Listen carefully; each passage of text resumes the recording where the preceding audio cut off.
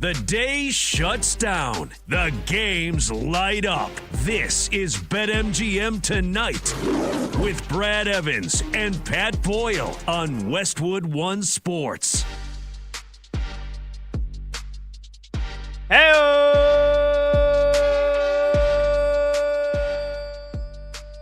welcome on in to a Friday night edition of BetMGM Tonight here on Westwood One Sports. I'm Pat Boyle. Brad Evans is on vacay for the next week plus. And so filling in tonight, we got the Glass Man. PJ Glasser will be with me for all 5 hours tonight. And we are brought to you by BetMGM. Make it legendary. Download the app today. Please gamble responsibly. We're with you every Monday through Friday, 6 to 11 p.m. Eastern. You can watch the show live on YouTube. Just search BetMGM Tonight and hit that subscribe button. You can watch the show live on Twitter at BetMGM Tonight. And you can listen to the program on the Westwood One Sports app, the Odyssey app, SiriusXM Channel 375, and hundreds of local affiliates throughout North America. Our talk and text line to join the show is 310-840-4910. You could call, you could text 310-840-4910. Well, PJ, it feels like it was about, 2 months too late. I mean, at the most, or at being most gracious, about a month too late, but the Mets finally did it. I think they relieved Carlos Mendoza of his suffering. I mean, they did him a job. They did him a favor. The Mets finally fire Carlos Mendoza. They're 34-47. They're currently on a 6-game losing streak. They're only 2 games ahead of the Rockies for the worst record in the National League. And the Mets they're just flat out a laughingstock. When you consider the record-setting $320+ million payroll for this team to be this bad, 26th in batting average, nearly dead last in OPS, 24th in runs, bottom half in pitching, one of the worst defenses in baseball. They just had a 6-hour game in the doubleheader on Wednesday night against the Cubs. This has been one of the biggest disgraces in baseball this century for how much money has been poured into this team, for how much talent is on this team. On paper, they are a joke. And PJ, I don't know how much Carlos Mendoza is to blame. As the manager, he's 70-92 over his last 162 games. I think the finger should be pointed squarely at the president, David Stearns. I don't know how much longer he's going to be able to keep his job, but Carlos Mendoza, there's a lot of people, it's not his fault. He didn't do anything wrong. Let's relax. I'm sure Carlos Mendoza is a nice guy, but they're a dog crap team, to be very nice here on the radio. They are a dog crap team. They have no fundamentals. Their pitching is terrible. Their hitting is terrible. Yes, he is to blame. He is to blame. And after a certain point, you've got to make a move. You've got to do something. But there are bigger problems than Carlos Mendoza for this Mets team. But, PJ, your overall thoughts to the news today that I feel like we've been waiting for a long time. Yeah, Pat, I'm with you, man. It definitely feels like this news has been a long time coming. It is interesting, the timing of it all at the end of June. This is when they decide to make the move. I agree with you, though. I think Stearns is the one who's most to blame. I think Mendoza's a pretty good manager. I wouldn't be shocked if he gets another job when the cycle rolls around in the offseason and the winter meetings. But for his 3 years that he was in Queens, this Mets team, Pat, quite frankly, has not been very good. If it wasn't for that stretch where they got hot after they started, whatever it was, 19-34, and then got on a roll, went to the playoffs, had that great win in the wild card series against the Brewers, beat the Phillies before losing to the Dodgers. Then they got off to a good start last year before they just had an absolutely brutal collapse, and that's kind of carried into this season. For a majority of Mendoza's tenure, the Mets have not been a very good team, and I think the reason for that is the roster that has been constructed. It feels like for most of the guys on their payroll, Pat, even though that they're talented, even though that they've acquired future Hall of Famers and all-star caliber players, they're overpaying a bunch of these guys, and they're just getting stars just to get stars. There's a reason why the Dodgers are successful, and it's not that they spend money, but they also develop. They also bring up guys in their system, and they're smart about how they use their money. They don't spend just to spend, it feels like the Mets do. And it's definitely backfired on them the last 3 years. They had an interesting offseason, as we all know. They decided to move on from Pete Alonso, who was a fan favorite. They decided to move on from other position players, from pitchers. They brought in some other guys. It just hasn't worked out for them. So, Pat, to me, the Mets are in a very similar situation that the Red Sox were in, where I know Red Sox fans very much feel like the front office and ownership is the big issue. But Cora and the guys on that staff are at the front line. They took the blame, and they're the guys that get fired. If it continues, then you'll start to see changes made in the front office. So Mendoza's gone for now. We kind of all expected this with the way the Mets season has been going. Stearns is definitely next, and I think it's only a matter of when and not if. Because this Mets team they don't have any hope. They're not fun to watch. They're not likable. The fans aren't behind this team. And the money that they are spending, clearly whatever their plan is not working at all for the Mets right now. And it's a shame because I do think Mendoza is a good manager. He just was not given the benefit of the doubt, obviously, with the Mets. 310-840-4910 is the phone number to join the show. Who do you blame for the Mets' failures? Do you think that Carlos Mendoza should have been fired? Or do you think, like me and PJ, that this is all on President David Stearns? He's the one that built this train wreck. And then also, is this the biggest disgrace in baseball this century? Think about it. And think about the last year and a half here. And not even the last year and a half, the last 12 months. PJ mentioned it. The Mets they were bottoming it out in 2024, and then they had the miracle with Grimace and OMG with the song that Jose Iglesias, who was on the team, and he wrote it. And it was they brought out a cast of characters like it was a Disney cartoon book. Hawk-Tuah Girl made an appearance, and they just rode the magic carpet ride all the way to the NLCS. They were 2 wins away against the Dodgers from getting to the World Series. They bring that momentum into last year. They had the best record in baseball going into Father's Day weekend, and then they collapsed. You needed 84 wins to get into the playoffs last year. They couldn't beat out the Cincinnati Reds. They were terrible. And that has now continued into this year, PJ. Like you mentioned, 13 games under 500 with a record-setting payroll. And the richest owner in baseball, richest single owner in baseball, in Steve Cohen, because the Dodgers conglomerate, they got like 10 billionaires chipping in together now every single year. But Steve Cohen, on his own, the richest owner in baseball, and several all-star caliber players, guys that have been all-stars on that roster, and they are a disgrace. So again, I honestly think that the last year, the Mets collapsing last year and what they've done this year, and even just this season, I think this might be the biggest disgrace in baseball that we've seen in the last 20 years. The biggest underachieving. The payroll, the talent, the expectations, they have failed miserably. And I don't know if they have any shot of turning this thing around, but just to kind of explain, for those of you that aren't diehard baseball fans, and I know that most people, you follow your own team and that's it. Let me just give you a snapshot of some of the failures of David Stearns here in just the last couple of years. This past offseason was the starkest. Like every move he has made, it's failed miserably. They decided not to re-sign Pete Alonso and didn't even offer him a contract. The guy that was the face of the franchise, that was the record setter for the home runs in franchise history and was on his way to hit 500 home runs. Pete Alonso, no matter what you want to say about his defense, and PJ, you've had the pleasure of watching Pete Alonso up close and personal this year. Yes, at times, he's not a good defensive first baseman. Yes, he strikes out a ton. Pete Alonso will give you basically 40 home runs and 100 RBIs every single season without fail. And this year he's hitting 253 with an OPS of 815, which is the highest that he's had in the last 3 years. And he's got 18 home runs and 55 RBIs. And we're halfway through the season. So he's on pace for 36 and 110. Just playing to the back of his baseball card every year. The Mets said, we're not even going to waste an offer on Pete Alonso. They'd let him walk. The Orioles have him now. In return, they replaced him with Mark Vientos. They said, this is Mark Vientos' time to shine. He's been terrible.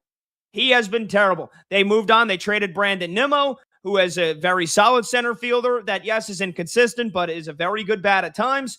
They traded him for Marcus Semien. He's been terrible, and he's hurt.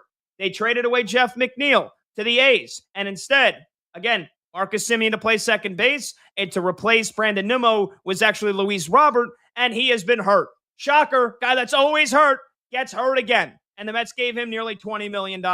And then they lose Edwin Diaz to the Dodgers, which I don't know how much you can blame David Stearns for doing that.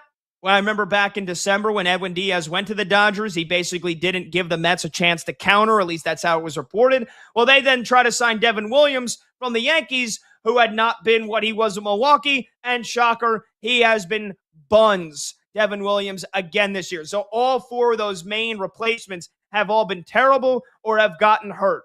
Then on top of that, David Stearns, he's tried to say, well, we're not going to spend a ton of money on pitching. We're going to try to go bargain bin hunting. We're going to bring back Sean Manaea. We're going to bring back David Peterson. Those guys have been terrible. Kodai Senga hasn't been able to stay healthy in over a year, hurt once again.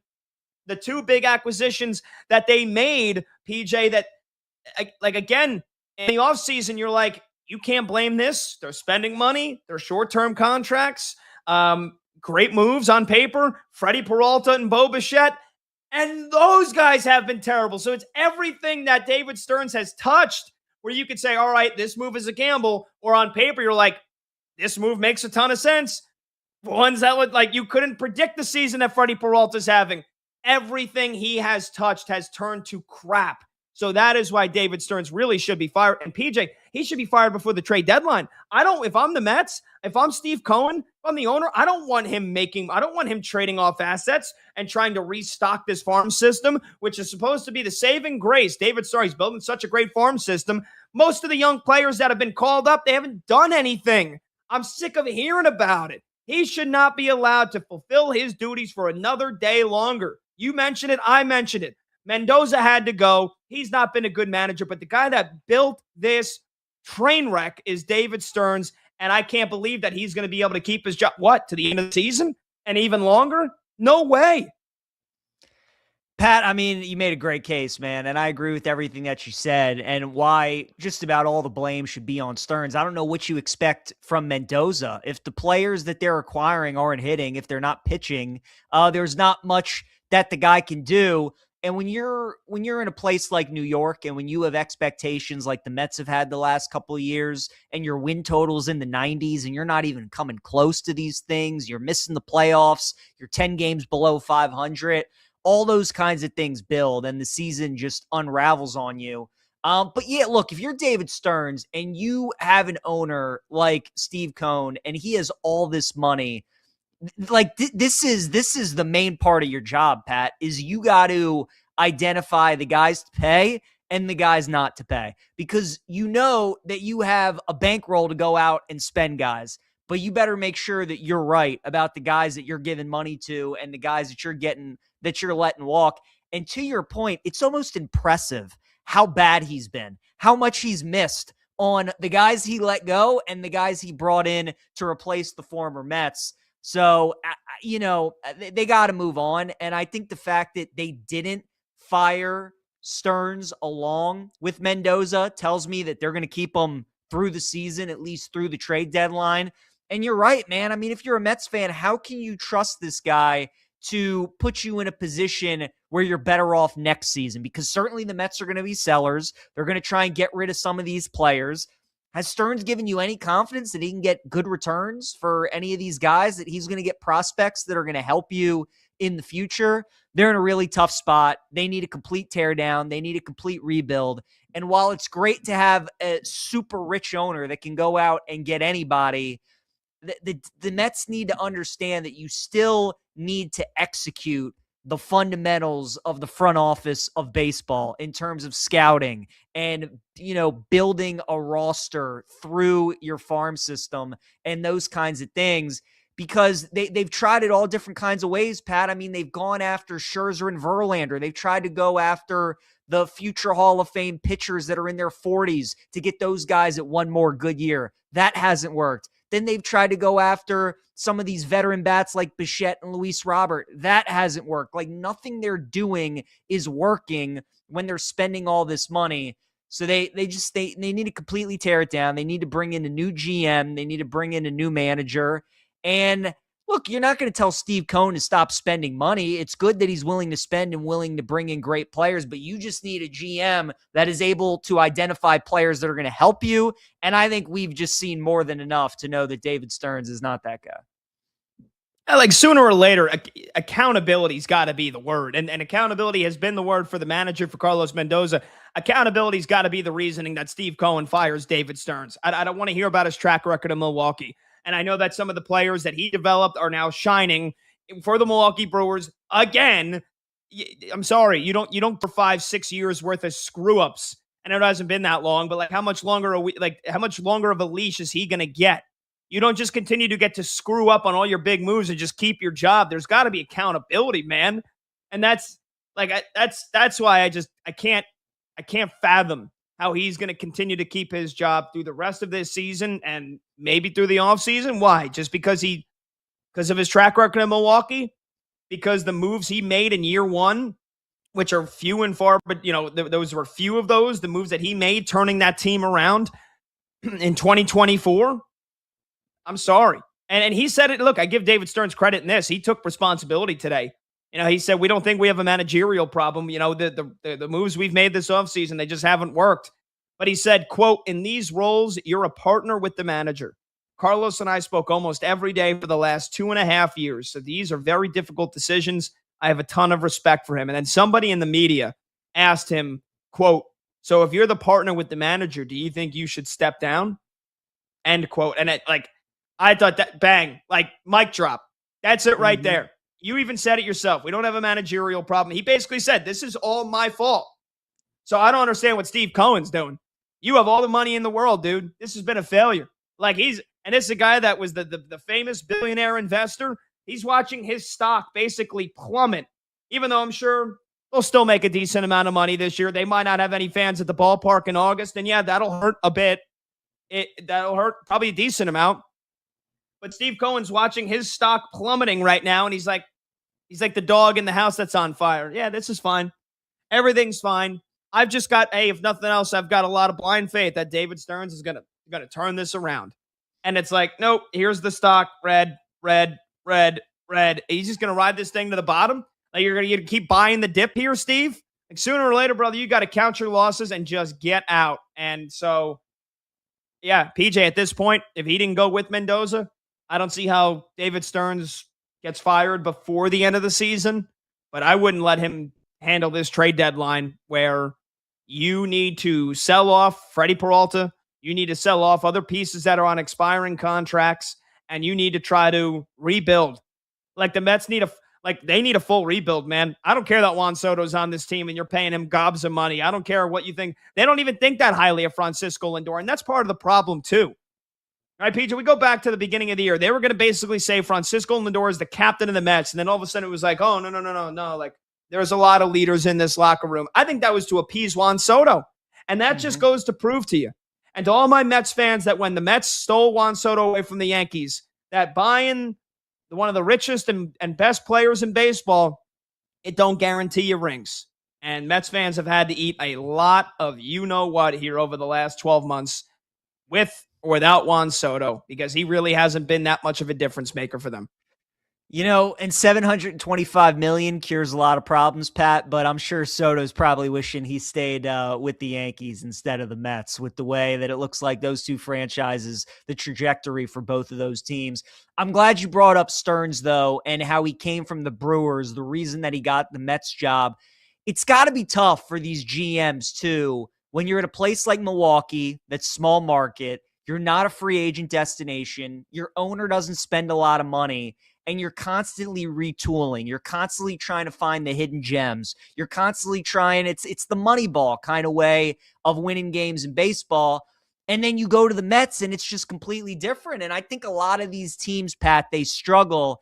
And I give Andrew Freeman and the Dodgers a ton of credit because he's a guy who came from Tampa, where it's the same kind of thing, small market, Moneyball type baseball. He brings that philosophy with him to the Dodgers. They keep that, but then also they have the big they have the big checkbooks and the big wallets to be able to go out, get the Ohtanis, get the Freemans, get the Mookie Betts, those sorts of things. And it's that great balance. That's what the Mets need to find. And that's what their next general manager needs to be able to do. And certainly, Mendoza, I mean, he could have been better. And when you're paying a lot of these guys the amount of money that Cohen and the Mets are paying, you got to manage personalities. And you just brought up about how, it was interesting how they handled the whole who's the captain of the Mets thing going into the season. It's going to be an interesting job moving forward, Pat, and not one that I'm sure is all that intriguing. I mean, look, it's great to be the manager of the Mets. You'll get paid a lot of money to do so. But as long as Stearns is there, it just kind of feels like you're set up for failure. Yeah, 310-840-4910. Again, who do you blame for the Mets' failures? And the New York Mets in 2026, one of the biggest disgraces in baseball this century. You're listening to BetMGM tonight. We're sponsored by Progressive Commercial Insurance, protecting your business vehicles 24/7. See if you can save at progressivecommercial.com. All right, when we get back, we'll take your calls, we'll take your texts. You can also tweet the show at BetMGM tonight, and we'll further the conversation. Who should be the next Mets manager? There's a lot of very juicy options, and there is still half a season to play. Do you give the Mets any chance to have a 2024-like season and make a miracle happen? If the Phillies can do it, why can't the Mets? He's PJ Glasser filling in for Brad Evans. I'm Pat Boyle. We're just getting rolling here on this Friday. This is BetMGM tonight on Westwood One Sports.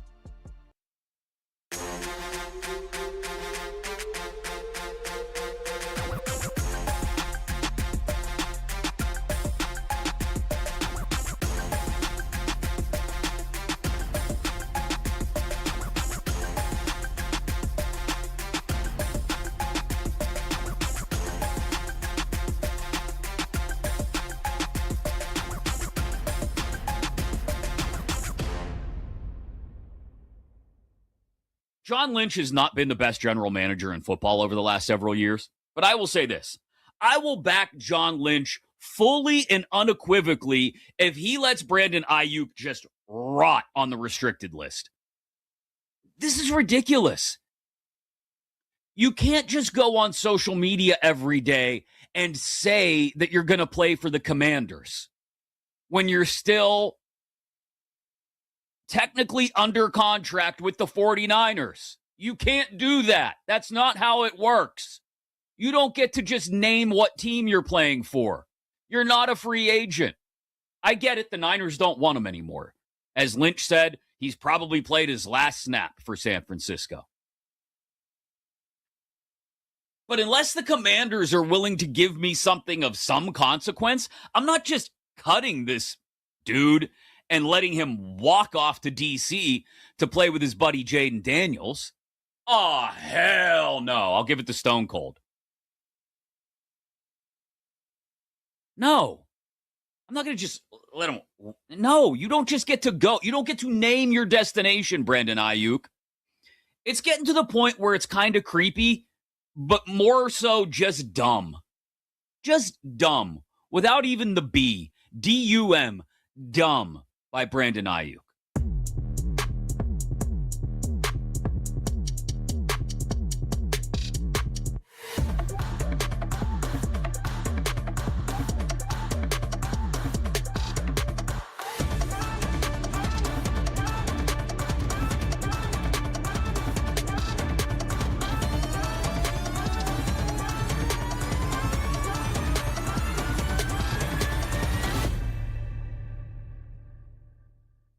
But let's stop losing the forest for the trees here. Everybody in the WNBA has a visceral hatred for Caitlin Clark, despite the fact that Caitlin Clark's arrival on the scene is what helped them push for a new CBA, a massive increase in salaries, massive viewership, which helps push those rights fees and salaries farther up. Without Caitlin Clark, I wouldn't say there's no WNBA. It's existed for 2 decades now.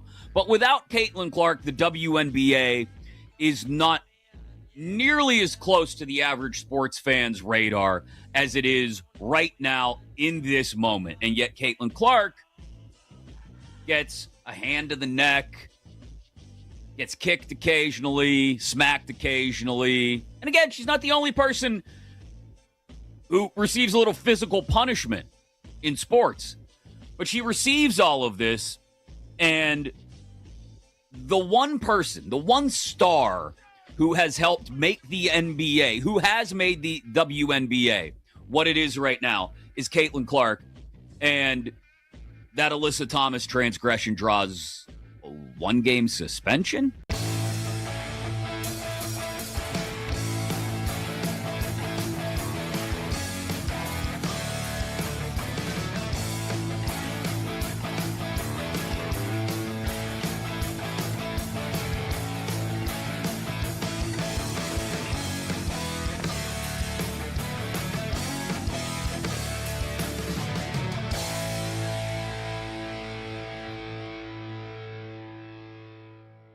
Number one, the Detroit Lions. Absolutely. Amon-Ra, Jamison Williams. I would put those two right there, just a hair behind Chase and Higgins. Maybe right there with Chase and Higgins as the best duo behind Lamb and Pickens. If we were just doing duos, it would be Lamb, Pickens, and then it would be probably a tie at number 2 between Chase Higgins and St. Brown and Williams. But again, I'm not ranking duos. I'm ranking wide receiver groups. And you got to add in Isaac Tesla, who was a red zone machine for the Lions last year.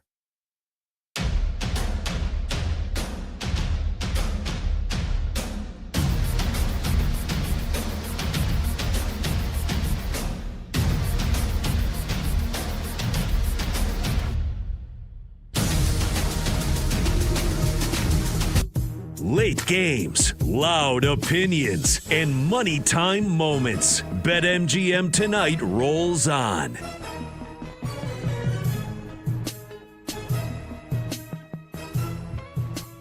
Welcome on back. BetMGM Tonight, Westwood One Sports. I'm Pat Boyle. I got PJ Glasser with me filling in for Brad Evans. Phone number to join the show, 310-840-4910. Who do you blame for the Mets' failures? Manager Carlos Mendoza, President David Stearns. A tale as old as time. Is it just on the players? Are the players just not that good? And is this the biggest disgrace of a team this century in baseball? Record-setting $320+ million payroll, and they are 13 games under 500. So we'll take your calls on that. But PJ, is there any chance you give the Mets for turning this thing around? Like, can they really can they pull off another Grimace miracle here, like they did in 2024 when they were, 11 games under 500 in the middle of June, and then Grimace came to the stadium, and then Jose Iglesias wrote the song OMG, and you had a cast of characters of thousands that helped inspire a magic carpet ride all the way to the Mets being the best team in baseball in the second half of the season in 2024, and they took the Dodgers to Game 6 in the NLCS. Can they do that again? Because I just look down the turnpike and where I'm at right now in Philadelphia, and the Phillies have done it for a second time. Remember 4 years ago, they were 11 games under 500. They fired Joe Girardi. They bring in Rob Thompson. They get all the way to the World Series. And here again this season, they start off 9-19. They fire Rob Thompson. They bring in Donnie Baseball, and here they are. They're 36-17 since then, and they've climbed within 4 games in the NL East lead. Nothing's different about this team. Nothing's different about the makeup of them. Other than that, they needed a spark, and they got it. Do you think the Mets can find a similar spark? I say no chance. And look, I said there was no chance the Phillies were going to turn it around. I was dead wrong. If the Mets find a way to do the same thing, I'll gladly be the first one to admit I was wrong again. This is a half of a season of a sample size. And they have a bunch of injuries they have to overcome. I just don't see it happening. I'm with you. And yeah, I don't think there's any chance that the Mets are going to come back and maybe threaten to make the playoff spot or give themselves a chance to make it late in September. The Phillies, at least you've seen this core group have sustained success. You know that they've won a lot of games together. They have a good pitching staff with Wheeler and Sanchez. Like, they have guys there. They needed a spark. They got off to a terrible start. Harper wasn't hitting. Turner wasn't hitting. A lot of these guys weren't really outside of Schwarber. And then all of a sudden, bats started to wake up. The pitching was good, and they won a lot of games. I just don't really see that out of the Mets, Pat. The hitting's been bad all year. They're dealing with injuries. And the pitching, I mean, McLean's been okay, but Peralta and Peterson, Manaea, I just don't really trust these guys to go on a run and get hot. And the schedule, I mean, you talk about, you probably got to get going here pretty quickly and turn things around. Well, they play those Phillies at home for 3. Then they go on the road for Toronto to 3. And then they play Atlanta for 4. So they got a tough 10-game stretch here coming up against the Phillies, the Blue Jays, and the Braves. It's going to be tough sledding. And then even when they play, some of the worst teams in Major League Baseball, those teams are saying to themselves, oh, this is our opportunity to maybe win a series because we're going up against the Mets, so we're really struggling. I just think it's too tall of a mountain to climb. The Phillies, you had seen them do that before, dig themselves in a hole, come back. That group has been together, and they got themselves back on track. This Mets team, Pat, is lifeless. I can't see it coming. So no chance. I'm buying in on the Mets making a second half surge or bounce back, turning this thing around. I think they're cooked. Yeah, and again, for me, you mentioned it. The Phillies, like, even if they weren't performing at first, you're like, all right, these guys have a track record. Yeah, there are some guys on the Mets that have a track record, but a lot of them are hurt. Like Marcus Semien, who they traded, Brandon Nimmo to the Rangers for and brought him in because they wanted an upgrade defensively and they wanted him to replace Jeff McNeil. Marcus Semien just got hurt the other day. He's been terrible anyway, but he's got a hip flexor injury. He's on the 10-day IL. Luis Robert, who they brought in for under almost $20 million a year. He's been out for almost 2 months now. He could be back in about a week or so, but he was on the 60-day IL. Soto's battling a minor back issue. He missed the one game of the doubleheader. It's Juan Soto. You would think he's going to perform. Tyrone Taylor, who's been a key, outfield piece for them, also on a hip flexor injury, currently on a rehab assignment. Christian Scott was on the 15-day IL. He's expected to come back this weekend, but hasn't been good, nowhere near what he looked like in his rookie season 2 years ago. Jorge Polanco, another one of the big offseason acquisitions, 60-day IL with a broken wrist. And Clay Holmes was one of the big pieces that went down because he was pitching well in the starting rotation, and then he broke his fibula, and he's on the 60-day IL. And I would give him a slim chance to pitch again this season. He's basically done. And you got a few relief pitchers. So all the injuries on top of the guys underperforming. Yeah, I don't think there's a chance. So I think the next thing the Mets are going to get excited about, Mets fans are going to get excited about, is who's going to be the next Mets manager. Right now they've got VP of Player Development, Andy Green, who's taken over. He's been in the front office. He's going to come now down into inside the dugout. By the way, Andy Green was on the Mets in 2009, which was also one of the worst seasons in Mets franchise history, when they also had 20-plus players spend time on the disabled list that year. And so I just find that ironic. Andy Green is going to be the interim. But who should be the next Mets manager, PJ? I'll give you a couple options. And if you want to choose one of those, great. If you have somebody else, I would love that. But obviously, the obvious one is Alex Cora. All right, yeah. Fired earlier this year by the Red Sox. The Phillies approached him. He turned it down. He goes, dude, I need to spend some time with my family.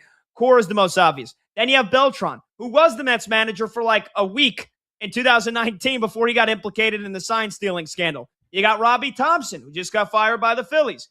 You've got Dick Scott, who's the AAA Mets manager. And then a name that I keep hearing, Albert Pujols. That's right, the Albert Pujols. Any of those guys, PJ, or you think somebody else?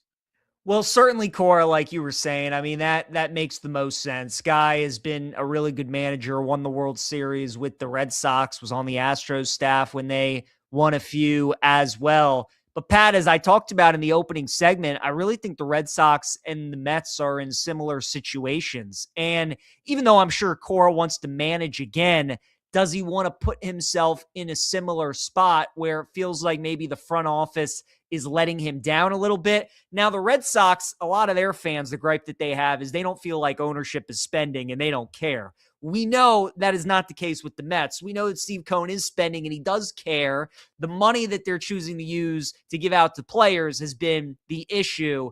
So Cora makes the most sense from a name standpoint, and I think the Mets would be thrilled to have him. I don't know if he would 100% take that job, though. Beltran, that would be an interesting one. A great former Met, like you said, had an interesting run there with the sign stealing. But would he be willing to come back? I actually will throw another name at you, Pat, that I think is very interesting.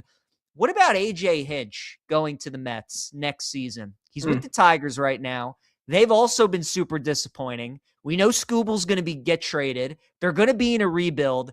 Is Hinch the kind of guy that wants to go through a rebuild, right? Like after the Astros thing, he just wanted to get a job back in baseball, managing a team. Tigers took a shot. He did a great job. They went to the ALDS this past season before losing to Seattle in that 5th game.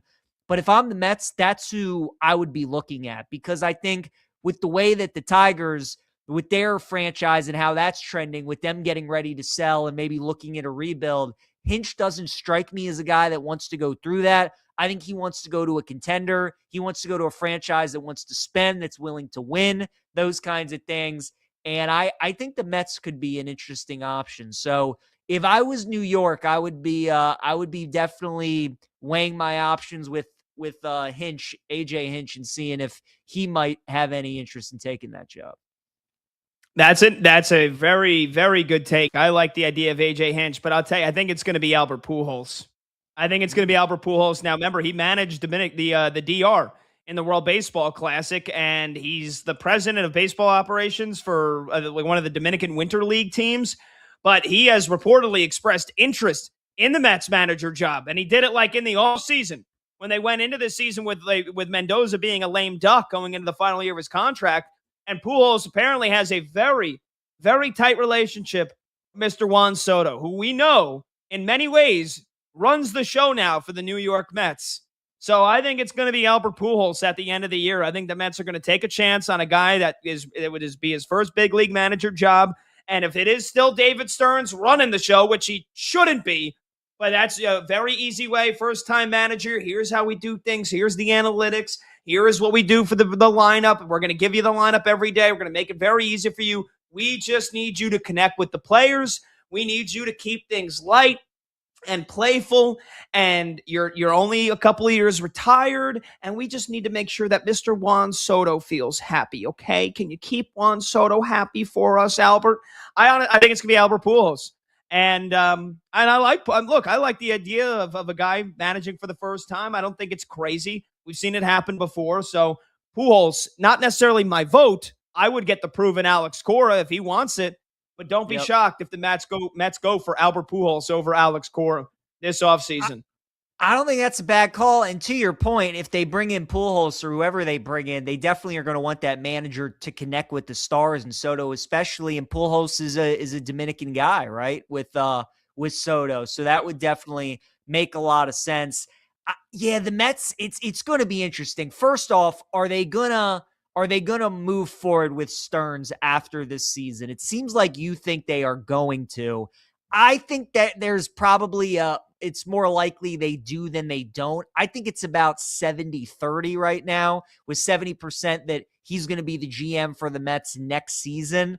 But Pat, I almost think if it is Stearns, I agree. I could see the logic of bringing in a first-time manager and letting kind of Stearns continue to run everything and take a bunch off of his plate.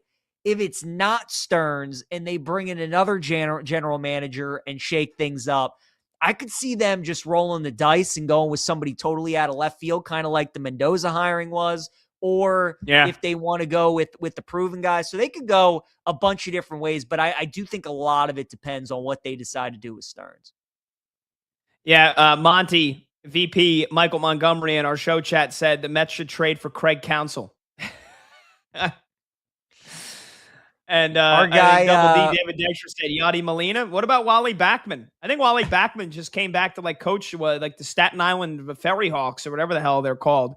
And that's been PJ, that's been a thing for 20 years. The Mets need, when I would do shows on WFAN, the Mets need to bring back Wally Backman. I mean, geez. 310-840-4910. Let's get to a phone call here. Let's go to Ross in New Jersey, who is a Mets fan. Let's hear a Mets fan's thoughts on this. Ross, well, a month too late, 2 months too late, but what do you think, Ross? I got to be some sort of grimace myself on this show. How many times, Pat, during our Nick playoff run, would I call in at halftime, call that specific game off, call the playoff run off, and then they go on an all-time run in the second half of my call. Now, yesterday I'd call you up, just singing the praises of the end of the year, and a day later is finally at the end of the line for Mendy. Listen, I think you brought it up perfectly. I don't think it's his fault, period. I don't think it's any one person's fault, period. If there's anybody that gets the majority of blame, it's obviously the GM who's overseen this disaster. I think one thing, this is more so on the Stearns note, though, I've been running with the notion that, and I wouldn't trade, talk about all-time runs, obviously didn't result in a title like our Knicks just did, but the 2024 run and the theatrics that came with it, I wouldn't trade for anything in the world. But now in hindsight, a year and a half later, where the franchise is, I look back at it, I think that was the worst possible thing that could happen for the organization, right? The fact that Luis Severino and Sean Manaea went from, being one foot out the league to being, bona fide aces, the apparitions of Jose Iglesias and JD Martinez, and we thought their careers were all but over. And I think the fact that it worked that year for that second half instilled in the minds of Cohen and Stearns that process could work for the rest of their, overseeing of the franchise. Look at what they did with Frankie Montas, all these other signings that have been, similar and just haven't worked out. One thing I'll say about replacements, though, I think there's something to now you see across the league. There's guys like Stephen Vogt, and it hasn't really worked out for Kurt Suzuki, but a lot of these Hall of very good catchers in their playing days. I know Mike Napoli is a bench coach for the Reds. I think one of those guys that were catchers when they played weren't all-time names, but have kind of seen the entire playing field and know how to manage a game. We've seen it work out with Cleveland. I'm not sure if a guy like a Napoli or somebody across the league could be an obscure name, but also I'm kind of intrigued by the Pujols rumors as well. Yeah, Ross, good stuff, brother. Good stuff, man. Yeah, that I feel like catchers, it's cliched. Maybe it's corny, PJ, but I feel like catchers always make good managers, or at least they make good managerial candidates, right? So on paper, that's another angle that Brad Ausmus was another guy when he was with the Tigers, but that didn't work out great. Yes.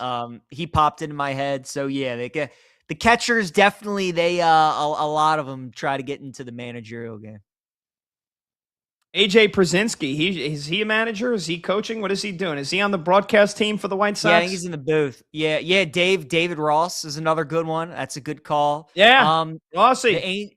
The Angels had Mike Scioscia for a long time. Mike Matheny was the manager of the Cardinals and the Royals for a while too. So, I mean, you got a bunch of these guys that are former catchers. Yogi as well. I'm sure we're missing a bunch. Yep. I'm sure we're missing a couple others as well. So we didn't have any catchers on our list. But certainly Napoli could be somebody to watch, or maybe there's somebody else that we're not thinking of that could be a name that pops up in the coaching search. Well, if you want to commiserate about the Mets, you can give us a call at 310-840-4910. Who should be their next manager? But when we come back, we're going to go streaking. And even though Brad is on vacation, and he, of course, fittingly took somebody where their game got postponed last night, he's taking his record-setting 15-game streak onto vacation with him. We're going to see if we can get you a perfect slate of correctly picked hits when we come back. He's PJ Glasser in for Brad. I'm Pat Boyle. This is BetMGM tonight on Westwood One Sports.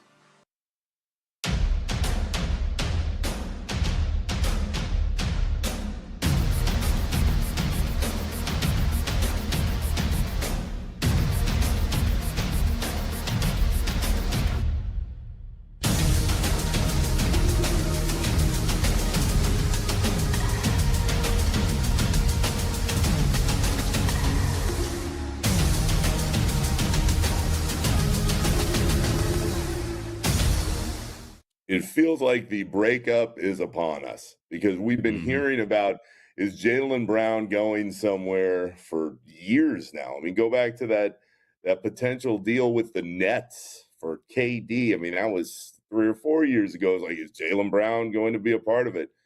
There's got to be something going on behind the scenes in that it can work with Brown and Tatum. We've seen it. They won a title. Jaylen Brown's a finals MVP.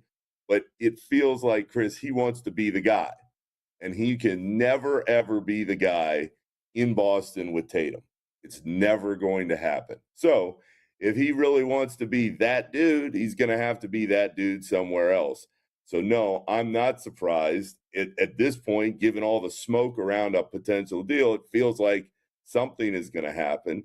And you're always going to wonder, how did it get to the point that it got? Because it was kind of rocky, and they always seem to bring it back. I actually think they could run it back and still have success, but there's been so much talk about where Jaylen Brown's going to go, and so much of it is not Boston, which leads you to believe that something's really going to happen this time.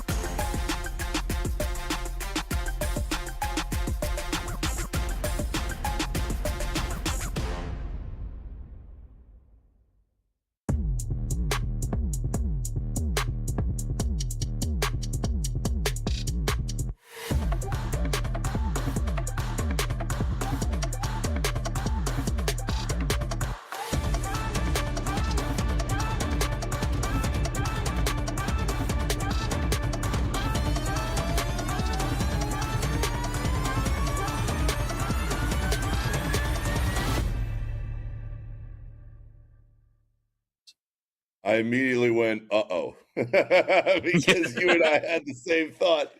I went, oh, boy. LaMelo, I just feel like Charlotte was kind of waiting for this moment to get something in return, and there were a whole lot of ups and downs in the LaMelo experience, and the second they felt like they got a solid return, especially on that deal, boom, gone. So could it work in Minnesota? Could LaMelo and Ant find a way together and catch their rhythm? Yeah, I think it could. Would I bet on it? No.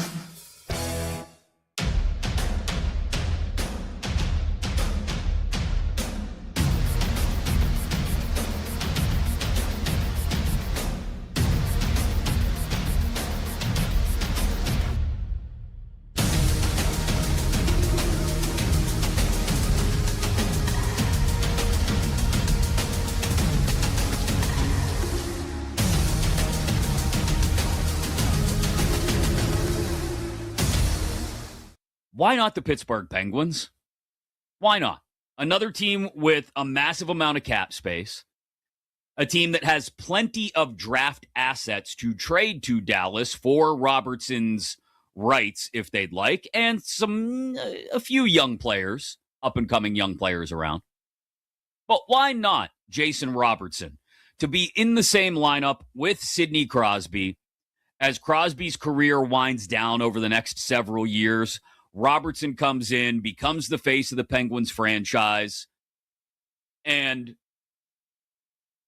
gets to play with Sidney Crosby. Look, I don't think there's a kid who's grown up playing hockey in the last 20 years who didn't wonder what it would be like to play with Ovechkin or Crosby at some point. Here would be your opportunity.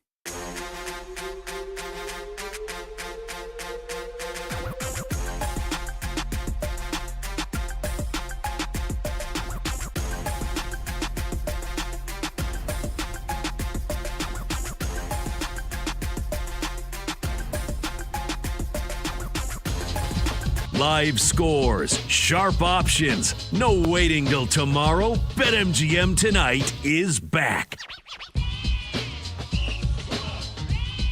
Welcome on back. BetMGM Tonight, Westwood One Sports. I'm Pat Boyle. PJ Glasser's with me, filling in for Brad Evans. Phone number to call the show. Phone number to join the show. You can call and you can text 310-840-4910.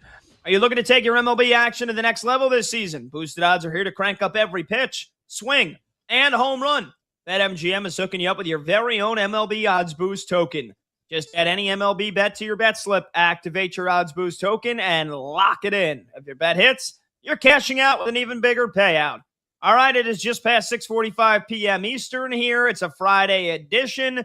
Brad and his record-setting 15-game streak is on vacay, but that is fine because PJ has been nearly flawless, and he'll try to continue to do so. Let's go streaking! We won a game yesterday. We win one today, that's 2 in a row. We win one tomorrow, that's called a winning streak. It has happened before. We're going streaking! Yeah! All righty, everybody on the crew picks a batter that they think will get a hit. And PJ, you are lifetime on this show. 11 out of 12. You've only gotten it wrong once. Incredible. And you've got a 3-game streak currently going. You kick us off here. You've been the hottest guy out of anybody that has done this segment. Who you going? Yeah, I appreciate it. We're going to try and keep it rolling, Pat. I'll take Freddie Freeman tonight against Walker Buehler in Dodgers-Padres. One of the best rivalries in baseball. Buehler going up against his former team. Freddie 5 for 20 against Walker Buehler lifetime. I think he gets a base hit today. So hopefully we go 12 for 13 lifetime, 4 in a row. I will take Freddie Freeman. All righty. I'm going with Vladdy. Give me Vlad Guerrero Jr. here tonight. Blue Jays against the Texas Rangers. Nathan Eovaldi on the mound for Texas, and I love the lifetime numbers for Vladdy. 12 for 27. That's a 444 batting average against Nathan Eovaldi. And not only that, you take a look at Vladdy and what he has done at home this year. Basically the same splits when he's been on the road, but Vladdy's also gone 2 straight games without a hit. So there's times where you want to play the guy on the streak. There's times, honestly, you want to play a guy that's gone 2 straight games without a hit because that don't happen frequently for Vladdy. So I think he's due. I think the lifetime numbers are there. He's going to get a hit off Eovaldi tonight. Give me Vladdy to push my streak to 2 in a row. Let's go to the owner and operator of batters-box.com. That's Monty, Michael Montgomery, our VP. He's looking for 3 in a row. Monty, who you going with tonight?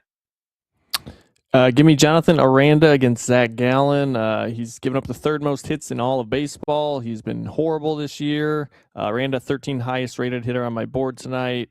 Dominating right-handed pitchers, 392 WOBA, 40% hard contact rate, 222 ISO.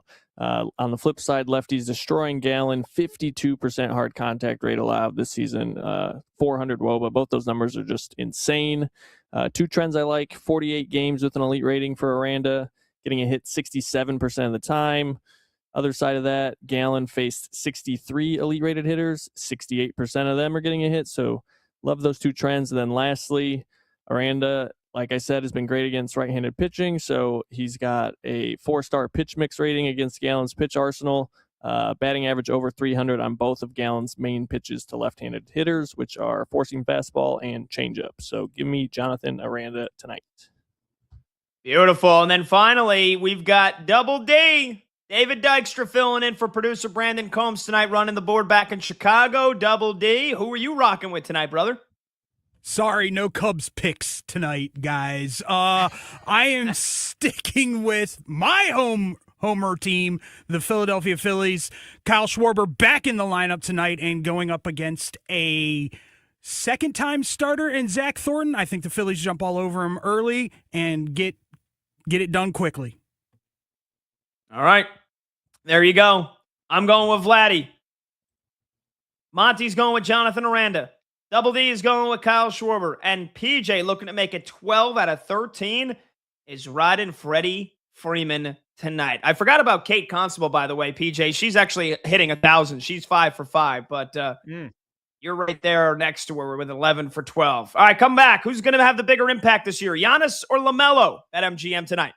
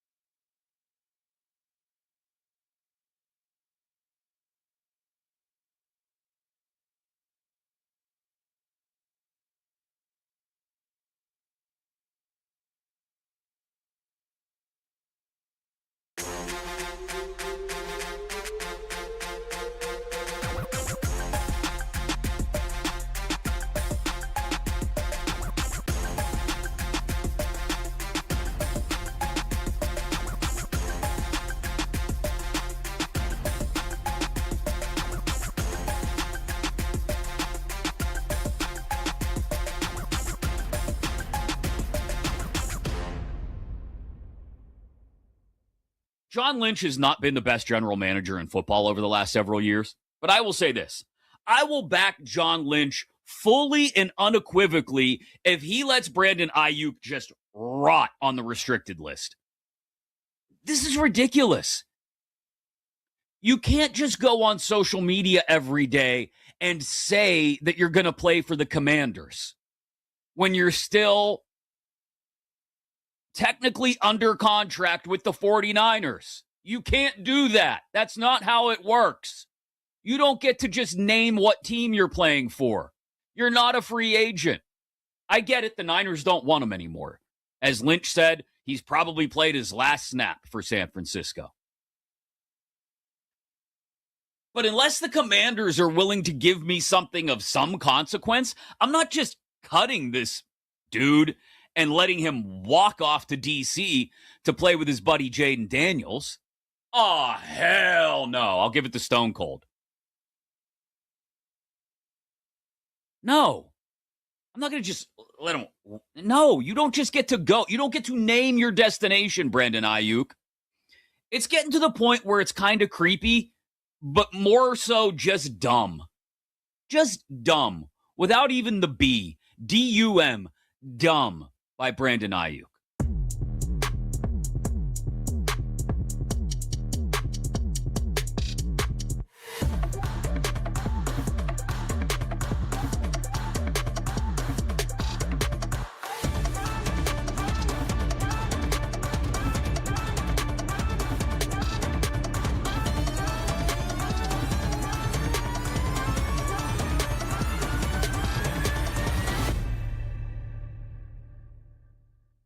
But let's stop losing the forest for the trees here.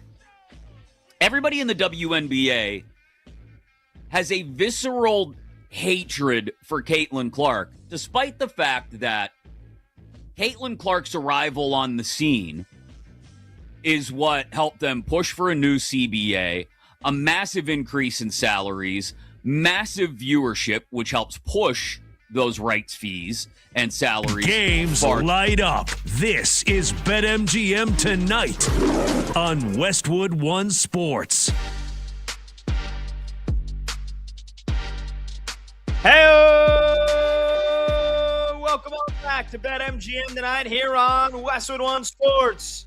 I'm Pat Boyle. He's PJ Glasser filling in for Brad Evans. And we are brought to you by BetMGM. Make it legendary. Download the app today. Please gamble responsibly.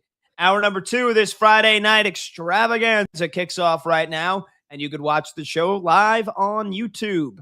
Just search BetMGM Tonight and hit that subscribe button. You can watch the show live on Twitter at BetMGM Tonight, and you can listen to the program on the Westwood One Sports app, the Odyssey app, SiriusXM Channel 375, and hundreds of local affiliates throughout North America.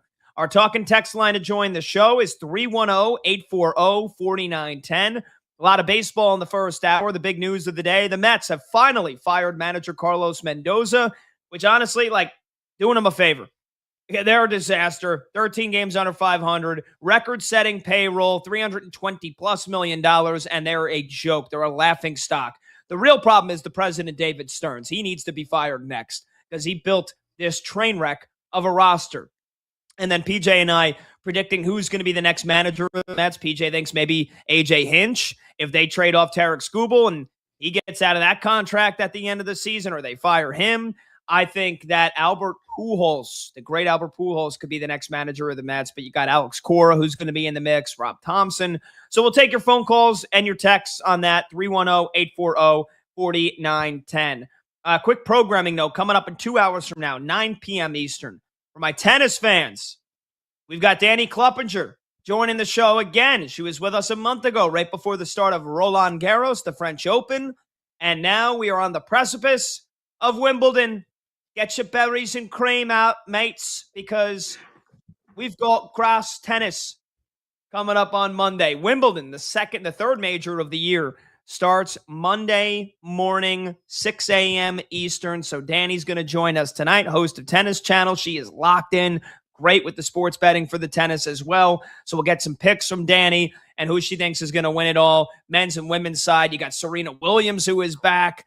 You've got Jannik Sinner trying to win, maybe not, get affected by heat stroke this time. No Carlos Alcaraz, but plenty of storylines and plenty of good picks to make ahead of the grass major in London. So we're going to talk to Danny Kloppinger at 9 p.m. Eastern.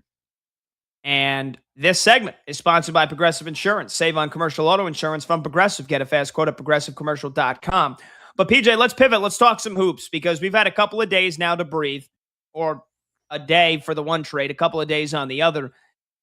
And now as we've had the two big blockbuster NBA trades go down this week, Giannis going to the Miami Heat, LaMelo Ball going to the Minnesota Timberwolves, I think it's a good debate to have. Which player do you think will have a bigger impact on their new team this year? Giannis or LaMelo? T-Wolves starving for a young, dual-capable point guard. They get that. They maybe feel the bigger need in terms of a positional aspect. But the Heat have obviously been mired in play-in territory for years, and they've been lacking a superstar. Sorry, Bam Adebayo. So, PJ, who do you think is going to have the bigger impact on their new team this year? Giannis for the Heat or LaMelo for the T-Wolves? Yeah, it's an interesting question. I think most people would probably side with Giannis. He's still a top 5 player in the league. When healthy, you make the blockbuster trade, you give up all those assets for him. Tyler Hero, a couple other guys, some draft picks. I'm actually going to go with LaMelo, Pat, though. I'm very intrigued to see how this backcourt tandem with LaMelo and Anthony Edwards work out. You're talking about one of the very best passers in the NBA guy that averaged over 20 points a game, who's going to help take away some of the ball handling from Anthony Edwards. He's going to help take away some of the shot making from Anthony Edwards. And I love Tim Connolly, and I love what he's all about, man, and how he isn't afraid to take big swings, and he's not afraid to mix it up. And he understands, that the NBA is changing and the teams that he has to go through in the Western Conference are changing. And obviously now, if you're a Western Conference team, you got to go through San Antonio and OKC. Those are the next teams, the two teams in the next decade that if you want to go to an NBA Finals or win, you better figure out a way to beat them. Obviously, San Antonio's got Wemby. They got the alien. And the Thunder have the back-to-back MVP in SGA. So it's not really like both teams' best player is a big man or both teams' best player is a guard, which kind of makes it difficult to match up against, where you knew when Minnesota was initially building their roster, they were trying to beat Denver, and they were trying to go after Jokic, and they went about it by getting a lot of size. That's why they brought in Gobert to go along with Cat, and Naz Reid was great for him. They were able to match up that way.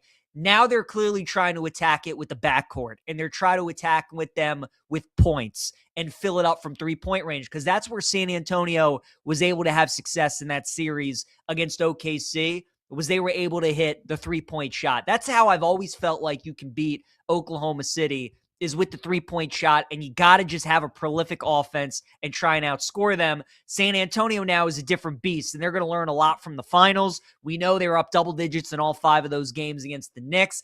That, to me, feels like a more complete team, and they're just multidimensional, and there's not really one way maybe that you can beat them.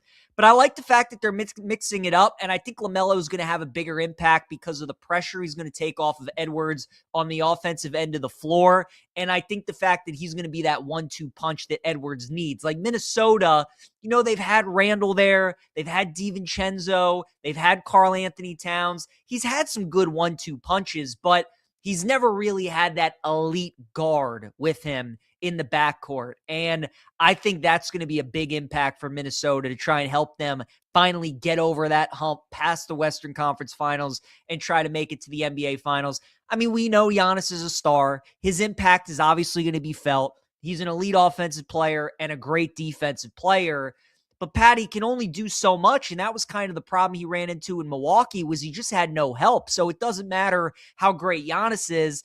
And I know Bam's a really solid player, but outside of those two, it's not looking great from a depth standpoint from Miami. So while I expect Giannis to do Giannis-type things and have a great first season and a great tenure in Miami, I think LaMelo's impact is going to be big, and I trust Tim Connolly, and he wouldn't have made a move like this if he didn't think LaMelo would help Minnesota win a championship or get them to that next level. So even though I think both guys are going to have an impact, I'll make the case for LaMelo.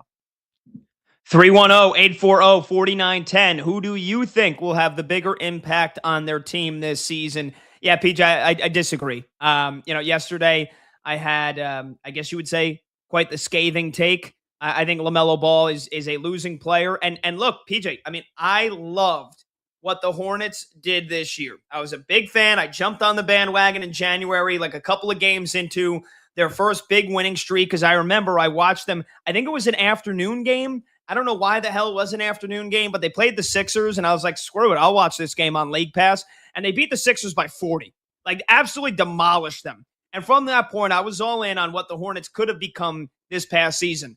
And for all as great as they were, number 1 rated offense from January on, top 5 rated defense, they didn't even get out of the play-in tournament. And I think you got the best year you were ever going to get from LaMelo Ball in terms of health, in terms of durability, and in terms of the numbers that he put up.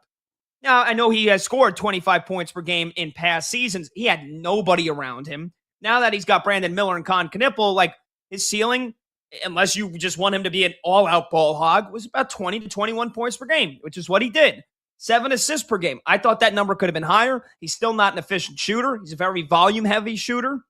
And so now you bring him to Minnesota. And yes, I agree, on paper, the move made sense for the Timberwolves because Mike Conley was old and aging, and you needed somebody that can not only facilitate, but also be a capable scoring option as well. And they need to unlock more of those lobs and the alley-oops to Rudy Gobert. And yes, he's going to make life easier for Anthony Edwards, but he's a defensive liability. I think he's a losing player in the long run. I think the chances of him playing 70 games consistently for the rest, I don't know, for the foreseeable future is slim. And so for me, yeah, I mean, it's an easy one. You know, you took the harder route. I give you credit. You took the harder answer. I'm taking the easy answer here because of how I feel about LaMelo Ball, but also because Giannis is a top 5 player still in the NBA. And I know he's had his share of the injury concerns here over the last 2 years, but even at 31, 32 now going on here for Giannis, he's not in his 20s anymore. He's still a top 5 player for me. You mentioned he's an elite offensive player, and this is a guy that's been first team all defense almost every single year that he's been eligible for the awards, that he's played full seasons. So, yeah, Giannis is going to have the bigger impact. I know that the Miami Heat are now lacking some depth, right? I know they traded away Jaime Jaquez. They traded away Hero. Hero's another one. He's a losing player in my opinion. So honestly, I don't know if it's addition by subtraction, but it's definitely, oh my God, how are the Heat going to get on without Tyler Hero? Like, come on. They've been a play-in team for the last 4 years with Hero and Bam. They needed to do something.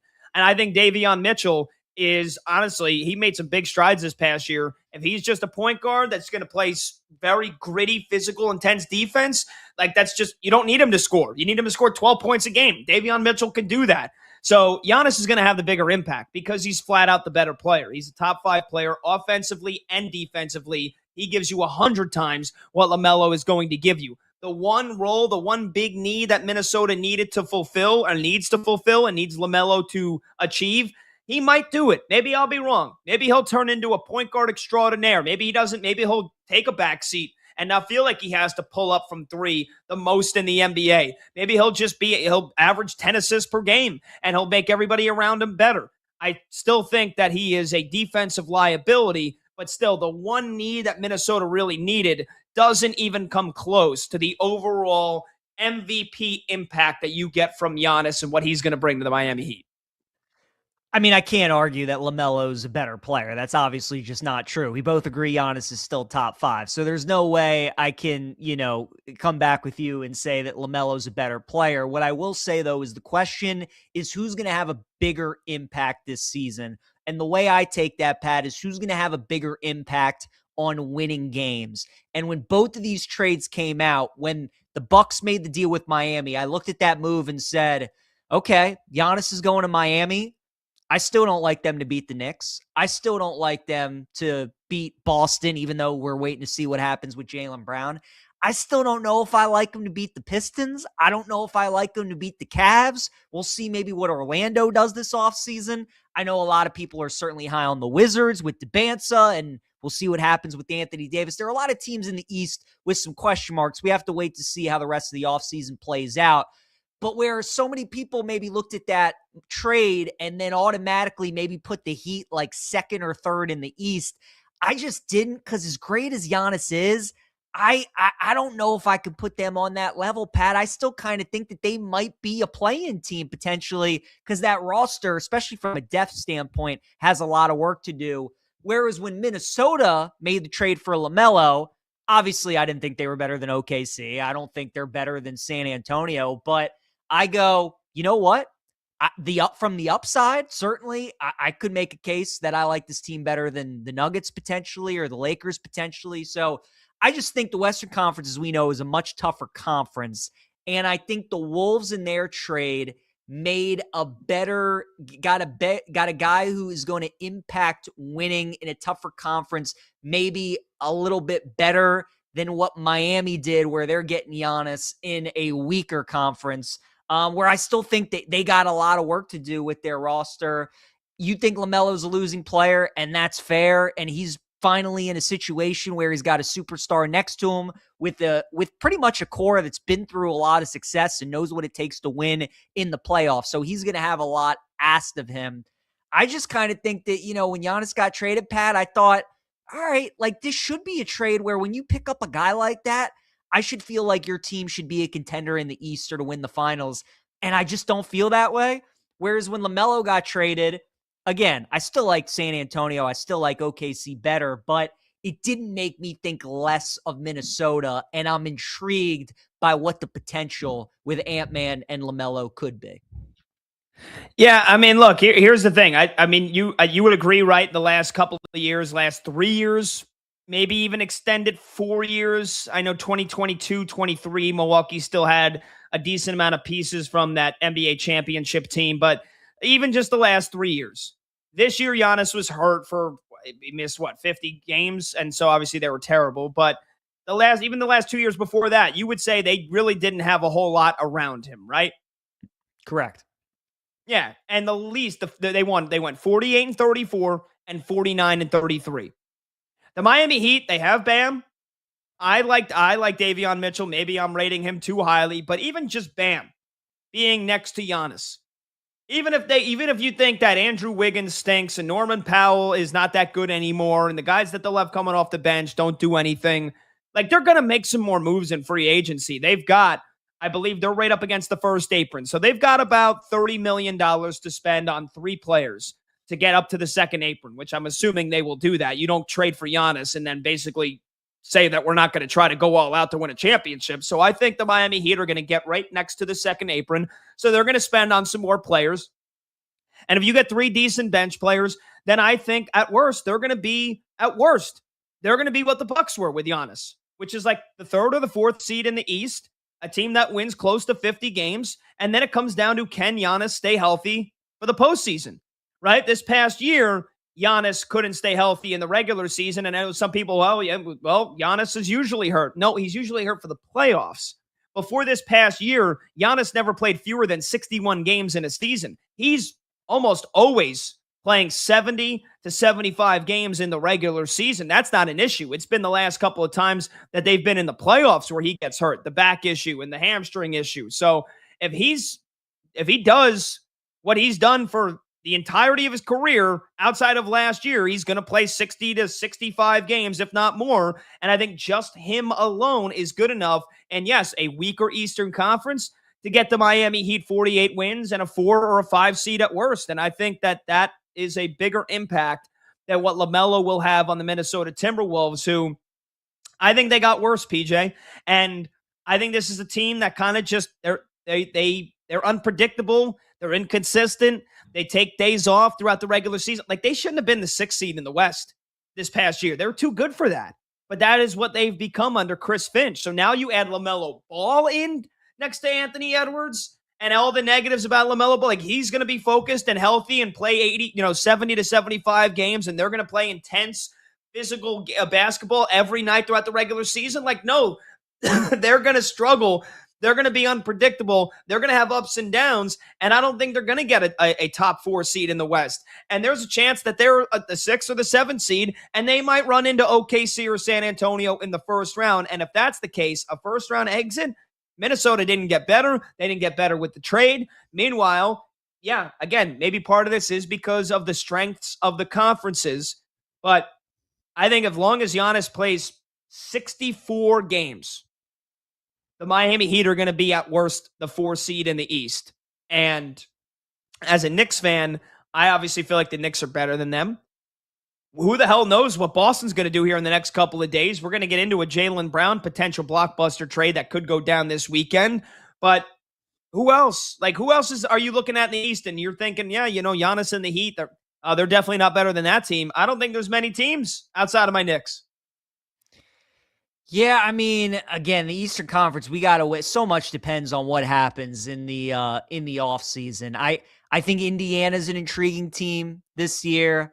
I mean, Philly is Philly at this point. You kind of just put them in their own category. We saw the potential of what they could be in that series against Boston. Orlando, I'm a big Paolo fan. I think he's great. You just had Detroit made a move today. They went to go get Isaiah Joe to help out Cade Cunningham. So they're trying to improve their roster. I mean, the Knicks are so clearly the best team in that conference, Pat. And then truly, like teams 2 through 8, I mean, you could make a case for anybody else, especially if Jaylen Brown gets dealt, and we'll see what the return is like for Boston. I mean, I think you'd still have to put them as the second best team in the Eastern Conference, but after that, if somebody wanted to argue Detroit was 3, or if they wanted to argue that Miami was 3, Philly was 3, Indiana was 3, I think you could make a case for all those different teams. And I think the same could be said in the Western Conference. I think again, San Antonio, OKC, you're clear 1 and 2. I think you'll have people make case for Minnesota, for Denver, for the Lakers, maybe the Warriors still, whatever it may be. So both leagues are very interesting. The West is deeper. But yeah, there's a lot of pressure on LaMelo to deliver. But you're right. If Giannis stays healthy, he's still so good and he still impacts both sides of the floor. But Miami's got to do Pat Riley, Eric Spoelstra. They got to bring in, like you said, some veteran pieces to surround him and fill out the rest of that roster. 310-840-4910. Who's going to have the bigger impact this season on their new team? Giannis with the Heat or LaMelo with the T-Wolves? Let's get to Tom, who's in Erie, PA, next up on BetMGM tonight. Tom's on line 1. What's going on, Tom? Hey, guys. Great to talk to you. Thanks for taking my call. Yeah, hey, Pat, I really agree with you. I think the player that's going to have the biggest impact is LaMelo Ball, but it's going to be a negative impact. I feel like between his antics and his injuries, I just feel like Minnesota was just like, well, let's just try anything new to see if we can get better. And it's just gonna turn into the beginning of the end for that team. I think Ant is just gonna get fed up with him after a while, and he's just gonna be looking for the door himself after a while. Hey, also, I just wanted to say, Pat, congrats on your Knicks. Also want to compliment you that you've been way less obnoxious than I thought you were going to be about it. And also, hey, I was kind of interested to see what maybe the best meal that you had in Spain was. Tom, appreciate the stuff, man.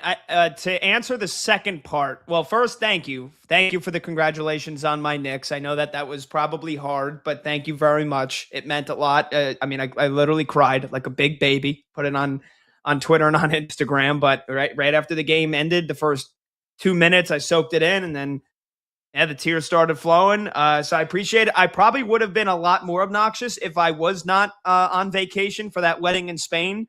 And if I was doing the show every day for the week after, I would have been very obnoxious. So I will be honest there. And third, the best meal was probably one of the last ones. We were, it was kind of like a little resort town on the beach, southern coast of Spain, called Rota, R-O-T-A, Rota, right near Cadiz, about an hour and a half away from Sevilla. And so there was some like touristy spots. We tried to stay away from that. We tried to go to like the authentic looking restaurants. But I think one of the last days we were there, we were, again, a lot of towns in Spain, and at least I could speak on experience when I went to Italy, a lot of those older villages, like they are those very tight, narrow, winding roads, and everything's just kind of built into the roads themselves and the streets. And so we went down one of the little cobblestone side streets and passed this place called Casa Emilio. And it was just a little homeowned business restaurant. But they had their specials on the board every day, and they were churning out like I didn't actually see the dishes, but I saw just packed. Again, a little tight street, and they just had a couple tables lined up. And I mean, you couldn't find a seat to sit at. So we got there early. They do siesta, and so they reopened at 8:00.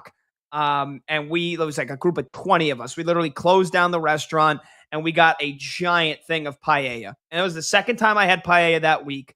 I love the rice with the seafood, but I mean, they had 4 huge prawns, and that's like my least favorite. I don't like having to use my fingers and crack everything open, whether it's lobster or crab or prawns, but they were huge and they were very good.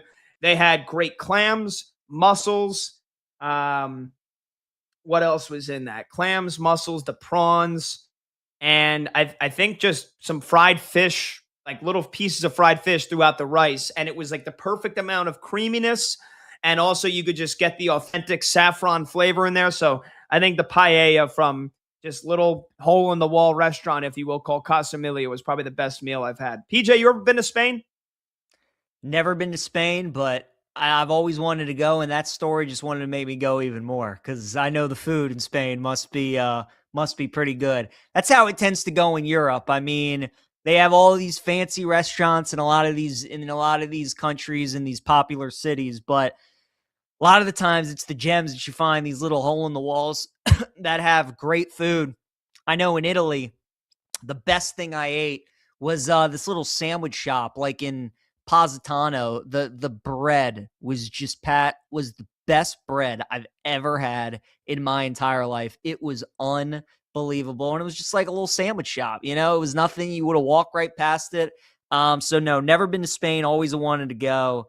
And what was the area that you were in again? What was the town called? It was called Rota, Rota. Rota. Yeah. So I'd like to get to Barcelona. Madrid would be cool too. And then a country or a city in Spain that's supposed to have like some of the best food in the world is San Sebastian. I think they got like a ton of restaurants that have like Michelin stars and something like that. I think that's like northern Spain though. So I think it's the opposite end of where you were. But they got great food all over that country. Yeah, you're right. It's right on it's the northeast coast, right where separating Spain and France. You got a bunch of Spanish, French infusion, and you probably get the best of both worlds. Yeah, I've heard of San Sebastian, but I didn't know that they're known for their food. Okay. Man, it's supposed to be ridiculous. All right, we do got to take a break because the food was great, but man, I think 9 days was enough, PJ, because what they like their culture again, it was a village like beach resort town, so maybe that was why. But like, if I ate what I had for breakfast every morning in Spain and what was available to me at my hotel, I would be 400 pounds. So we can get into that. We'll get more of your calls and texts at 310-840-4910. And also coming back, we're going to talk a little soccer. Any concern for Team USA after that loss last night? We'll preview their round of 32 game versus Bosnia when we return. He's PJ Glasser filling in for Brad Evans. I'm Pat Boyle. This is BetMGM tonight on Westwood One Sports.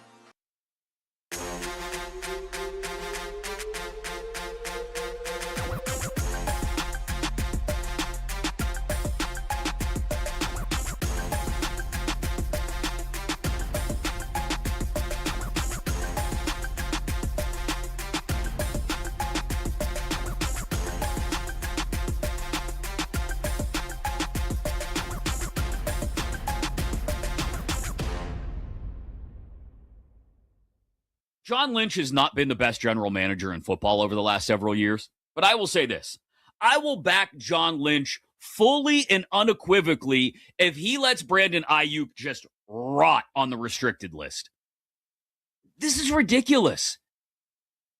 You can't just go on social media every day and say that you're going to play for the Commanders when you're still technically under contract with the 49ers. You can't do that. That's not how it works.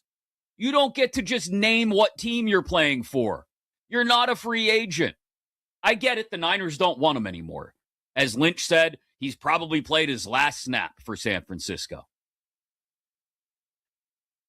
But unless the Commanders are willing to give me something of some consequence, I'm not just cutting this dude and letting him walk off to D.C. to play with his buddy Jaden Daniels. Oh, hell no. I'll give it to Stone Cold. No. I'm not going to just let him. No, you don't just get to go. You don't get to name your destination, Brandon Ayuk. It's getting to the point where it's kind of creepy, but more so just dumb. Just dumb. Without even the B. D-U-M. Dumb. By Brandon Ayuk.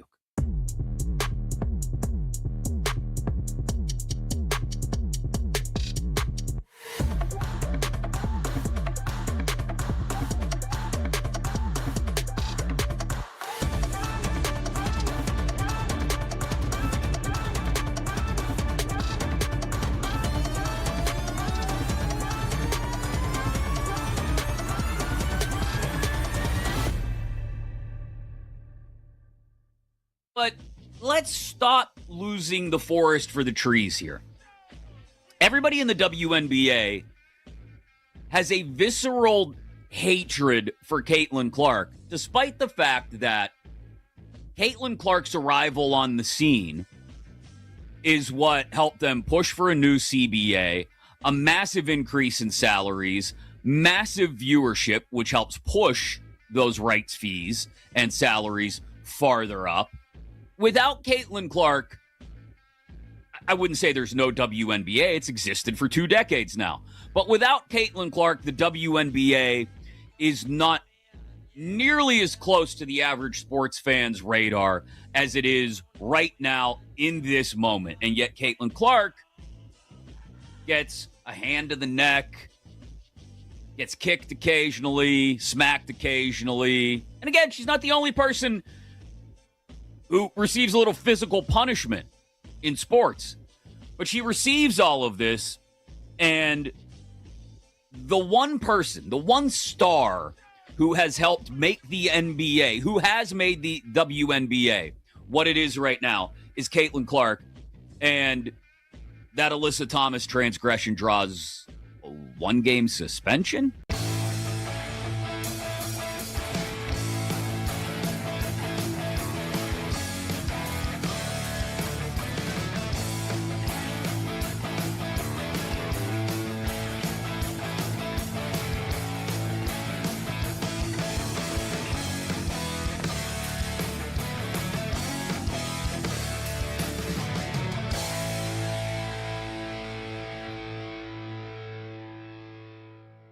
Number one, the Detroit Lions. Absolutely. Amon-Ra, Jamison Williams. I would put those two right there, just a hair behind Chase and Higgins. Maybe right there with Chase and Higgins as the best duo behind Lamb and Pickens.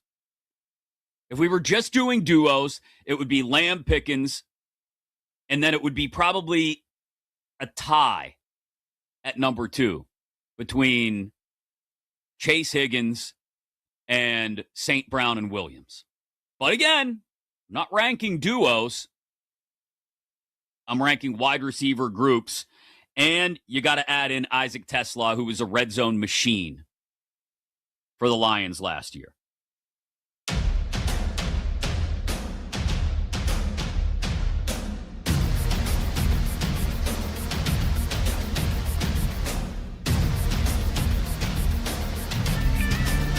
Late games, loud opinions, and money time moments. BetMGM Tonight rolls on.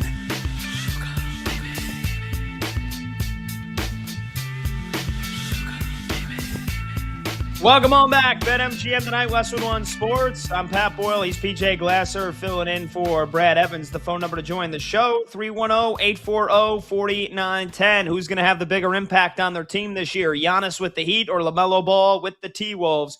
That was what we were debating last segment.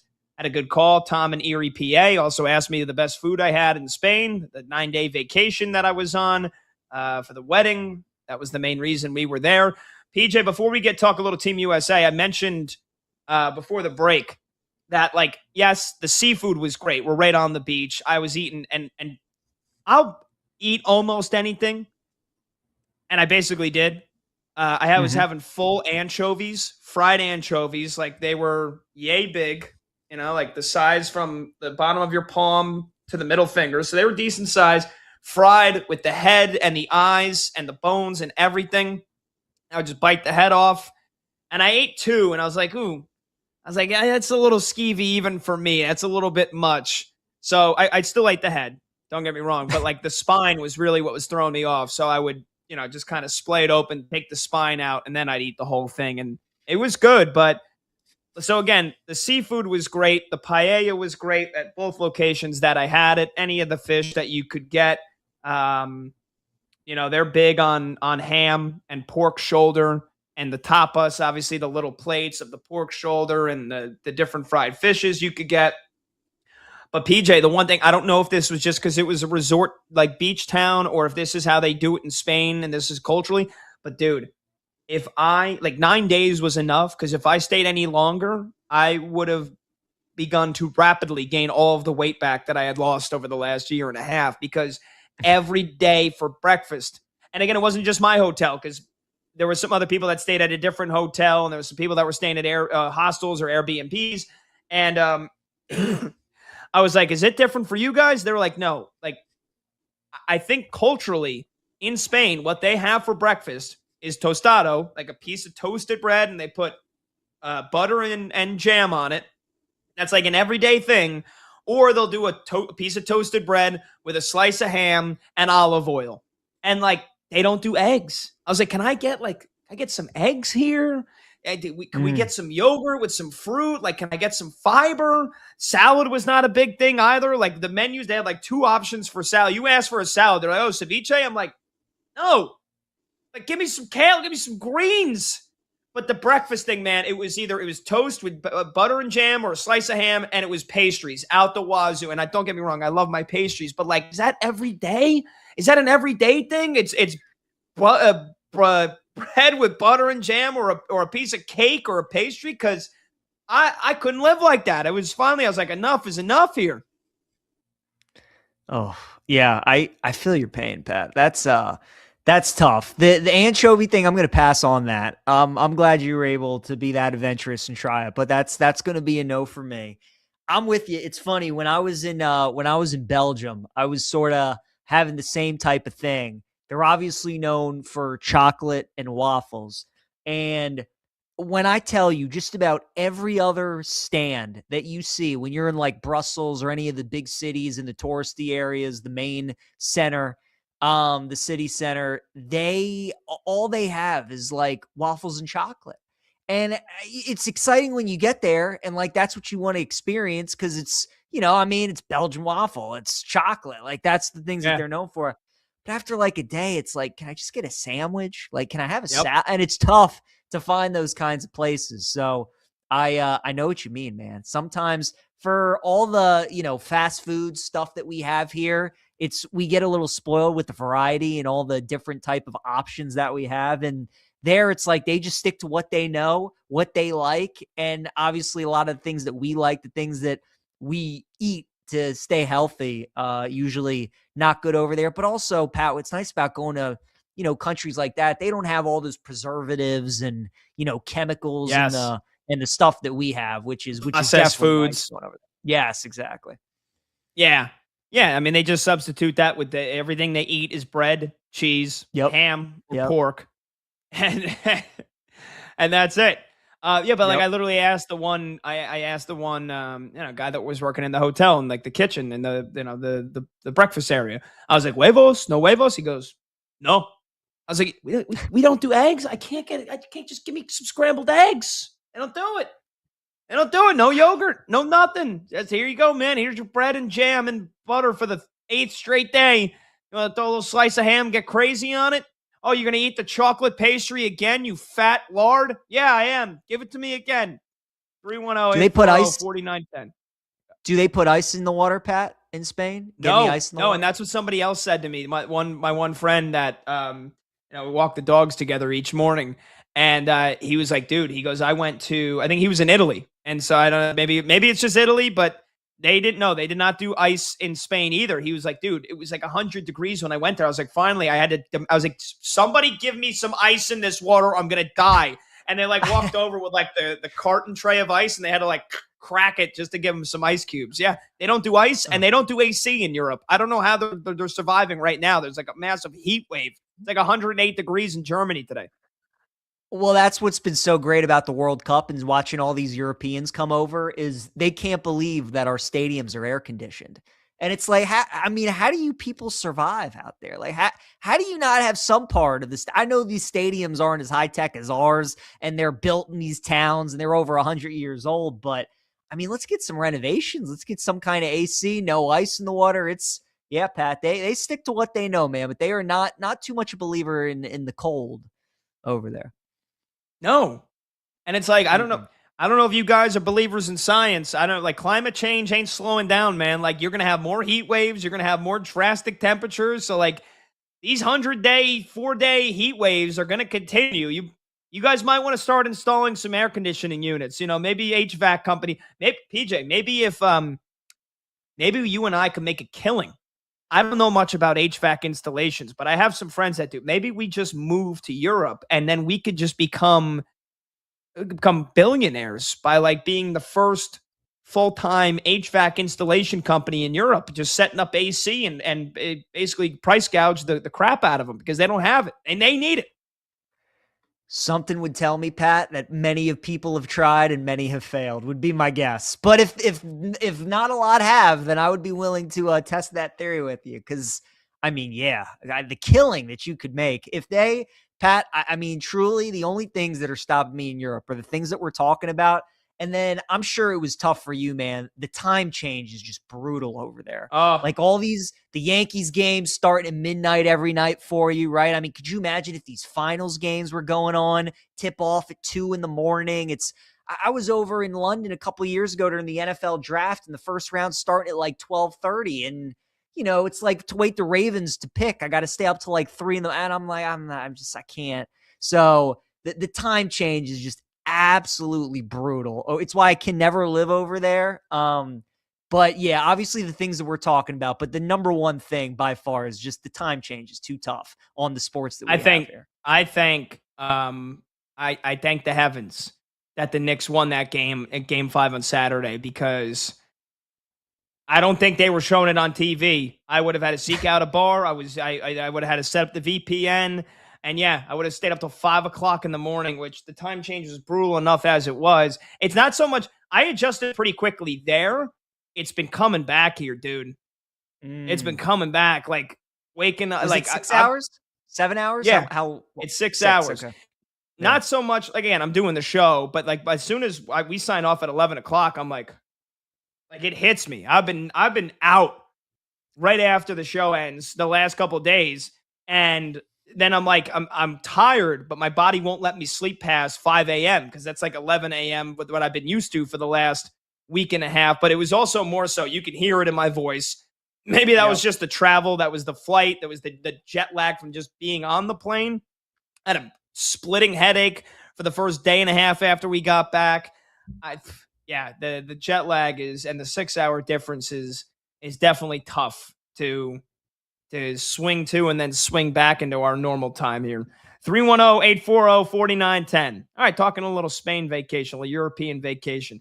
Speaking of Spain, speaking of the World Cup, we're going to get to Team USA when we come back.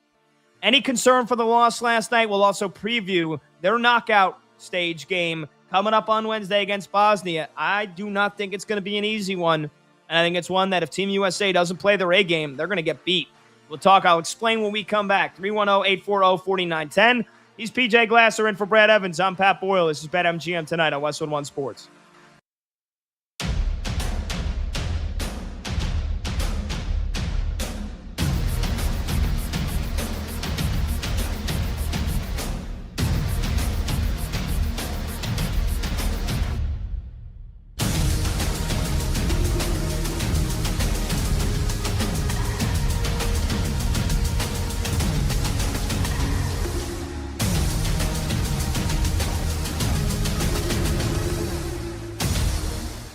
It feels like the breakup is upon us because we've been hearing about, is Jaylen Brown going somewhere for years now? I mean, go back to that potential deal with the Nets for KD. I mean, that was 3 or 4 years ago. It's like, is Jaylen Brown going to be a part of it?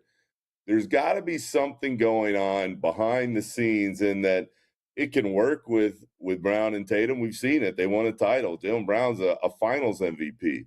But it feels like, Chris, he wants to be the guy. And he can never, ever be the guy in Boston with Tatum. It's never going to happen. So if he really wants to be that dude, he's going to have to be that dude somewhere else. So, no, I'm not surprised. At this point, given all the smoke around a potential deal, it feels like something is going to happen. And you're always going to wonder, how did it get to the point that it got? Because it was kind of rocky, and they always seem to bring it back. I actually think they could run it back and still have success, but there's been so much talk about where Jaylen Brown's going to go, and so much of it is not Boston, which leads you to believe that something's really going to happen this time.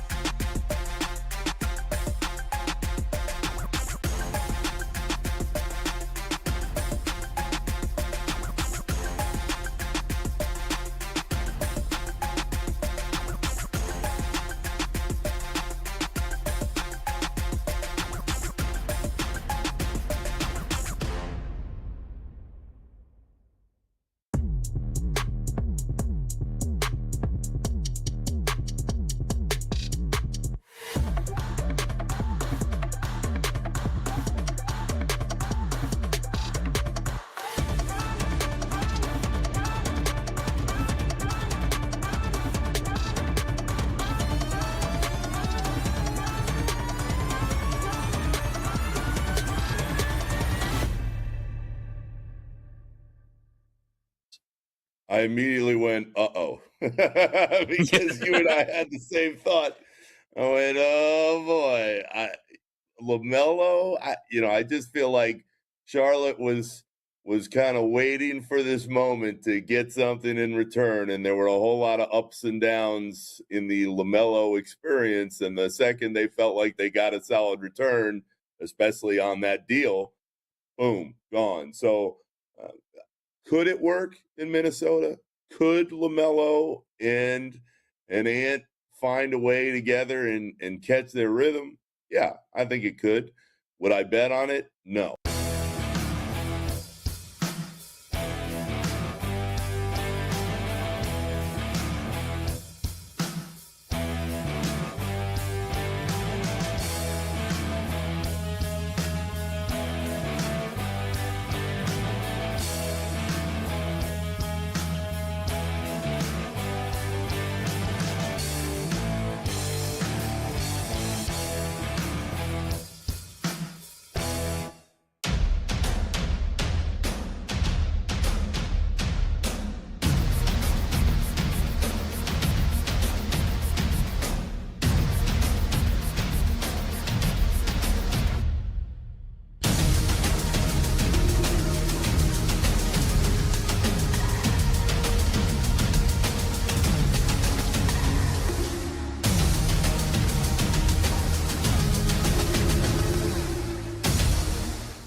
Why not the Pittsburgh Penguins? Why not? Another team with a massive amount of cap space, a team that has plenty of draft assets to trade to Dallas for Robertson's rights if they'd like, and a few young players, up-and-coming young players around. But why not Jason Robertson to be in the same lineup with Sidney Crosby as Crosby's career winds down over the next several years? Robertson comes in, becomes the face of the Penguins franchise, and gets to play with Sidney Crosby. Look, I don't think there's a kid who's grown up playing hockey in the last 20 years who didn't wonder what it would be like to play with Ovechkin or Crosby at some point. Here would be your opportunity.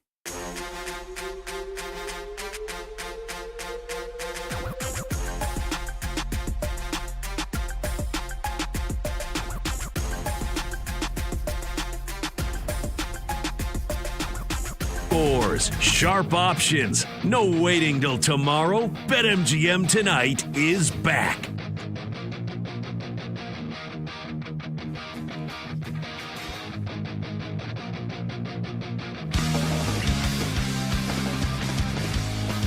All right, welcome on back. BetMGM tonight, Westwood One Sports. I'm Pat Boyle. He's PJ Glasser in for Brad Evans. Phone number to join the show, 310-840-4910. We're getting ready for a couple of more World Cup games.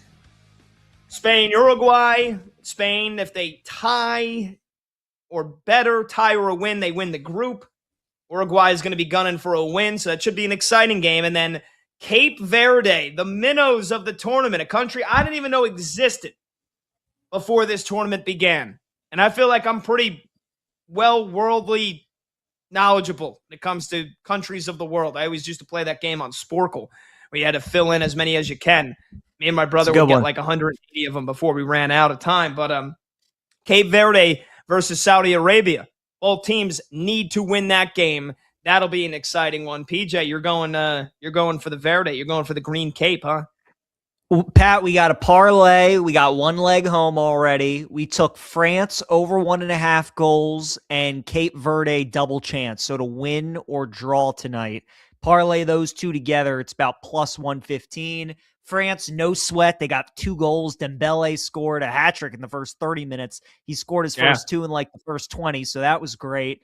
And now we're just rooting on Cape Verde. And as I was telling you at the break, in sports in general, it's so fascinating when you get a team like this that has been such a big underdog in their first 2 matches, and they've been such a surprise. They're getting a draw against Spain, draw against Uruguay, and now here they are, Pat, and this is essentially like betting a minus 110 in any other sport, where both teams are plus 165 on the 3-way line. The draw is plus 220. So now they're kind of expecting, like, to win. It wouldn't be a shock. They got a 50-50 shot to do it. I kind of just think they're the better team, man. And look, any one of these major tournaments, whether it's the World Cup, whether it's March Madness, whether it's college, whatever kind of tournament you get, you usually get a Cinderella, you usually get a fun story. And it certainly feels like that team is Cape Verde, first World Cup, one of the smallest one of the smallest countries to ever make it to a World Cup. Their goalie plays out of his mind in that Spain game. They play an electric 2-2 tie against Uruguay. They kind of have that magical feel to them. So it's definitely not going to be easy. Saudi Arabia beat Argentina 4 years ago, so they're capable of playing pretty well and winning in some big spots. But I kind of just think Cape Verde is the better team, Pat. So I think they win to play it safe. I took the double chance. I parlayed it with France. So we'll be rooting for those boys here coming up in about 10 All right, minutes. very good. I'll be watching Spain, Uruguay. I need Spain to win. But how about last night, PJ? Team USA, any concern? They lose to Turkey in the last minute, literally the last kick of the game, 98th minute. Yeah. Arda Güler replaced Real Madrid, nutmegs Pulisic, who came on in the second half after he missed the last game and a half with a calf injury.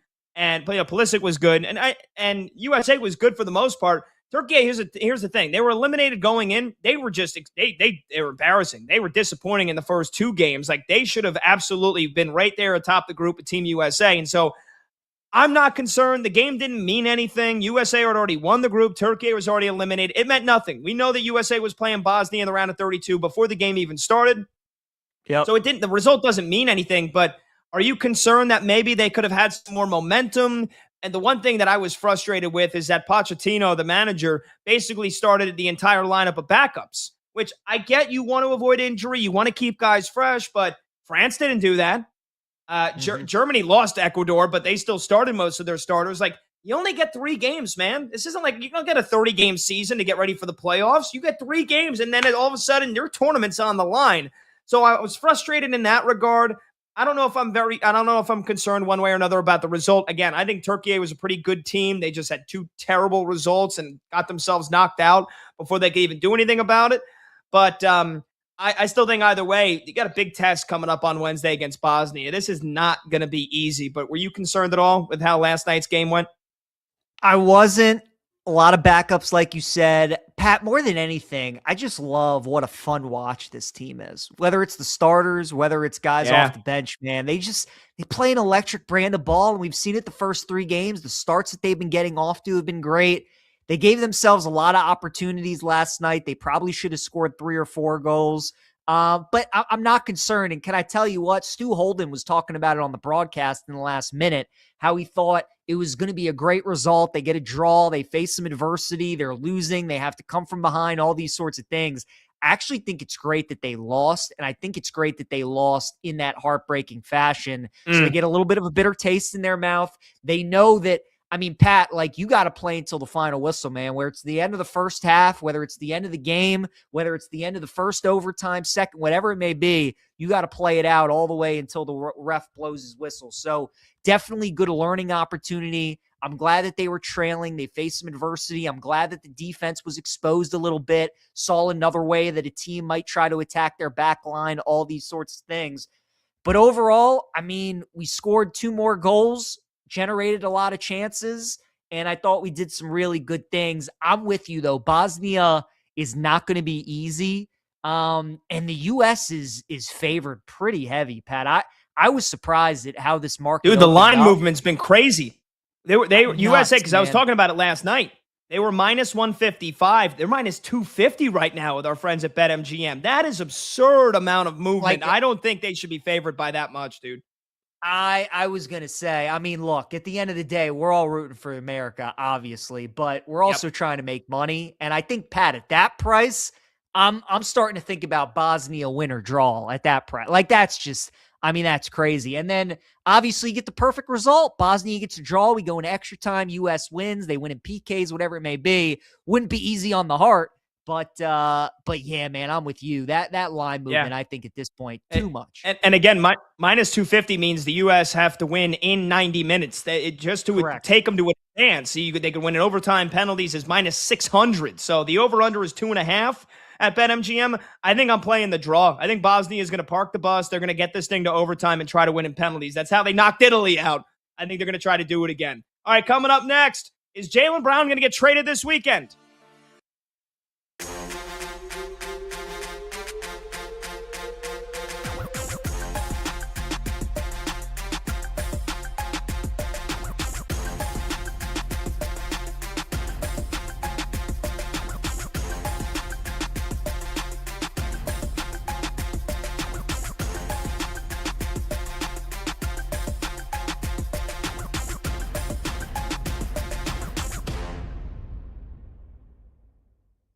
John Lynch has not been the best general manager in football over the last several years, but I will say this. I will back John Lynch fully and unequivocally if he lets Brandon Ayuk just rot on the restricted list. This is ridiculous. You can't just go on social media every day and say that you're going to play for the Commanders when you're still technically under contract with the 49ers. You can't do that. That's not how it works. You don't get to just name what team you're playing for. You're not a free agent. I get it. The Niners don't want him anymore. As Lynch said, he's probably played his last snap for San Francisco. But unless the Commanders are willing to give me something of some consequence, I'm not just cutting this dude and letting him walk off to D.C. to play with his buddy Jaden Daniels. Oh, hell no. I'll give it to Stone Cold. No. I'm not going to just let him. No, you don't just get to go. You don't get to name your destination, Brandon Ayuk. It's getting to the point where it's kind of creepy, but more so just dumb. Just dumb. Without even the B. D-U-M. Dumb. By Brandon Ayuk.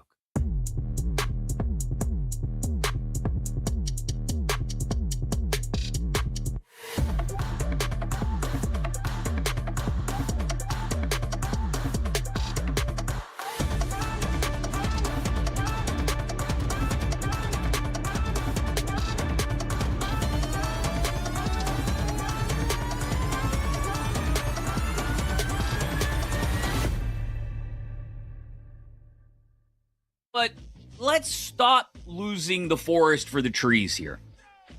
Everybody in the WNBA has a visceral hatred for Caitlin Clark, despite the fact that Caitlin Clark's arrival on the scene is what helped them push for a new CBA, a massive increase in salaries, massive viewership, which helps push those rights fees and salaries farther up.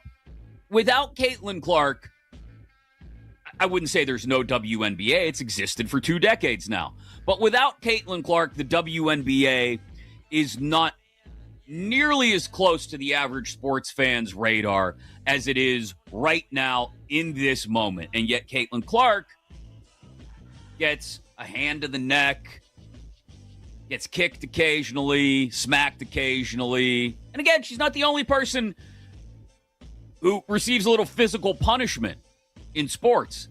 But she receives all of this, and the one person, the one star who has helped make the NBA, who has made the WNBA what it is right now, is Caitlin Clark.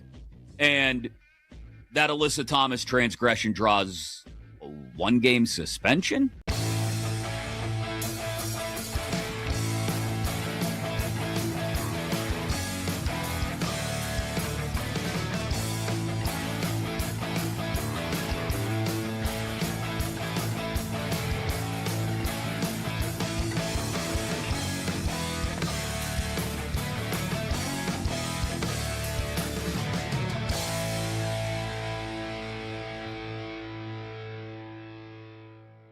Number 1, the Detroit Lions.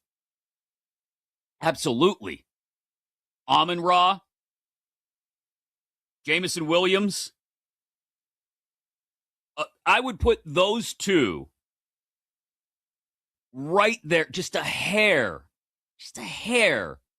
behind Chase and Higgins. Maybe right there with Chase and Higgins as the best duo behind Lamb and Pickens. If we were just doing duos, it would be Lamb, Pickens, and then it would be probably a tie at number 2 between Chase, Higgins, and St. Brown and Williams. But again, I'm not ranking duos. I'm ranking wide receiver groups. And you got to add in Isaac Tesla, who was a red zone machine for the Lions last year.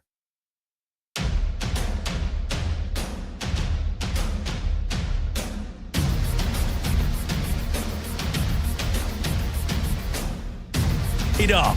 This is BetMGM Tonight on Westwood One Sports.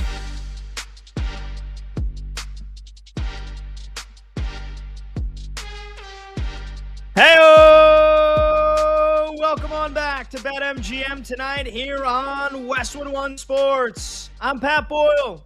The Glass Man's with me on this Friday night. PJ Glasser filling in for Brad Evans. And we are brought to you by BetMGM. Make it legendary. Download the app today. Please gamble responsibly. Hour number 3 of this Friday night get-together starts right now. You can watch the show live on YouTube. Just search BetMGM Tonight and hit that subscribe button. You could watch the show live on Twitter at BetMGM Tonight. And you can listen to the show on the Westwood One Sports app, the Odyssey app, SiriusXM Channel 375, and hundreds of local affiliates throughout North America. Phone number to join the show, 310-840-4910. Again, that's 310-840-4910. You could call, you can text. Fun 2 hours so far. Got into a lot. Started the show with the Mets firing Carlos Mendoza. You want to weigh in on that conversation, you can. Talked a lot of basketball last hour. Who's going to make the bigger impact this year? Is it going to be Giannis on the Heat or LaMelo Ball on the T-Wolves? We talked a little footy, little soccer, Team USA, breaking down their game against Bosnia. PJ and I not too concerned about the loss last night to Turkey in a game that didn't mean anything, but that doesn't mean that USA might not be in trouble on Wednesday or might not get pushed to the limit.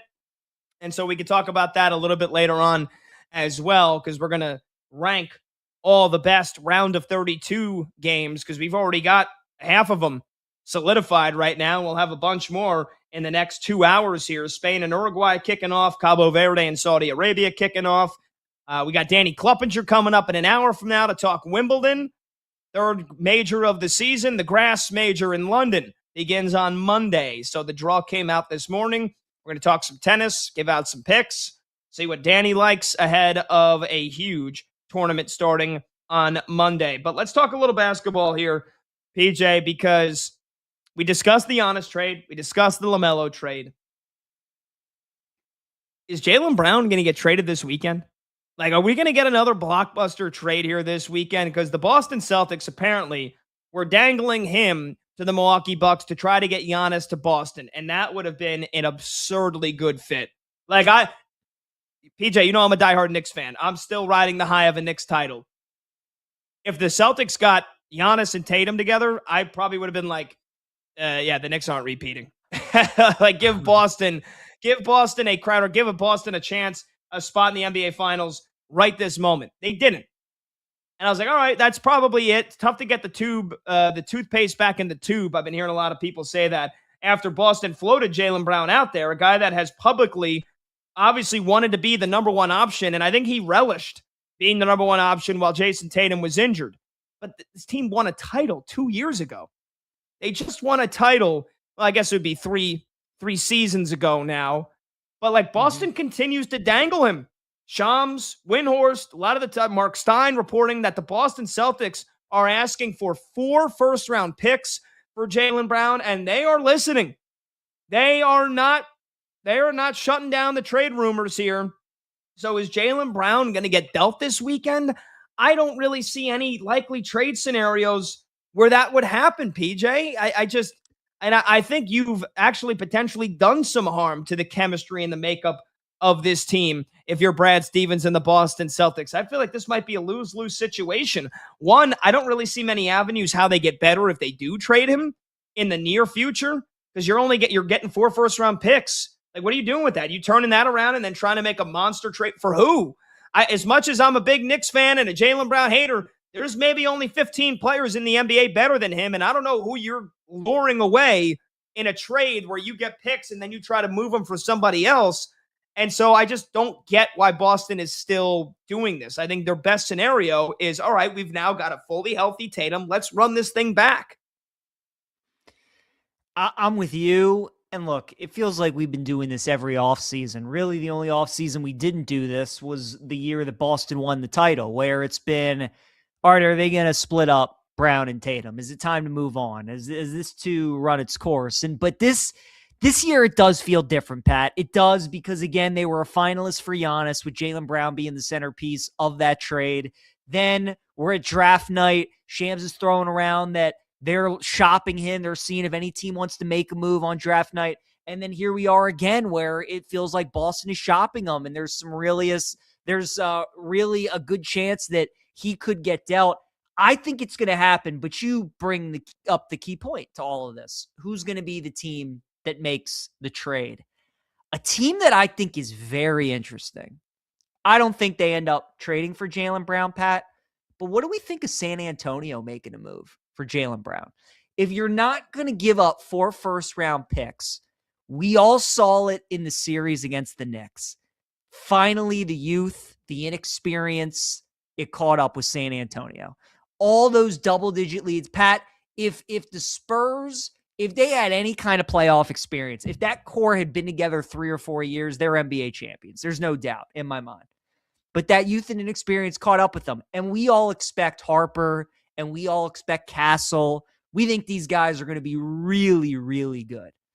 But what if San Antonio just decides that we're going to give up Stephon Castle, maybe part ways with De'Aaron Fox, maybe a couple draft picks. We keep Harper, we keep Wemby, and we bring in Jaylen Brown. What if they do that? What if they move on from Castle? Because I don't think they'll give up Harper, but I think maybe there's a shot that they give up Castle for a guy like Brown. So you bring in somebody who's still in their prime years, but has all that experience to go along with Wemby and Harper. I think it makes a lot of sense for both sides, potentially, if that's the route that San Antonio wants to go. Because, Pat, I do think there is, like, at some point, I think you do need somebody with that experience. They thought Fox would be that guy for him, and clearly he wasn't. So what if they take a swing with another guy who's way more of that ilk, who's won a title, who had an MVP caliber season this year? They're the only team I keep coming back to, where if the Celtics are going to make a deal, I think maybe we have to consider the Spurs a destination. What do you think of Jaylen Brown to San Antonio? I don't really see it. One, just from a standpoint, if I'm the San Antonio Spurs, I mean, you got to the finals way faster than you should have. You beat the Oklahoma City Thunder. You pounded the Timberwolves. Like, you don't have to dish out big contracts right now. Maybe in a year from now, you could give Wemby his big contract extension.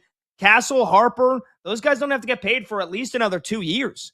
Like, De'Aaron Fox is the only big contract you really have right now, and it's probably the worst contract. So it's like, all right, if you're making this trade happen, the Celtics are taking De'Aaron Fox, right? Because you have to have the salaries match up. That's really the only one that would make sense. You have to have $40+ million or $50+ million salaries match up here. So, like, do the Celtics want De'Aaron Fox? They want picks. Reportedly, they want 4 first-round picks, but you'd have to make the salaries at least close to match.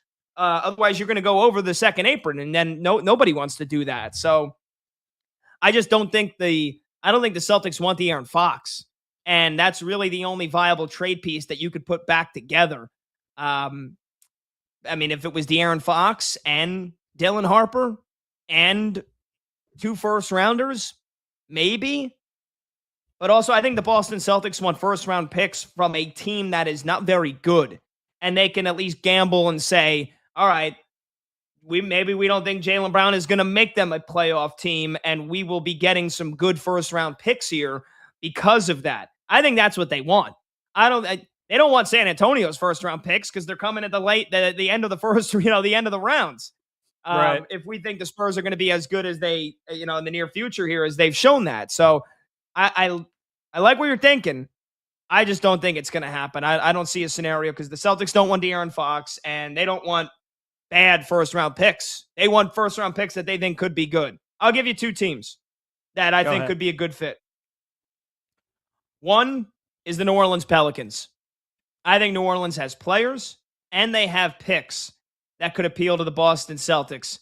And that is the guy that just came off a pretty damn good rookie season, Derek Queen. We know the Celtics need a big, right? Because right now it's just Neemias Queta, basically. They traded for Vucci Maine. That's not an option. So you get Derek Queen, who's now your starting center or your starting four for the foreseeable future. Trey Murphy, who's a lockdown assassin from three-point range.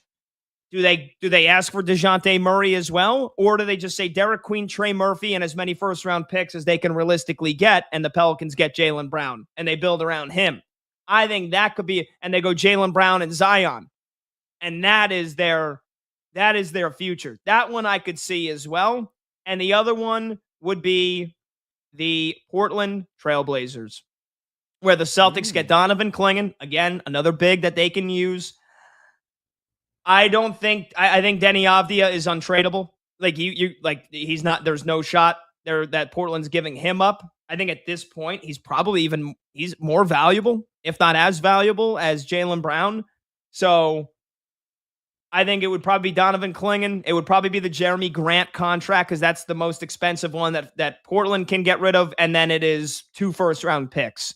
I think the Blazers and I think the Pelicans, 2 teams in the West. You're not trading Jaylen Brown in conference. A lot of teams, I don't know. I would think Brad Stevens wouldn't want to do that. Most teams don't, where you potentially get burned by it immediately. So I think Blazers, Pelicans, 2 teams that if a Jaylen Brown trade is going to happen, and I don't think it's going to happen, but if it does, those 2 teams check the boxes for me. I like that. The Portland one is interesting. New Orleans, again, if you're going with your theory of we want good draft picks and a team that can give us good young players, they definitely fit that bill. Portland, they feel like they have their cornerstone in Denny. Now you bring in another guy to go along with them. That makes a lot of sense. I kind of view Atlanta, Pat, as like the Eastern Conference version of Portland, where Jalen Johnson is essentially your Denny. You're kind of in like that small market, right? They were both in that 6-7 seed range this year. They're both young, up-and-coming teams. They have good, solid coaches. I think Atlanta could be interesting too. Maybe they could put a package together to entice Boston, bunch of picks, and pair Jalen Johnson together with Jaylen Brown. I think Portland's a good call because that would take they would take a swing. It's a great basketball city. They're the only pro sports team that they have. And again, when they're rolling, when you had those prime Dame and CJ years, it was a great environment, and that was a tough building to win in. I like the Jaylen Brown to Portland call. I could see that because I do think he's getting dealt. I kind of think Brad Stevens in Boston at this point, they've almost done too much to, like, we see this in the NFL a bunch, Pat, where all these guys, it feels like the receivers mostly, they want new contracts. They say they demand a trade. They want out. And then, it all blows over. They're asking for these things in April and May. And then we get to August, preseason rolls around, all's forgotten. They play the season, whatever. It feels like this year is different with Brown. It feels like there's just like his name's been thrown around so much in like 3 different scenarios and at 3 different points in time over this last week, where clearly Boston is trying to make a change. And I think the big reason for it, they don't think they can. I believe that Brad Stevens believes he doesn't think he can beat the Knicks with this current team. That's what I think. I think Leon Rose and the Knicks have done such a good job at constructing a roster that beats the Celtics that he doesn't think the way that Boston is currently constructed, he can beat that Knicks team. And that's why I think he's looking to shake it up and move in a different direction. So that's why I think it's different, because of what the Knicks have proven the last couple of years, how they beat them in 5 games, then what they did, how impressive they were going through the postseason this past year. I don't think, and Brad Stevens is a smart guy, man. He knows what he's doing, and he's not afraid to make moves.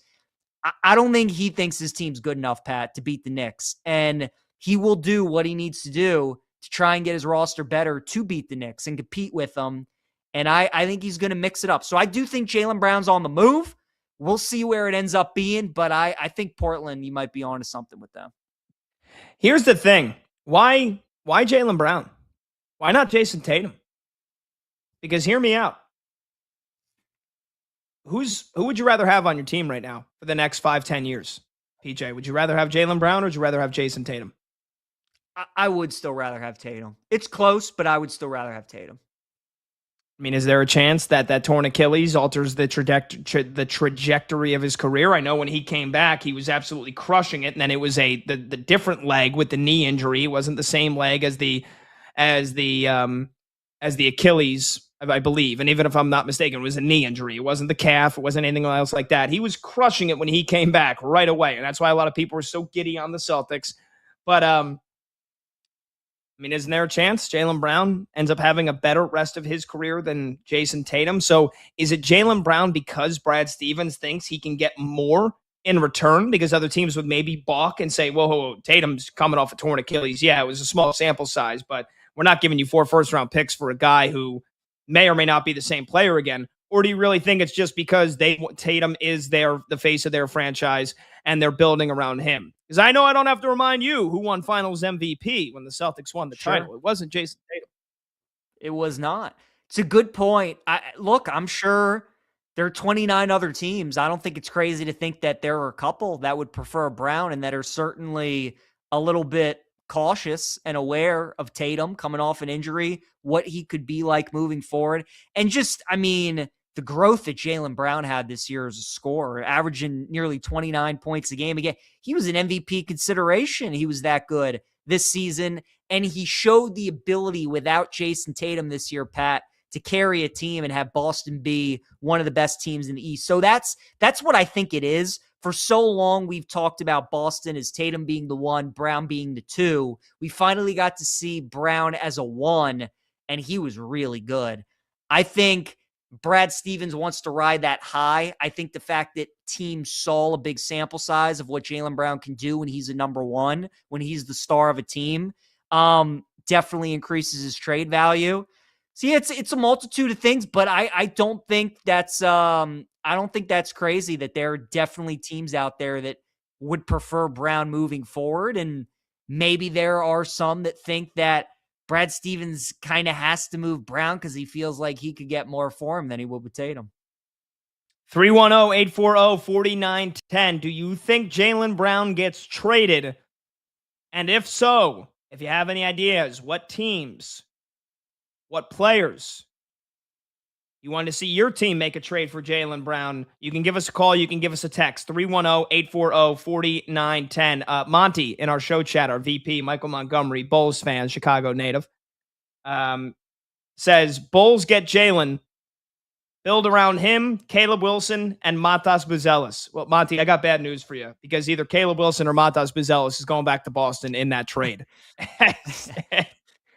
Yeah, along with a boatload of picks. So I don't think the Bulls are in play, or at least definitely not for that. Like, not without sending back one of their 2 best young players that they have, and especially the guy that they just drafted, who happens to be a center that the Boston Celtics desperately need. I think any conversation says, yeah, give us the guy that you just took that we would love to have manning the 5 for us here for the next couple of years. 310-840-4910. And here are some of the rumors that I've seen so far, PJ, are downright laughable, which has made me really skeptical that a trade does happen with Jaylen Brown. The biggest rumor I keep seeing is that the Pistons are going to do a sign and trade with Jalen Duren. And the Celtics, why would the Celtics basically pay Jalen Duren the same amount of money that they're paying Jaylen Brown? And that's the other thing, because Detroit, he was all NBA, Jalen Duren, ready to get a big fat contract.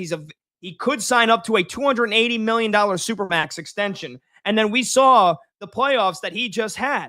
Terrible. He's going to get paid regardless. And you'd have to make the salaries somewhat match. So why would the Celtics basically say, all right, take Jaylen Brown. We'll take a guy and pay him the same amount of money who's nowhere near the impact that Jaylen Brown has. along with picks that, again, Detroit's going to be a good team, whether they get Jaylen Brown or not. They were the 1 seed in the East. That's why I find that rumor laughable, that the Celtics and the Pistons are going to make a deal and it's going to be Jaylen Brown and Jalen Duren as the centerpieces. There is no shot that's happening. No shot. I thought the same thing when I saw that report. Why would Boston do that? Again, Brad Stevens is one of the smartest GM front office people in the game. He's not going to do something like that. But yeah, again, because Brown's name is getting thrown out so much, Pat, there are going to be a lot of rumors swirling. There are going to be a lot of reports and a lot of people throwing different things out for certain teams trying to get that guy.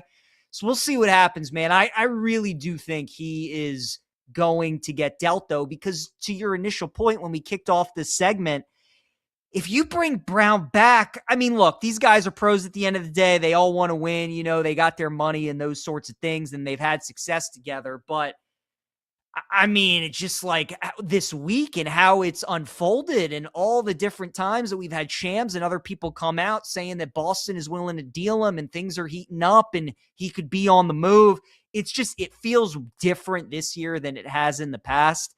And even though, you know, it could die down in late July and August and September and those kinds of things, especially when football rolls around, it could be tough to bring him back to the team. So I think that there's a good chance that he gets traded. Again, 310-840-4910. Do you think the Celtics trade Jaylen Brown, and what team do you think would land him? Here's the other thing that is maybe why it was the only reason I would see it happening is that maybe the Celtics, they want those 4 first-round draft picks because then they want to use those picks and flip them and go for their own superstar.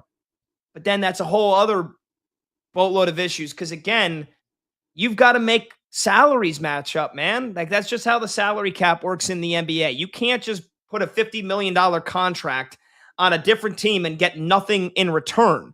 Unless you're getting a bad contract that you could then cut or do something with if you were to make a subsequent move. But 2 big blockbuster deals where you're getting picks and then immediately trying to flip those for another star player. Who's that star player going to be?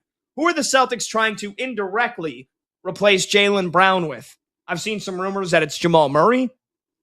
I don't think the Celtics are better. Honestly, Murray's better shooter, overall better scorer, not as good as a defender, not as good as a rebounder as Brown is. You trying to? We getting a Jokic blockbuster? Are we going to get a Nikola Jokic to the Boston Celtics? I don't think there's a chance of that happening. Again, I think there's only about 15 players that are better than Jaylen Brown in the NBA. So it's like, which one are you grabbing? Which one are you getting in any subsequent trade if you're just getting those picks to then flip for another blockbuster deal? I just don't see why it's how it would happen. Either do I. And he wouldn't, you know, Brad Stevens isn't going to go after a guy like Kawhi, who's got his injury issues as well and is an aging player. Like, again, when they want picks and they want a younger guy, that's just going up against everything you want, even if Kawhi can definitely help you in the next couple of years. You know what would be so funny, Pat, is if they do a deal with Minnesota for Anthony Edwards. Timberwolves make that big splash for LaMelo, obviously trying to pair him with Ant-Man. And then Tim Connolly goes ahead and flips him for Edwards. But can I tell you, it could be a good deal for both sides. If you'd have to work out some things with the draft picks, Edwards is the better player. You know, so it'd be Brown and maybe some picks and everything. But I don't know. Maybe let's get nuts. Maybe Minnesota makes one blockbuster and they do another. I don't think it's going to happen. But again, you say there might not be 14, 15 better players than Jaylen Brown. Anthony Edwards is one of them. And maybe a change of scenery could be potentially good for both guys and both teams. But with Minnesota making their big move for LaMelo, I don't think that's happening. I think if you put Jaylen Brown on the same team as LaMelo Ball, Jaylen Brown would strangle LaMelo Ball halfway through the season. I do not see that tandem working out. Jaylen Brown wants to be the number one, and you got LaMelo Ball with his style of play. They would kill each other. Jaylen Brown would kill LaMelo Ball. He would straight up kill him. Like Draymond Green to, what's his name? Jordan Poole. Yeah, Jordan Poole. I forgot his name because he's become so irrelevant. 310-840-4910. I'm just trying to think what other super, like, you're not making a deal with OKC. You're not making a deal with San Antonio. No. I just don't see it happening, man. Yeah, I mean, would any of these teams be willing? Would any of these teams willing to be deal their picks? Like, would the Jazz give up Peterson? Would Memphis give up Boozer? Monty threw out, he wants to keep Caleb Wilson, but if you're getting Jaylen Brown, you might have to give him up. Like, maybe there's a team or two that could be willing to give him up, potentially. Could be willing to give up one of their, like, top 7, top 8 picks. I don't know. I don't know. Maybe the Jazz and Peterson could be potential, but I don't think so. I think they're really excited that they got him and the upside of what he could be. Yeah. I think so as well. 310-840-4910. All right, we'll take a quick break. We'll get your calls, your texts, any of your thoughts. Jaylen Brown, is he going to get traded? Which team? How's it going to happen? I keep hearing rumors. It still feels like this is happening. I know Windhorst said the Celtics are going to trade him. Like, where? I'm not buying it.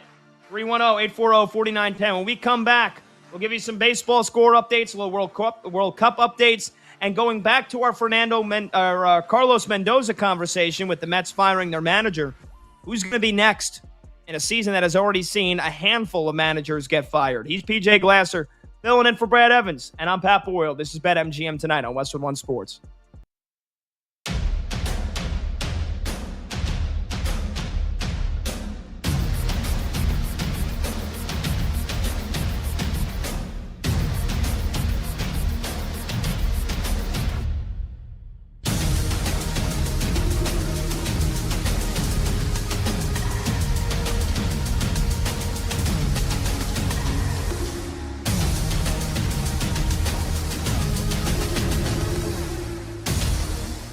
It feels like the breakup is upon us because we've been hearing about, is Jaylen Brown going somewhere for years now? I mean, go back to that potential deal with the Nets for KD. I mean, that was 3 or 4 years ago. It's like, is Jaylen Brown going to be a part of it? There's got to be something going on behind the scenes in that it can work with Brown and Tatum. We've seen it. They won a title. Jaylen Brown's a finals MVP. But it feels like, Chris, he wants to be the guy. And he can never, ever be the guy in Boston with Tatum. It's never going to happen. So if he really wants to be that dude, he's going to have to be that dude somewhere else. So, no, I'm not surprised. At this point, given all the smoke around a potential deal, it feels like something is going to happen. And you're always going to wonder, how did it get to the point that it got? Because it was kind of rocky, and they always seem to bring it back. I actually think they could run it back and still have success, but there's been so much talk about where Jaylen Brown's going to go, and so much of it is not Boston, which leads you to believe that something's really going to happen this time.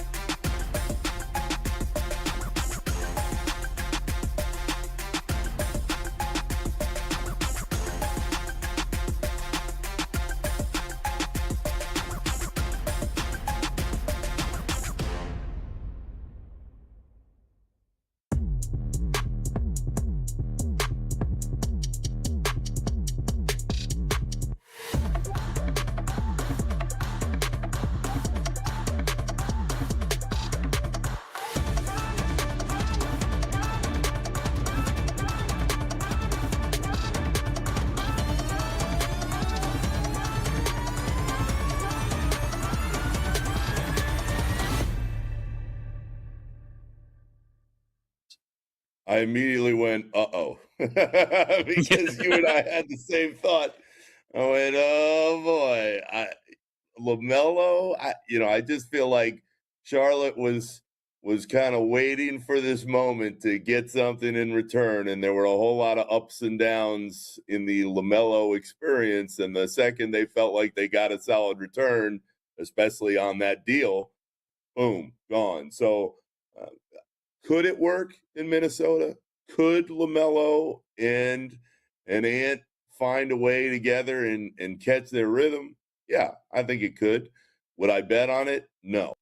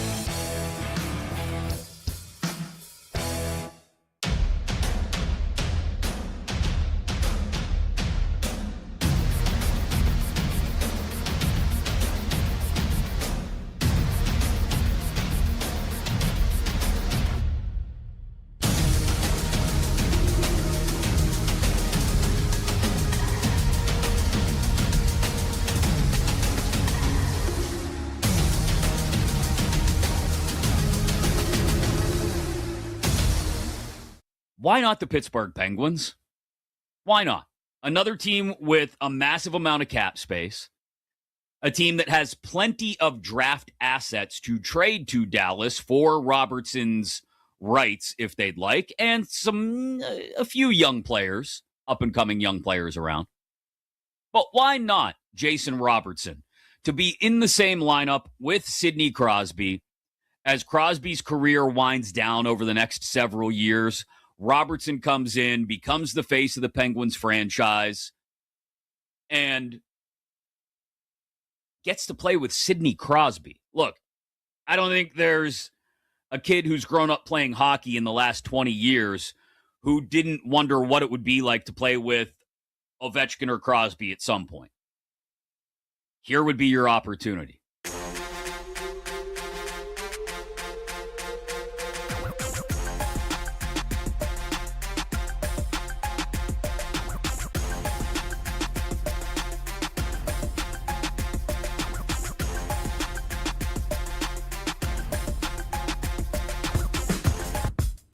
When the game goes live, the conversation turns up. BetMGM Tonight continues now.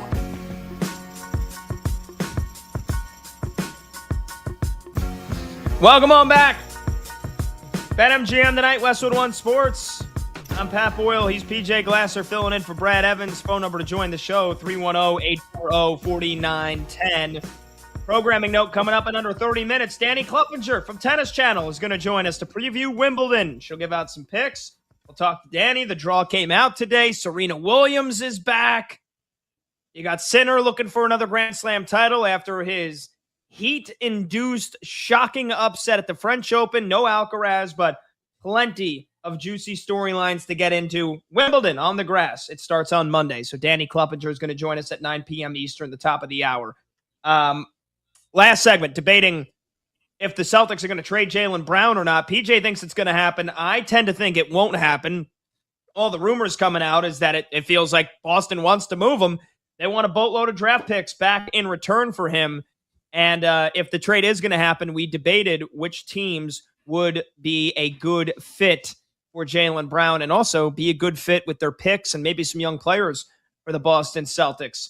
Let's get a quick World Cup update, and we'll get into some baseball scores as well. We'll get you a Let's Go Streaking update because we've already got some winners there. But right now, a couple of goalless draws going on in the first half. Spain and Uruguay tied 0-0. Spain, a tie or a win guarantees that they win the group. Uruguay, they've tied twice already. They need to go for a win. I don't know if 3 points is going to get you through to the next round as one of the best third-place teams. And then you've got Cabo Verde or Cape Verde, depending however you want to say it, against Saudi Arabia. They are also tied 0-0 in that game as well. And those teams both need to go for the win because they only have 2 and 1 point respectively. So Verde and Saudi Arabia definitely you should expect some goals in that game. And actually, PJ, I guess if it finishes because if it finishes as a tie, if Cabo Verde or Saudi Arabia win, they would jump Uruguay. But if Cabo Verde, Saudi Arabia finishes as a tie and Spain, Uruguay finishes as a tie, basically if these results hold, Uruguay with 3 points off 3 ties would actually get through to the knockout stage as the second place team. So tough to scoreboard watch. Right now, Uruguay is fine with a tie, but then all of a sudden, if Cabo Verde scores, then the pressure's on. So that's the tricky part of the last day of the group stage when you've got the other 2 teams in your group playing at the same time. But you've had an eye on the Cabo Verde Saudi Arabia game. Anything exciting happen at all in that game yet so far? It's been pretty boring over here.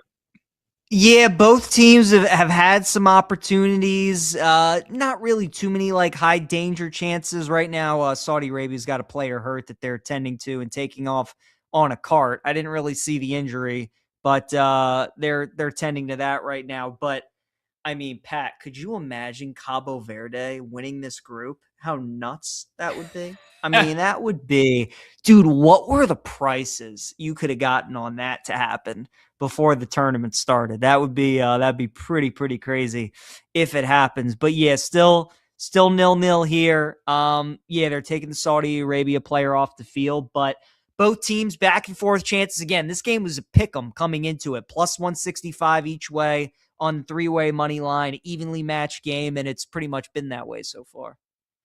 Yeah, and there is a very small chance that Cabo Verde actually can win the group, right? Because Spain would have to lose, Uruguay would have to win, Cabo Verde would have to win, and then they would have to have better goal difference than Uruguay. So right, that would both have them with 5 points. Spain would actually finish third if they lose this game and Cabo Verde wins, which would just be absolutely bonkers. Oh man, if that happens, what a wrench I don't think that it's going would to happen throw in the round of 32. Yeah, no, I don't think Yeah, so. exactly. All of a sudden, that I was talking about that Algeria and Austria game tomorrow, where it feels like both those teams are just going to play for a tie because they don't want to play Spain. That's if Spain wins the group. So who knows? Maybe crazy stuff happens here in the next hour. But we're keeping an eye on both of those games. Baseball-wise, I know the Miz was on the mound tonight for Milwaukee against the Cubbies, and I see that that game is scoreless, and Mizorowski's actually throwing, a no-hitter or a perfect game? I think he's throwing a no-hitter. No-hitter, yep, so far. He reached 105. So he hasn't allowed a hit through 3 innings. It is scoreless. Jacob Mizorowski, 3 innings, no hits, 1 walk, 4 strikeouts already. Colin Rea, though, not too bad himself, keeping the Brewers at bay. Cubbies swept the Brewers swept the Cubbies when they played them last month. And so the Cubs riding a little bit of a heater right now, thanks to the New York Mets and how god-awful they are. And they can't touch Mizorowski, but Colin Rea throwing up zeros as well. Peach, what's going on with your O's? Baltimore, you got the Beltway rivalry right now, right? We do, yeah. Battle of the Beltways. They're up 2-1 currently on the Nationals. Trevor Rogers has had an up and down season, Pat. He was great the first 3 starts of the season. Then he was terrible for the next 7. And then he's been really good in his last 4. And he's been good so far tonight as they're going to the top of the 6. But 2-1 game. The Nats are actually 7-2 against the O's in the last 9 games. And I just kind of think they're better. So I actually bet the Nationals tonight in the game. And both of these bullpens are not good. So we could get some runs. There's a reason why it's 2-1, Pat, and the live total is still 7.5 as they go to the 6th inning, because odds makers know that these lineups are going to be able to score some runs on both of these bullpens. Yeah, it's a good point. The Sox are kicking the snot out of the Yankees. They came from behind to beat them last night, and no matter how bad the I know the Yankees swept them earlier in the season, but no matter how bad the Boston Red Sox are, you can always count one series in the season. They're going to just completely own the Yankees. They beat them last night 6-3, and they're beating them right now 5-0 at Fenway. Peyton Toll has only given up 1 hit so far through 6 innings. He's shutting out the Yanks. It's 5-0 Boston, as Uruguay nearly just scored on a rocket shot from outside the box, but I think that actually cleared the crossbar by quite some distance. So scary effort, really. That was one of their first big efforts on goal. There has just not been a whole lot of offense going on in this game right now. So, Sox are up on the Yanks 5-0. And elsewhere, I'm looking because we had some juicy matchups. We'll see if the Mets, if they get their post-manager firing bump tonight. They're tied with the Phillies 1-1 going to the 7th in Queens. And Zach Wheeler, 6 innings, 1-run ball. But Zach Thornton has actually done a pretty nice job, making just the 2nd start of his big league career. And he's done a pretty nice job against that Phillies lineup. Speaking of which, PJ, let's get an update here on Let's Go Streaking. Does your guy Jonathan Aranda have a hit yet? Let's see. That was who did I take tonight? I took Freddie Freeman tonight. Monty was on you're right. Aranda. You took Freddie Freeman. Sorry. Monty said he does not. Aranda does not have a hit yet. But I think Double D's guy does. Got a base hit, Schwarber, and I believe, Pat, you've had some success as well. Yeah, the Blue Jays have 1 hit, and it was from Vladdy. So I'm at 2 in a row now with Vladdy getting a knock for the Blue Jays. Double D, he's on the board with Schwarber getting a hit, and Monty's still looking for a hit from Jonathan Aranda. And then, Freddie Freeman is starting at 9:45 tonight when the Dodgers take on the Padres. So you got another hour or so to wait. But me and Double D, W's in the book. Let's see if Aranda can get it done before Freeman starts, and then it'll just be on you, Peach. I know. What could go wrong? I always am like, do I like betting the late guy so that if do I like bet? I've always go back and forth on whether I like betting the guy who plays earlier, so I just get it out of the way if he gets a hit, or I like for the later guy, so that maybe I can watch a couple at bats after the show. And I don't know. I think I usually like going with the earlier guy. I feel like more often than not. I do as well. I like to know, but especially before we sign off the air at 11 o'clock Eastern, if I'm on, if my streak continues or not. Really quickly, PJ, we were talking about Carlos Mendoza getting fired to start the show. The Mets finally relieving him of his duties. Although, again, the finger to blame, the finger to point is really at David Stearns, the president of the team, who built a just terrible roster, who have not been able to get out of their own way with injuries. Players that Freddie Peralta has been terrible. Bo Bichette's been terrible. You guys that they took some gambles on this offseason, they've been all terrible. So, but we that was the fifth manager fired. We had the 4 flurries of firings earlier this season. So Carlos Mendoza is the 5th. PJ, I think we're going to get a 6th here before the All-Star break. I'm curious as to who you think the next manager to get fired in Major League Baseball. I'll give you my pick. I think it's going to be Matt Quatraro from Kansas City, because the Royals have they're another team. God awful. They're dead last in the AL Central. 34-48. They have a negative 49 run differential. That's the second worst in the American League. And yeah, the AL Central was decently open. The Tigers were the favorite going into the season. They've also been nearly just as bad. They're only half a game better than Kansas City. So you can make the RJ Hinch, but I just think when you look at what Kansas City has done here, it's, a lot of promise going into this season with a core that features Bobby Witt, and they went 82-80 last year. Remember, they made the playoffs in 2024 and lost to the Yanks, but kind of took a step back last year, and now they've taken a big step back this year. I think if there's another manager that's getting canned here in the near future, it's going to be Matt Quatraro from Kansas City. I think that's probably a good call, because I'm going through some of the other teams. The Orioles have a first-year manager. Boston fired Cora, obviously, earlier in the season. The Tigers have A.J. Hinch, who I think could be gone at the end of the year. I don't think he's going to be gone, though, during the year. Skip Schumacher's in his first year with Texas. The Angels have a new manager. So you just about all the bad teams, Pat, pretty much have a first-year manager. Kansas City's the only one. A guy who's been to the playoffs, and they're having a disappointing year after a disappointing one last year. I think you're right. If there's another guy that gets fired, especially before the season's over, Quatraro will probably be the guy. And Kurt Suzuki is another one that I'm looking at, just up and down the standings here and thinking, this might have been a bad idea. Now, again, he's in his first season. So would the Angels really pull the plug that quickly? I don't know, but dude, remember we were talking earlier in the season, PJ, I think it was you. You're like, I think the Angels might be good. Maybe that was Monty. That ended, that fizzled pretty quickly. They're 24-41.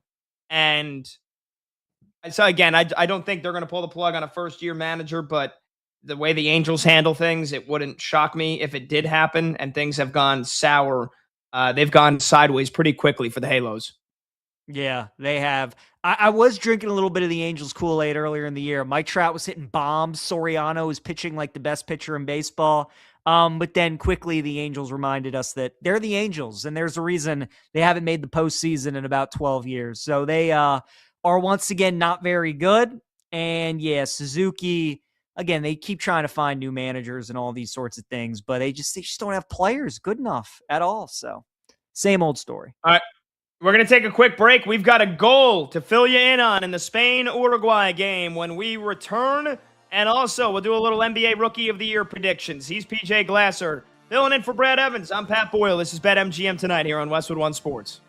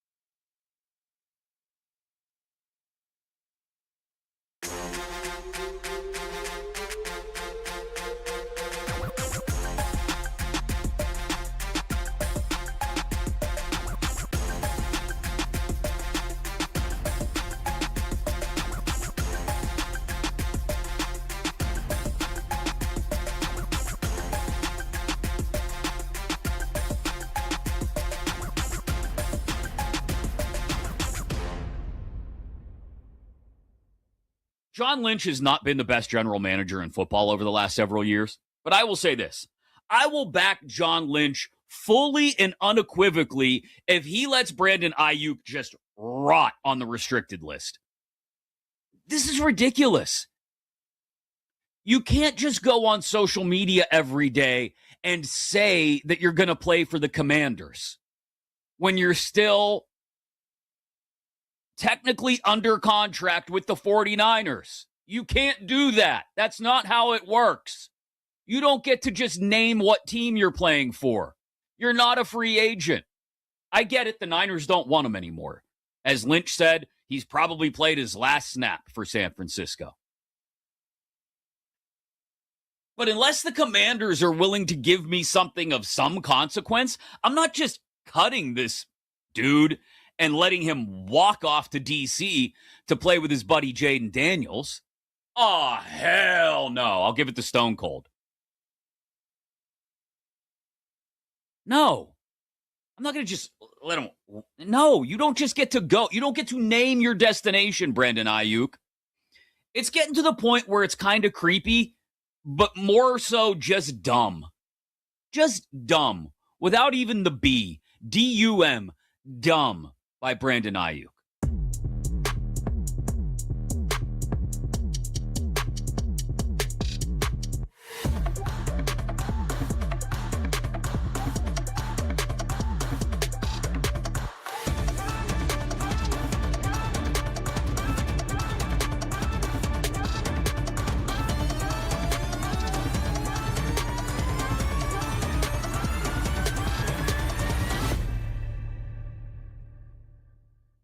But let's stop losing the forest for the trees here.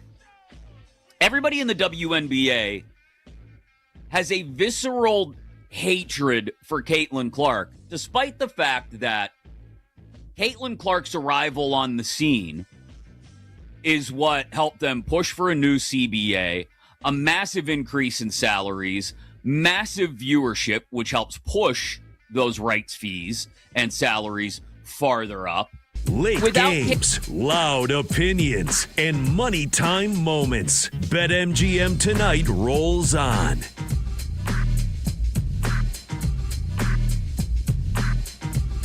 All right, welcome on back. BetMGM Tonight, Westwood One Sports. I'm Pat Boyle. He's PJ Glasser filling in for Brad Evans. Phone number to join is 310-840-4910. Quick programming note, again, coming up in 10 minutes from now. Danny Kluppinger of Tennis Channel. She's going to join us to talk about Wimbledon. It's Wimbledon, lads. Get your berries and cream going. Get your champagne. Starts on Monday. The third major of the season. The grass in London. Can't wait. Oh, wait. Yeah, I can't wait. I cannot wait. So Danny's going to join us in 10 minutes. Really quickly, though, PJ, we got an update.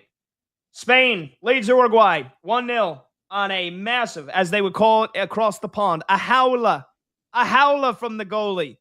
Fernando Muslera, who has been the Uruguay goalie for what feels like over a decade. Big-time veteran, right off his hands and in. Terrible goalkeeping. Alex Baena from Spain fired off a shot that was skipped 2 times on the way to the goal. I mean, it had, don't get me wrong, it had a little bit of venom on it, but it should have been a very comfortable save. He should have caught it.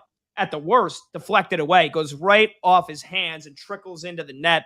So Spain leads Uruguay 1-0. As it stands, they're going to win the group. Uruguay is almost certainly going to get knocked out. And then meanwhile, Cabo Verde and Saudi Arabia still 0-0 right before the half. So there's your World Cup update. But figured we could throw in a quick 2-minute segment here, PJ. Taking a look at the NBA Rookie of the Year odds on BetMGM. Who do you like if you had to make a pick right now? Who would you be leaning towards? Cameron Boozer plus 240. AJ DeBonsa plus 320. Darren Peterson plus 350. Darius Acuff of the Kings now plus 550. Caleb Wilson of the Bulls 10-1. Michael Brown of the Nets 14-1. Keaton Vogler went to the Clips 25-1. Yaxel Lendelborg 30-1. And then you got Kingston Flemings and Adai Mara both 60-1. PJ, who would you be leaning towards right now to win Rookie of the Year? Pat, Darius Acuff is my guy, plus 550. Absolutely love him in this market. I think he's going to get buckets. I think he's going to be a great player for the Kings. I think he's going to score a lot. He's going to fill the stat sheet. And what I love about this market is team success isn't really the end-all, be-all. I mean, just look at how this last year played out with Con Knippel and Cooper Flagg. Con Knippel and the Hornets have a great season. He's a huge part of it. But Cooper Flagg has the stats, and the Mavs are a big disappointment. They don't even make the playoffs, and Flagg ends up winning the award. So even though Acuff's not in a big market, even though he's not going to have many national televised games, and the Kings probably aren't going to be a playoff team, if he puts up big numbers, and he's going to have opportunities to do so, I think he's going to be right at the top of the list. I just think he has way more upside than Boozer does. I totally get why Boozer's the favorite. He is the model of consistency. He's probably got the highest floor of any of these guys. Like, it would just be pretty surprising if he just turns out to be a bust. And then Tobias and Peterson, obviously, are superstar talents. They got great upside. But the value you're getting on Acuff, Pat, the fact that he's going to get the keys to the car out there in Sacramento, and look at Calipari's track record with all the great college guards he had. Rose, SGA, John Wall, Devin Booker. You can go down the list. I think he's going to have another great one in Acuff, so that would be my play. Double D says, Caleb Wilson is already booked in my account. Spoken like a true Bulls homer there. Look, Caleb Wilson is going to benefit from Josh Giddey being his point guard. That's for damn sure. But I'll even go. I loved Acuff. I thought that I slammed the Nets the other night, PJ, for taking Michael Brown over him. I think they're going to immediately regret it. I love Acuff as well. I'll even give you one even further down the line, though. Give me Yaxel Lendeborg 30-1 because he's playing on a great team. Well, he's playing on a good team in the Golden State Warriors. He's got Steph around him who's going to be double teamed every time. Jimmy Butler coming back, Draymond coming back, Porzingis coming back. I'm assuming Draymond comes back. Here's the thing. Like that's still in my opinion probably at best like 44-36 or 44-38. Like they're not an elite team, but that has the potential to go sideways with injuries again, and then he could step into a prominent role. So I'll take Lendeborg 30-1. All right, Danny Kluppinger coming up next right here on BetMGM tonight. But let's stop losing the forest for the trees here. Everybody in the WNBA has a visceral hatred for Caitlin Clark, despite the fact that Caitlin Clark's arrival on the scene is what helped them push for a new CBA, a massive increase in salaries, massive viewership, which helps push those rights fees and salaries farther up. Without Caitlin Clark, I wouldn't say there's no WNBA. It's existed for 2 decades now. But without Caitlin Clark, the WNBA is not nearly as close to the average sports fan's radar as it is right now in this moment. And yet Caitlin Clark gets a hand to the neck, gets kicked occasionally, smacked occasionally. And again, she's not the only person who receives a little physical punishment in sports. But she receives all of this, and the one person, the one star who has helped make the NBA, who has made the WNBA what it is right now, is Caitlin Clark. And that Alyssa Thomas transgression draws a 1-game suspension?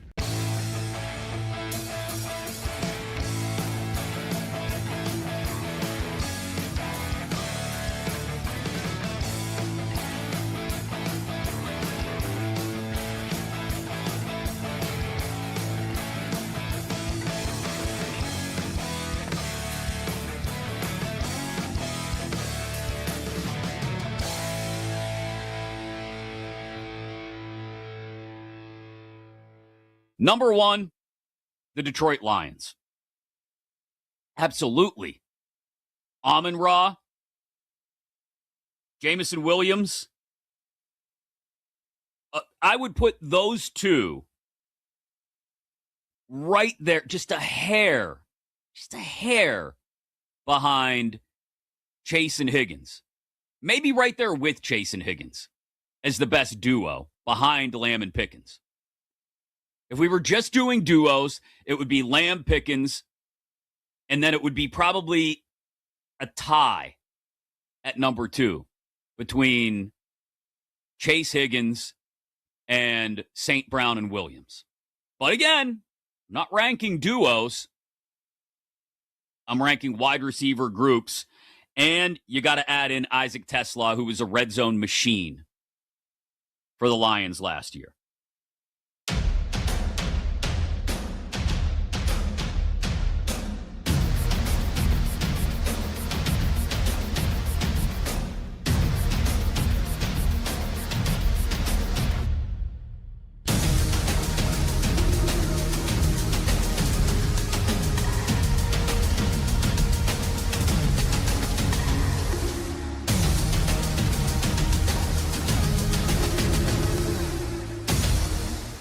It feels like the breakup is upon us because we've been hearing about, is Jaylen Brown going somewhere for years now? I mean, go back to that potential deal with the Nets for KD. I mean, that was 3 or 4 years ago. It's like, is Jaylen Brown going to be a part of it? There's got to be something going on behind the scenes in that it can work with Brown and Tatum. We've seen it. They won a title. Jaylen Brown's a finals MVP. But it feels like, Chris, he wants to be the guy. And he can never, ever be the guy in Boston with Tatum. It's never going to happen. So if he really wants to be that dude, he's going to have to be that dude somewhere else.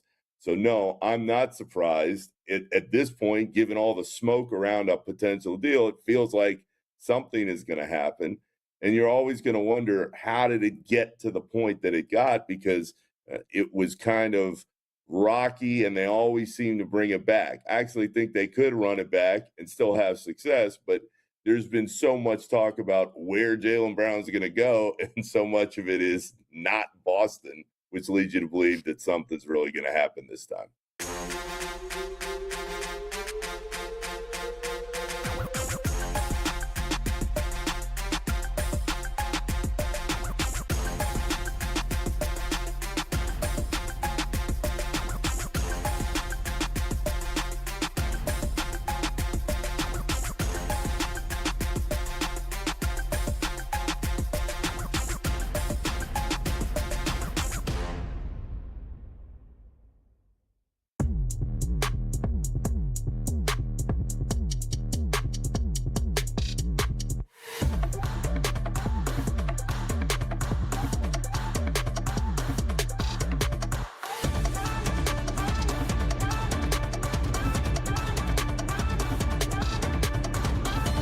Shuts down. The games light up. This is BetMGM Tonight on Westwood One Sports. Hey, welcome on back to BetMGM Tonight here on Westwood One Sports. I'm Pat Boyle. He's PJ Glasser, the Glass Man, filling in for Brad Evans on this Friday night. And we are brought to you by BetMGM. Make it legendary. Download the app today. Please gamble responsibly. Hour number 4 of this Friday night get-together kicks off right now. You could watch the show live on YouTube. Just search BetMGM Tonight and hit that subscribe button. You could watch the show live on Twitter at BetMGM Tonight. And you can listen to the program on the Westwood One Sports app, the Odyssey app, SiriusXM Channel 375, and hundreds of local affiliates throughout North America. All right, just a couple of more sleeps before the third major of the season. We hit the grass courts in London, and so to preview Wimbledon, we bring in a friend of the show. She was with us right before Roland Garros, the French Open, which caused an incredible amount of upsets, drama, and chaos, and she's back here to help us break down Wimbledon.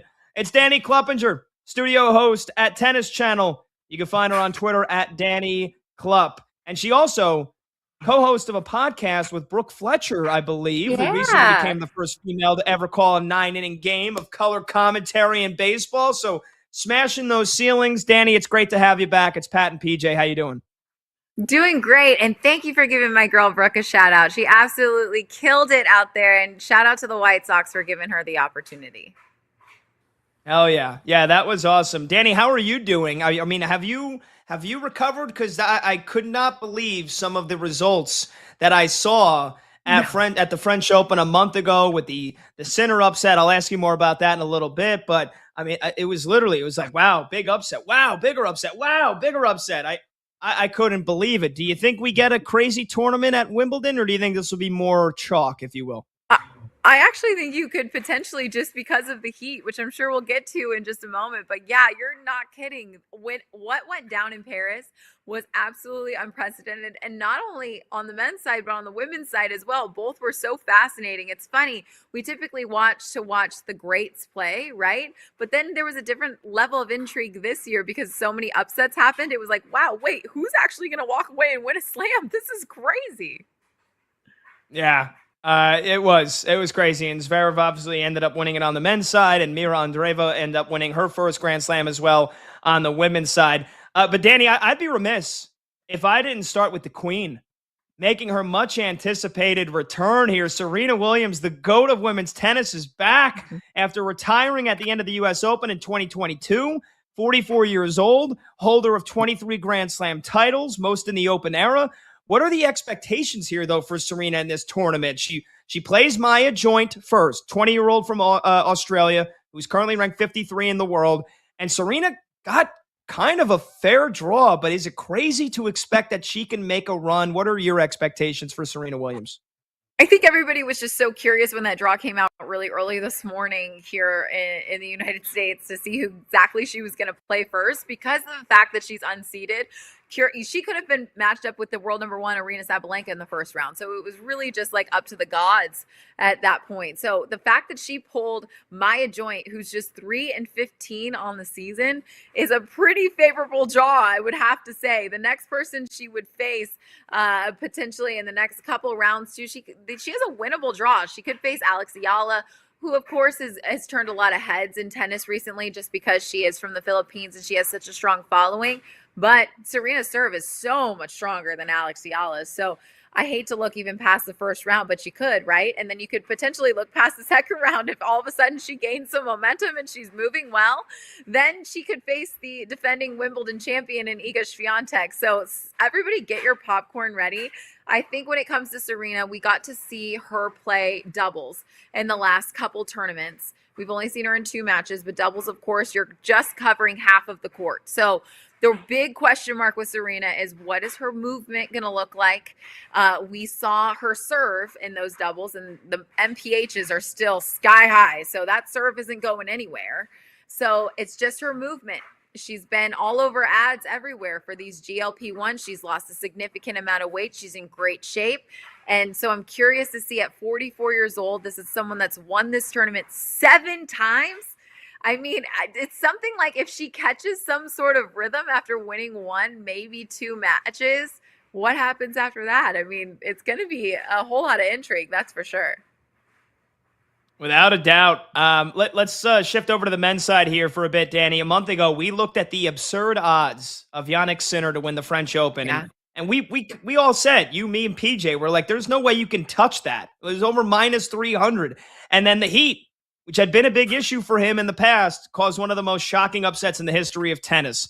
Now, there's been a heat wave this week in London, but I think it's supposed to break. I was looking just before, like upper 70s all week next week. Not too terrible. So if not for Mother Nature, and with no Carlos Alcaraz, again, still with that wrist injury, is there anybody or anything that can stand in Jannik Sinner's way at the 3rd major of the season? He's only about minus 170 at BetMGM. Is that a reasonable price to play him, or would you take somebody else on the men's side? Well, there was 2 questions there. The first one was, there anybody that could challenge him? Let me introduce you to a man named Novak Djokovic, a 24-time Grand Slam champion. He's really running out of opportunities for another major title. This might be his best chance. Now, the tough part for Djokovic is when the draw came out, he's going to have to play Sinner to get to the final. And that's a tough task. It's not like he has to get through everybody and then make the final and then just get through one match with Sinner. He beat him earlier this year at the Australian Open, but everyone has talked about all year long, the rumblings has been, if Djokovic is going to break this record, if he's going to get another slam, it's going to be Wimbledon this year. And now you got that announcement that Carlos Alcaraz is out of it. Okay, now you took one of the two major titans of current day here in the tennis sport out of the mix. So now he's just got one that he has to take out. I mean, if there was ever an opportunity, the last time I checked, I think Djokovic was at plus 600. That's a motivated man. Let me tell you what. And someone that's definitely been taking care of himself and his body. He only plays for the slams. This is all he wants. So he made the semis last year. I don't think it's completely out of the question if he does play a couple quicker matches earlier on in this tournament. He's got to stay away from 5-set matches because his body just can't handle it. Could you imagine Novak and Serena, Danny, making a run this year at Wimbledon? That'd be pretty cool to watch. I used to love betting Owns Jabeur at Wimbledon. She was a grass specialist, as you would know. And I don't see Owns on the board this year. So who is... She just had a baby. She did. Okay. That's good to know. Yeah. Who's the grass court specialist on the women's side or the men's side this year that's very much like Owns has been? I know Matteo Berrettini's very good on the grass. Who are some people that the audience should know about? Honestly, give some shout outs to the Americans. The Americans have been crushing this grass court season. Madison Keys is in a final tomorrow. With these time changes, it's very confusing. But she's in the Eastbourne final. Jess Pegula made a final as well. She has only made it past has only made the last 8 once at Wimbledon. But I do think there's a good shot here. You can actually get Jess Pegula to win the second quarter of her draw. Granted, that's even over Coco Gauff at plus 275, which I thought was mighty enticing. Madison Keys, great on grass. Donna Vekic is a sleeper to me. She just won a tournament as a lucky loser in this grass court lead-up tournaments. And if you look at her quarter to win the draw, or her third quarter, 16-1. Guys, she just won a tournament. And she's a silver medalist. And she made the semifinals of Wimbledon last year. 16-1 to win a quarter just to get to the semis? That is looking mighty enticing to me. Now, on the men's side, same idea. The Francis Tiafoe title, Ben Shelton title. You've got Taylor Fritz in the mix as well, who's been playing unbelievable on grass. He has taken off the entire clay court season dealing with knee tendonitis, but he's come back so strong. Taylor Fritz is actually one of my sleepers that could walk away with a 22-1 to win. I think the last time I checked on BetMGM to win it all. I mean, if the cards fell in his direction, the one Achilles heel for Taylor Fritz is Novak Djokovic. He just can't. He simply cannot beat him. But he has gotten an amazing record over Sasha Zverev, who just won the French Open. So your Americans are looking mighty nice on the grass. Good to know. That would be fun, definitely, especially on the men's side if some of them are able to make a run. Looking at Sinner, we talked about how he's the big favorite again. Do you think it's smarter logic to fade Sinner match by match, and maybe if going in he's playing in a heat match, or maybe he's playing somebody against good form, you bet against him in that match, or do you just take a big long shot? So it's like at the French when he loses, and then all of a sudden somebody you might have gotten a great price on, you get good value there in the futures market. What do you think is the better way to maybe fade Sinner? Would it be head to head or just in the futures market? I think it would be in the futures market. I think head to head, gosh, it's so hard to tell which one would be the crumbling moment. You'd have to keep a look at the temperature and what's going on. It's not great. I mean, the fact that we're seeing images of him practicing at Wimbledon right now with ice bags on his head and on his neck, that's telling me that he really has an issue with heat exhaustion. And I'm almost wondering why they're allowing him to put these ice bags on him. Isn't the idea to try and work through some of this adversity with heat? It's very strange. So it does make me a little nervous. And other than that, because truly, when you look at this entire year from a broad perspective, he is head, shoulders, and probably torso better than everyone else in the field when you take Carlos Alcaraz out of the mix. Sasha Zverev absolutely said a prayer to the tennis gods that it ended up the way that it did for him. Granted, he still had to go out and get his job done, but Zverev has played Sinner so many times this year and has gotten waxed by him multiple times. So when I'm telling you that Jannik Sinner's biggest competitor is the heat, That is crazy. So I do think the best way to play it is to grab a flyer now, maybe look at the other side of the draw, maybe look at the biggest competitor on center side of the draw to make the final, to get out of a quarter, something like that. I think you're getting your best juice that way. Good stuff. We're talking to Danny Kluppinger here on BetMGM tonight, Westwood One Sports. I'm Pat Boyle. He's PJ Glasser. We're previewing Wimbledon, which starts on Monday. Danny, a studio host on Tennis Channel. You can find her on Twitter at Danny Klupp. I know there's plenty of great first-round matches. PJ is going to ask you about that in a little bit, but you mentioned Taylor Fritz. So, Danny, I got it. Fritz for Jack Draper in the first round? I mean, my God, is that unfair? Unbelievable. Can you believe that? That has to be the best first-round match I have seen in a long time. First of all, you've got the number one Brit in Jack Draper. You may not be number one on paper due to ranking right now, but that's just because he's been dealing with an injury. He is the guy that everybody was saying, if anybody was going to upset Jannik Sinner or Carlos Alcaraz, it was going to be Jack Draper. He was the guy that had the tools to be able to do it. Then he's been dealing with injury, so his ranking has severely dropped, which is why we have this first-round matchup with Taylor Fritz, which is mind-blowing. And I'm sure Wimbledon has to be upset that this is what the draw gods gave them, because their number one guy, granted, not in rankings, but still is potentially going up against an American who has been trending upwards direction on the grass and loves this surface. So it couldn't be working worse in the Wimbledon British favor at the moment. But Taylor Fritz, gosh, he's been playing really well. If you look back last year, he's a four-time, or even years prior, he's a four-time champion in Eastbourne, which is on grass. He lifted the trophy in Stuttgart last summer. He's been dealing with this knee tendonitis all through the clay court season. And one thing that you can know about Taylor Fritz is he's a gamer. He's not sitting out if he doesn't have to. He's not one of those players that takes a tournament off here and there. He's usually one of those guys that plays every single week. He loves to compete. He hates losing. They joke with him that he's like an exhibition king because he can't even take an exhibition off. Like these ones where they just fake practice and play, he takes it so seriously, he must win. So this guy loves to play. So the fact that he is back, he's feeling good. He's trending. He's on a surface that he's really great at. I'm sorry, Jack Draper, but I would get out of Taylor Fritz's way. Wow. Any other I was going to ask you. Oh, go ahead, Pat. Yeah, PJ, sorry. I just wanted to follow up because, Jack was ranked 4th in the world a year ago. He's down to 160, although I don't know what his ranking is going to be. He just made the semis in Eastbourne in his first tourney back in 2 months. But Fritz is almost minus 200 on BetMGM to beat Jack Draper. That seems a little too steep for my liking. Is that a match that you want no part of from a betting perspective, or do you think Fritz is a surefire pick to win that match? This is where you take that you like backwards slide a little bit and take a 5-setter. Just give me a 5-setter out of the gates. I'm sure there's plus money on that, or the over on games. This one's going to be competitive.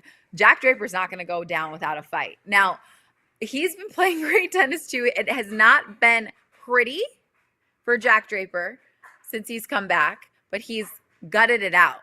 So that makes it even more intriguing. And the crowd obviously is going to be completely in Jack Draper's favor. So I mean, literally cancel all your plans. Most of you will be asleep probably, but figure it out. Watch this match. I'm telling you, this is going to be the best way to start your Wimbledon journey. Danny, can they still go as long as Mahut and Isner did, or did they make a rule to stop that? Well, I mean, Fritz is they're both pretty good servers. I don't know if they're John Isner serve level though. So I don't think we're going to see the longest match ever. Okay. I do think it's going to be competitive. Any other first round matchups that are really intriguing for you? Obviously that's the headliner, but were there any others that stood out?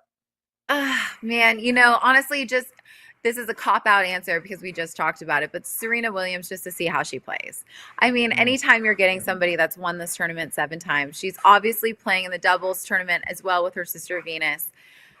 How do you not pay attention to a 44-year-old legend coming back and playing in the singles draw? I don't care who she's playing. That's where I'm paying attention to. That's my favorite, and Jack Draper and Taylor Fritz. Talking with Danny Kluppinger here on BetMGM tonight, Westwood One Sports. She's a studio host for Tennis Channel. They'll have TC Live, I believe, 5 a.m. Eastern every day before the folks at ABC and ESPN take over. So make sure if you're up super early, get your berries and cream, your coffee, and watch Tennis Channel before the matches officially begin. They've also got plenty of encore matches that you could check out if you are working like normal people and miss them during the day, not like us sports fans. But Danny, I want with Serena on the women's side in general. I asked you about it's usually open for the French Open. It's also usually very open here the last couple of years for Wimbledon. Iga winning it last year, despite clay being her best surface. Barbara Krejcikova 2 years ago. Vondrousova, who we can ask you about that, by the way. I think that is a ridiculous 4-year suspension for her. But, yep, she won the tournament. Rybakina, Barty. So you haven't had a back-to-back winner in over a decade here. So Aryna Sabalenka is the number one player in the world. She's had some bad losses, some upsets here over the last couple of months. And then you've got Iga, you've got Coco Gauff, who has struggled on the grass at times. You've got, I think, another wide open tournament here. So if you had to give maybe 2 or 3 picks for the women's side, who do you think is going to be lifting the trophy? It's so interesting because I obviously knew that this was going to be a question. So I was really looking at it. Now, Aryna Sabalenka doesn't have a grass court title to her name at all. And you mentioned those recent losses. They've been tough. Her last 2 matches, one obviously at Roland Garros and one in a recent tune-up tournament on grass against Jess Pegula, she's lost the 3rd set 6th love. This is the number 1 player in the world. That's unheard of, really. Just for how consistent she's been playing in her level, it's bizarre to see it that way. I don't know what's really going on there. So it does sort of steer me out of that direction. Now, of course, Iga Swiatek is that defending champion. She's got an interesting first-round matchup against Taylor Townsend, who actually won women's doubles at Wimbledon a couple of years ago. Now, I get that that's doubles. She's only covering half the court, but she does play really good angles, gets to the net really well. I do think ultimately Iga Swiatek gets through that, but she could also then run into a former world number 1 in Karolina Pliskova. So it's not necessarily an easy draw for Iga Swiatek. And then after that, potentially Serena Williams. So Iga is making me a little nervous as well. Elena Rybakina has lost some matches recently as she lost to Alex Yalo, which was quite surprising on the grass. So those top 3 that would normally be at the front of your brain to go with, I'm weary of it. So why not make money on this whole scenario and look at somebody like a Madison Keys, a Jessica Pegula? Start sprinkling some change on the Americans because they certainly have been playing well in these grass court events. Don't sleep on Pegula. She won last year in Bad Homburg in that tournament leading into Wimbledon and then ended up losing in the first round. So this year she thought, hey, I'm not going to play in that tournament. I'm going to forego those points. And I'm just going to get to Wimbledon, start practicing, and get my mind right for that. But because she already played in a grass court final, Madison Keys in a grass court final, I would sprinkle a little money on both the Americans, if I'm being honest. Sold. I like it. What about on the men's side, Danny? So you had Zverev finally get his first major at Roland Garros. Who would you say, like, the tennis community would be rooting for to be that next guy to get their first major? Been a top-ranked player, hasn't quite gotten it. It's been Alcaraz, it's been Sinner. If somebody could win their first, who would you like to see grab that? If I'm being honest, I'm sure the tennis community wasn't, I don't know if they were necessarily rallying around Sasha Zverev to get his first one, but depends who you are, that's for sure. But it was cool to see him finally get over that hump. I think any sports fan would understand that. You take out all of the sidebar of it all. Like, it was really impressive that he finally got that done. And I don't think you really sleep on him at 11-1 either to win. He doesn't have Jannik Sinner in his section. Obviously, he's on the opposite side of the draw than him. The only time you'd see him is in the final, which is why I think those odds are so steep because he's so bad against Sinner, but can be really good up against everybody else. But he's never made the final at Wimbledon. So I would kind of sneak away from him. To answer your question, why not? I know I've just been singing the praises of Americans, but why not Taylor Fritz? Why not Ben Shelton? Why? I mean, those guys are up there towards the top of the conversation for a reason. They've got strong serves. They move well. They look forward to grass court season. Francis Tiafoe just won a grass court title as well. So take a look at some Americans. I'm telling you, this is the time to fly that red, white, blue. We're right around 4th of July time. I know we're over in London, but I'm telling you, just back the American flag a bit. Big time. Danny, I got one more for you. Talking to Danny Kloppinger, studio host, Tennis Channel. Make sure you check out Tennis Channel each and every morning before the matches begin on Monday and for the next 2 weeks.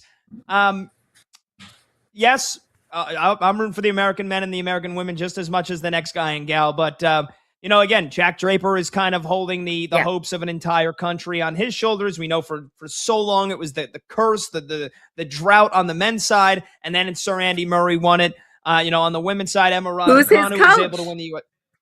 Yes. Yeah, that's the other thing. Yeah, he's Jack's coach now. Yeah. Which is great. But on the women's side, I still feel like, despite what the rankings would say or the seedings, I still think it's Emma Raducanu. So I'm looking at her draw here. She's got Ruzic in the first round and then would either play Yelena Ostapenko or Harriet Dart in the second round. But she would most likely get Arina Sabalenka in the third round. I know it was it Nottingham or was it at Queen's Club a couple weeks ago? I think yes. Emma made the final, and I know she was playing through a little bit of a groin injury. So what do you think of her chances to make a deep run in Wimbledon? My only concern with Emma, and we love to see her playing well, because it goes to her mentality too. When she's in a good spot and she's playing good tennis, she's got all the tools. We just saw, we saw her win the U.S. Open, but that's her only title ever. And yeah, she's carrying a lot of pressure on her shoulders, especially it being her home tournament. I thought it was a very interesting move by her to make that final and then take that next week off. Typically, players, once they get to a final, once they win a tournament, and they get that momentum, because grass court season is so short, they tend to continue to play to keep that momentum and positivity going. So I didn't like the stop. I didn't like it. So it makes me a little bit nervous that maybe we cut her momentum off a little bit. It's been rare for us to see Emma play too many matches year after year the past couple years. Injury, different things, coaching changes. She's now got her coach back that helped her win that U.S. Open. That's who's in her corner. She just made a final. It's nice and fun to cheer for Emma Raducanu. I just worry about the amount of matches and her body holding up just simply because she doesn't play that many. Yeah, that's a fair point. It's a really good point. Danny, awesome stuff as always. We love having you on. And I know that the next 2 weeks, we are going to soak up every single moment. But as soon as those 2 weeks are over, I'll be begging for the U.S. Open to get here so we can have you on again to talk tennis. So great stuff as always. Thanks so much for joining us and enjoy Wimbledon. Thank you so much. Have fun, guys. There you go. Danny Kloppinger, studio host on Tennis Channel. You can find her on Twitter and Instagram at Danny Klupp. That was fun.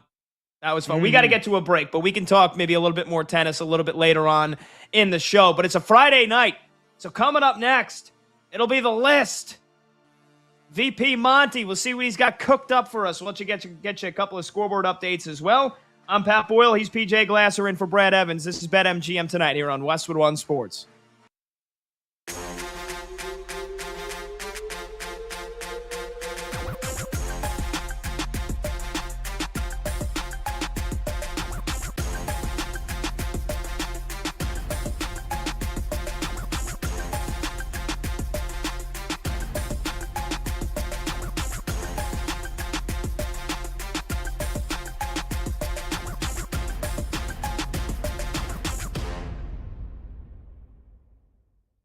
John Lynch has not been the best general manager in football over the last several years, but I will say this. I will back John Lynch fully and unequivocally if he lets Brandon Ayuk just rot on the restricted list. This is ridiculous. You can't just go on social media every day and say that you're going to play for the Commanders when you're still technically under contract with the 49ers. You can't do that. That's not how it works. You don't get to just name what team you're playing for. You're not a free agent. I get it. The Niners don't want him anymore. As Lynch said, he's probably played his last snap for San Francisco. But unless the Commanders are willing to give me something of some consequence, I'm not just cutting this dude and letting him walk off to D.C. to play with his buddy Jaden Daniels. Oh, hell no. I'll give it to Stone Cold. No. I'm not going to just let him. No, you don't just get to go. You don't get to name your destination, Brandon Ayuk. It's getting to the point where it's kind of creepy, but more so just dumb. Just dumb. Without even the B. D-U-M. Dumb by Brandon Ayuk.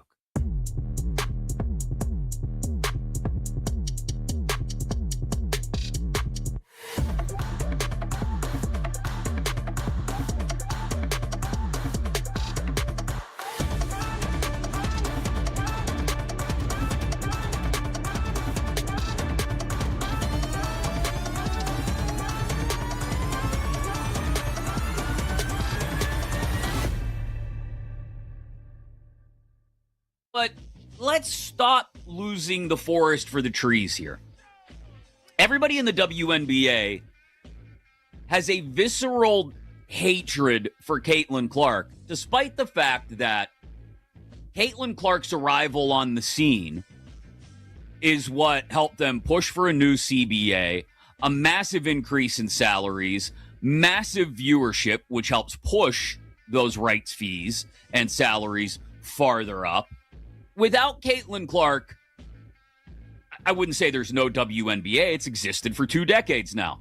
But without Caitlin Clark, the WNBA is not nearly as close to the average sports fan's radar as it is right now in this moment. And yet Caitlin Clark gets a hand to the neck, gets kicked occasionally, smacked occasionally. And again, she's not the only person who receives a little physical punishment in sports.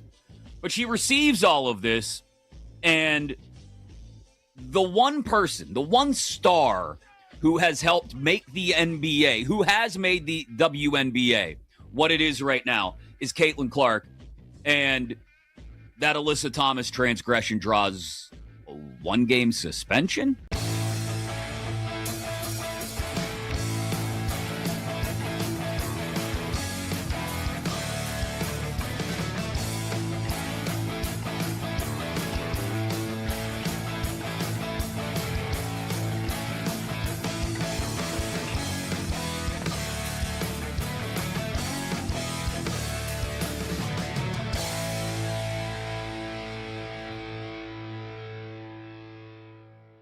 Number 1, the Detroit Lions.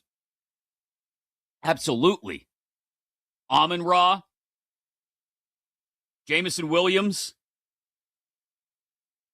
I would put those two right there, just a hair behind Chase and Higgins. Maybe right there with Chase and Higgins as the best duo behind Lamb and Pickens. If we were just doing duos, it would be Lamb, Pickens, and then it would be probably a tie at number 2 between Chase Higgins and St. Brown and Williams. But again, I'm not ranking duos. I'm ranking wide receiver groups. And you got to add in Isaac Tesla, who was a red zone machine for the Lions last year.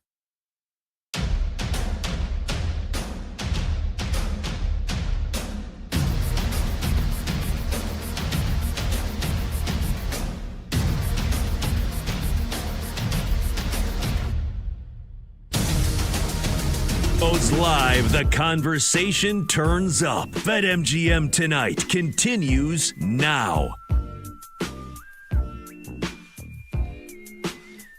Junior Mafia, baby.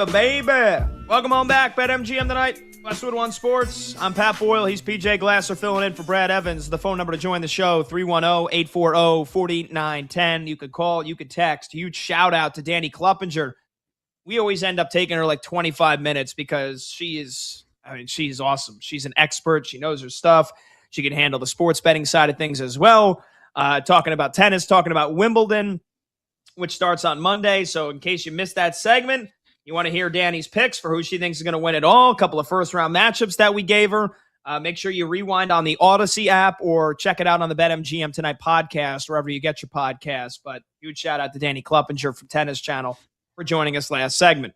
When the U.S. scores, you score too. Win a share of $500,000 in bonus bets for every U.S. goal. Place a $5 or more pre-match bet on any World's Game match in which the U.S. is playing, which will now be next Wednesday, and apply your Goal Rush token. You'll win a share of $500,000 in bonus bets for every goal scored by the U.S. in the match. The bonus bets will be split among all eligible winners after the match. That was two goals last night.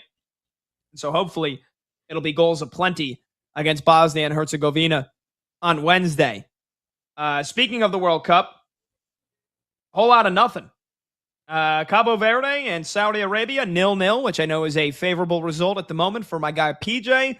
And Spain leads Uruguay 1-0 after that terrible goalkeeping mistake by Muslera from Uruguay.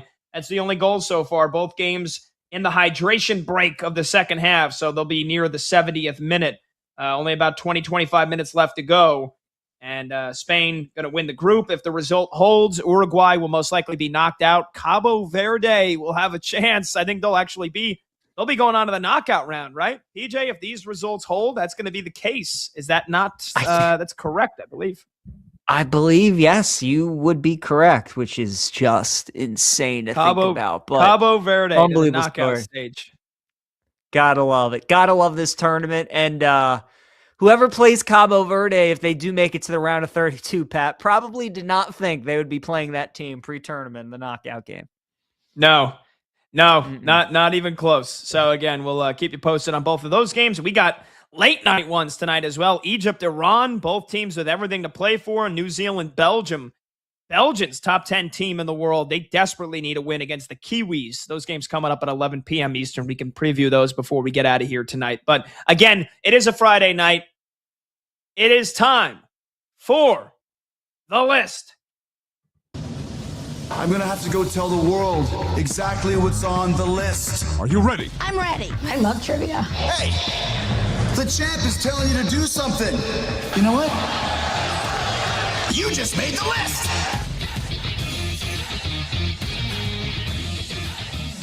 All right, a little Friday night trivia.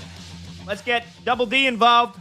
David Dykstra running things back in Chicago. He's filling in for Brandon Combs. And let's get VP, the video producer of this fine program, Michael Montgomery, Monty, who got a hit with Jonathan Aranda and pushes his streak to another day. So we're 3 for 3 on Let's Go Streaking. We're just waiting for Freddie Freeman. That Dodgers game starting in 10 minutes. But Monty is the creator and curator not only of batters-box.com, but also the list each and every Friday night. Monty, you give us the list. We try to guess. One man for all until it's last man standing. What is the list for tonight?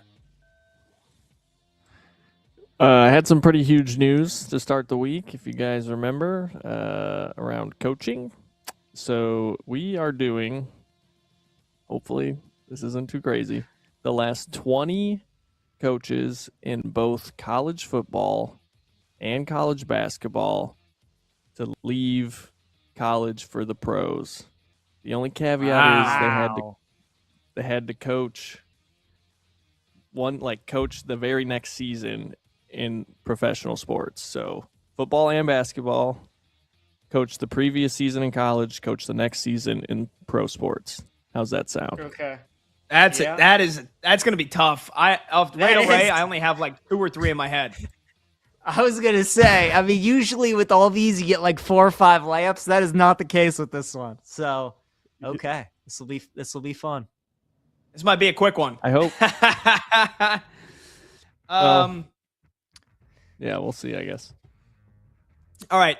How do we want to do the order here? Double D, you're new to this. You want to go first? PJ, you can go second. I'll go last. I'll put the toughest challenge on myself. Sounds good. I like that. Sounds good to me. All right. Double D, start us off here. Give us the first answer. I'll go with the obvious one, Nick Saban. Love that. He is on the list. Heck yeah. Well, that was definitely one we all had. Another one I'm sure we all had was Jim Harbaugh. I'll take him. 2 for 2. See, you guys, you get overwhelmed by the topic, and then you blaze right through it. Yeah, I mean, those were literally the other 2 off the top of my head, along with I'll take the layup. Thank you guys. Give me the one that just happened here on Monday. Dusty May leaving Michigan to go to the Dallas Mavericks. I was surprised that wasn't the first one off the board, but I love it. I'll go Lane Kiffin.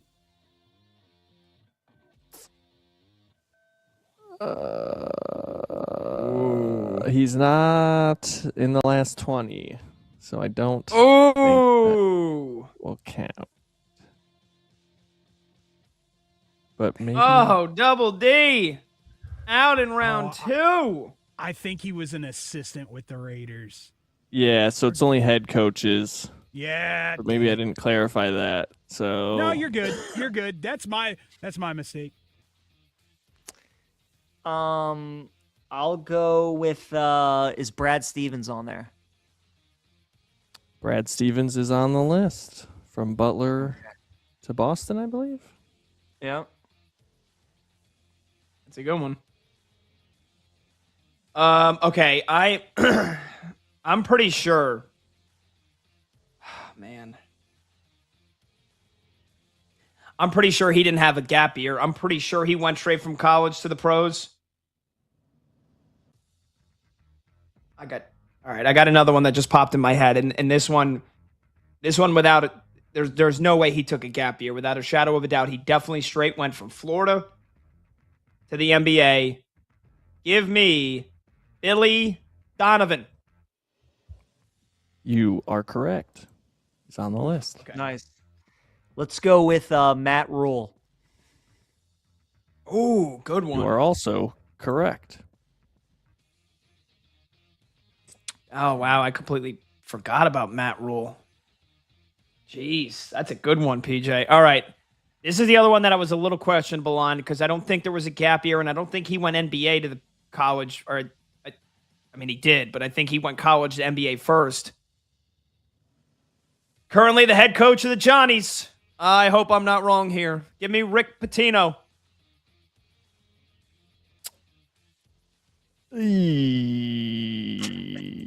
Rick Pitino is not. He's definitely not one of the last 20.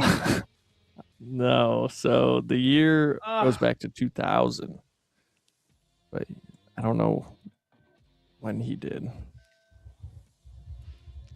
Oh, my God. Well, this was a quick one. PJ can seal it here with a W. Yeah, I got one. Let's go with John Beeline. That is correct. He is on the list.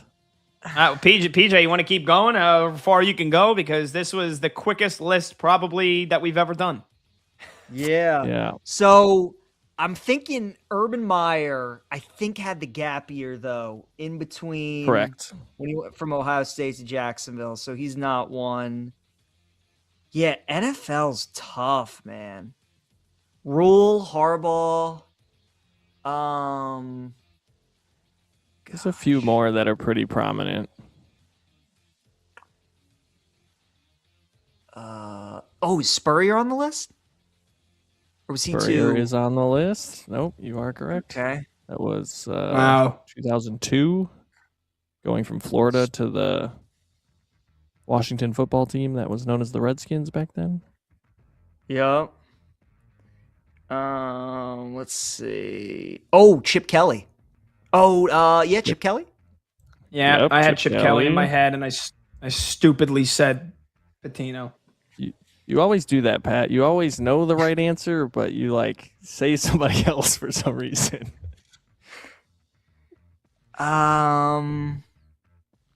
Man.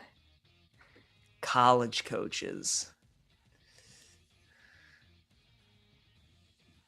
Does Mike Woodson count if he or it has to be college to the NBA? Correct. Okay. Calipari's in my head, but I think he's pre-2000. Or is Calipari on there? He is not on the list. He's pre-2000, okay. There are more football. Really? Can you guys think of I any just other remembered football? another football one. Three. Killing me. I Yeah, didn't say Pat, what that. do you got? You want me to jump in? Yeah, please do. You guys got any? I Double think D too? anybody You can guys- guess at this point. Yeah. Pete Carroll. Pete Carroll is on the list. Good. Yeah. Oh, what about this? Oh, what a pull. Doug Marrone. That was one I thought nobody would get. He is on the list. Oh, Doug Marrone. Yes, sir. That's a very good pull. Yeah. I don't know where that came from. Oh, here's another poll. It just popped into my head because I think he quit right before the first year even ended. Bobby Petrino. He is on the list. May Petrino forever be held accountable. I think that's all I got. I don't think I got anything left in my head.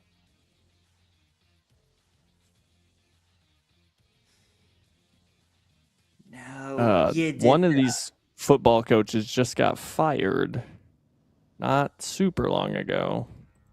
And in then college or in the NFL? In the NFL, he was actually in the last coaching cycle. He's was a coordinator, was a head coach, fired from that. Now a coordinator, was in the head coaching cycle this last offseason. Dable? No, Dable was the offense coordinator at Bama. I don't think he was ever a head coach. Yeah. And Jeff Hapley. Or no, he was an assistant. Halfley just got the job. Right. Yeah, he was the DC at Boston. Yeah. I don't know. Who was it? Cliff Kingsbury. That's right. Texas Tech to Arizona. I kept thinking Lincoln Riley in my head. Like, there's got to be one of those offensive whizzes, and it was Kingsbury. That was it. Kingsbury. I'll run through the rest of these since we're running out of time. Yeah, we got to Hoiberg, Bill O'Brien, Greg Schiano, myself, Mike Montgomery, apparently.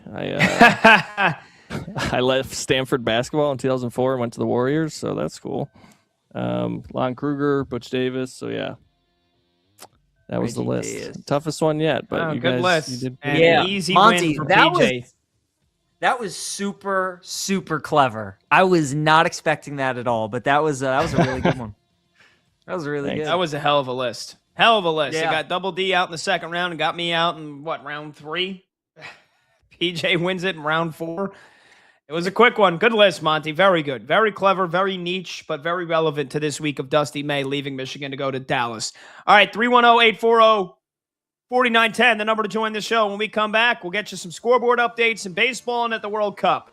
This is BetMGM tonight right here on Westwood One Sports.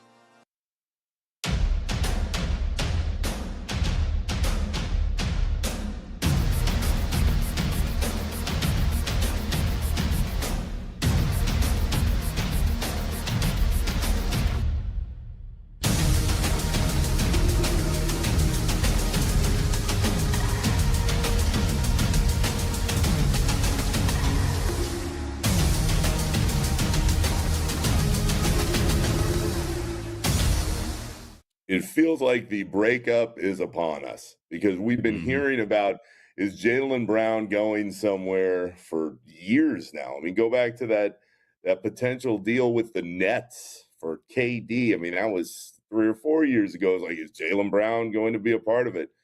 There's got to be something going on behind the scenes in that it can work with Brown and Tatum. We've seen it. They won a title. Jaylen Brown's a finals MVP. But it feels like, Chris, he wants to be the guy. And he can never, ever be the guy in Boston with Tatum. It's never going to happen. So if he really wants to be that dude, he's going to have to be that dude somewhere else. So, no, I'm not surprised. At this point, given all the smoke around a potential deal, it feels like something is going to happen. And you're always going to wonder, how did it get to the point that it got? Because it was kind of rocky, and they always seem to bring it back. I actually think they could run it back and still have success, but there's been so much talk about where Jaylen Brown's going to go, and so much of it is not Boston, which leads you to believe that something's really going to happen this time.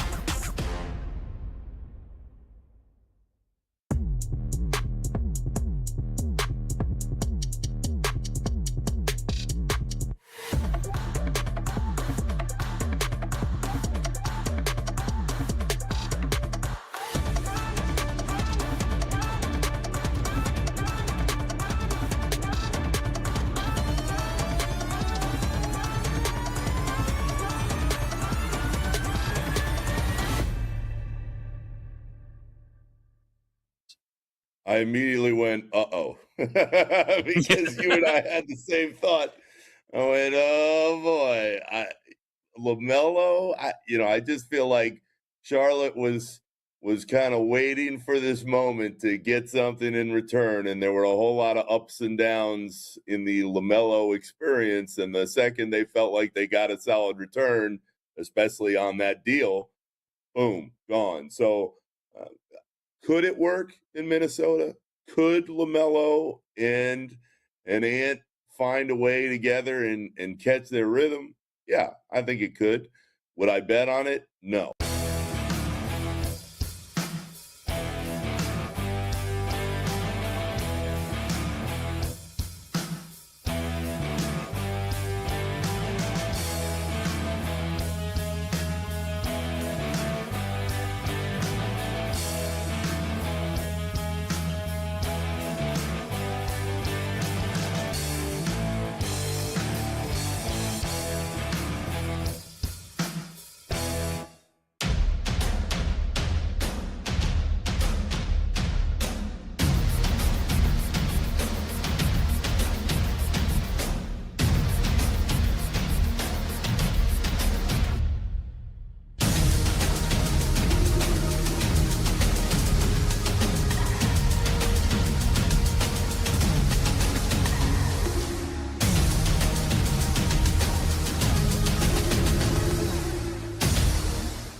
Why not the Pittsburgh Penguins? Why not? Another team with a massive amount of cap space, a team that has plenty of draft assets to trade to Dallas for Robertson's rights if they'd like, and a few young players, up-and-coming young players around. But why not Jason Robertson to be in the same lineup with Sidney Crosby as Crosby's career winds down over the next several years? Robertson comes in, becomes the face of the Penguins franchise, and gets to play with Sidney Crosby. Look, I don't think there's a kid who's grown up playing hockey in the last 20 years who didn't wonder what it would be like to play with Ovechkin or Crosby at some point. Here would be your opportunity.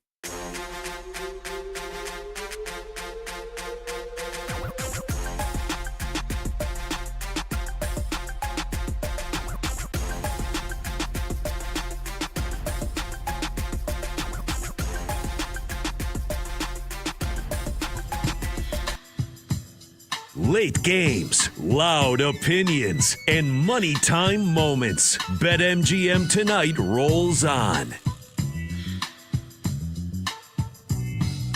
All right, welcome on back. BetMGM Tonight, Westwood One Sports. I'm Pat Boyle. He's PJ Glasser in for Brad Evans. Phone number to join the show, 310-840-4910. Coming up at the top of the hour to kick off the fifth and final hour. We'll do a little hot or cold.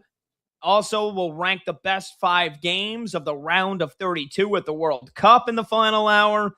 We got some weekend plans, some weekend viewing, best things going on this weekend. So a lot of great stuff left to come here in the final hour. If you want to join the show, 310-840-4910. Let's get a couple of scoreboard updates right now, though.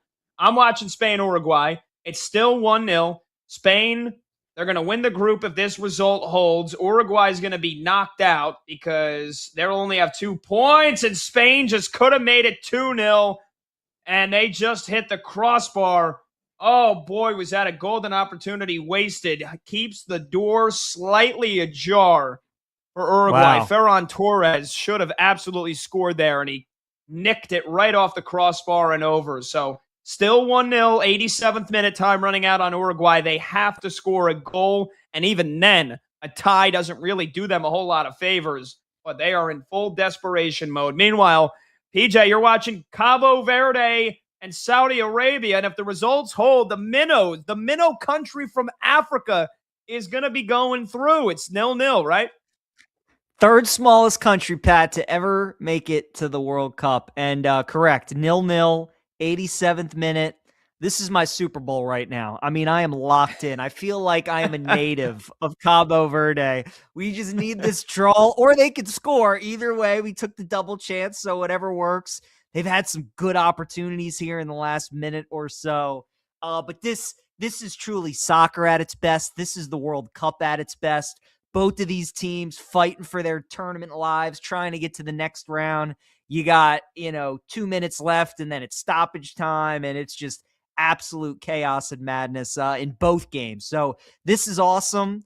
And yeah, Pat, it's kind of great that we're sweating out both games separately too. So we're each watching. Is your game in Miami? Is that where Spain's playing? No, I think they're in Mexico. Oh, Mexico. Okay, gotcha.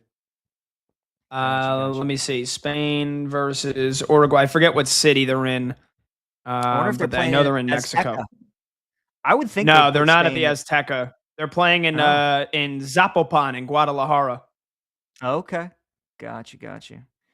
Very good. Yeah, Cabo Verde's in. They're in Houston. So, which of these NFL stadiums do you think is has looked the best with the natural grass? Maybe we could talk about that coming back, Pat, because that's obviously a big talking point in the NFL, certainly with MetLife, is how some of these stadiums love turf, and the NFL has told them, like, oh, we can't do it, and all these players want grass fields. Well, clearly FIFA has shown you that you can. You can clearly put grass fields in all these stadiums, and they look beautiful. It's great to watch. It would only make a better product. And I'm just, quick before we have to go to break, like, is there a stadium that stood out in the U.S. with the grass that you've enjoyed watching? Well, yeah, Jerry World has looked great. Yeah. Is that normally grass? Yeah, they're normally turf. That stadium has looked great. SoFi Stadium, I didn't notice it until last night in the USA-Turkey game. They were slipping all over the place, and SoFi Stadium is normally turf. So, yeah, I don't know. Maybe it would take a little bit longer than what they did to turn it into the grass, but yeah, Jerry World, Dallas, and Arlington, AT&T Stadium, that has definitely looked pristine. And Foxborough's look pretty damn good as well. All right, we'll get you some baseball scoreboard updates on this busy Friday night when we return, but we'll kick off the fifth and final hour with a little hot or cold. I'm Pat Boyle. He's PJ Glasser in for Brad Evans. This is BetMGM tonight on Westwood One Sports.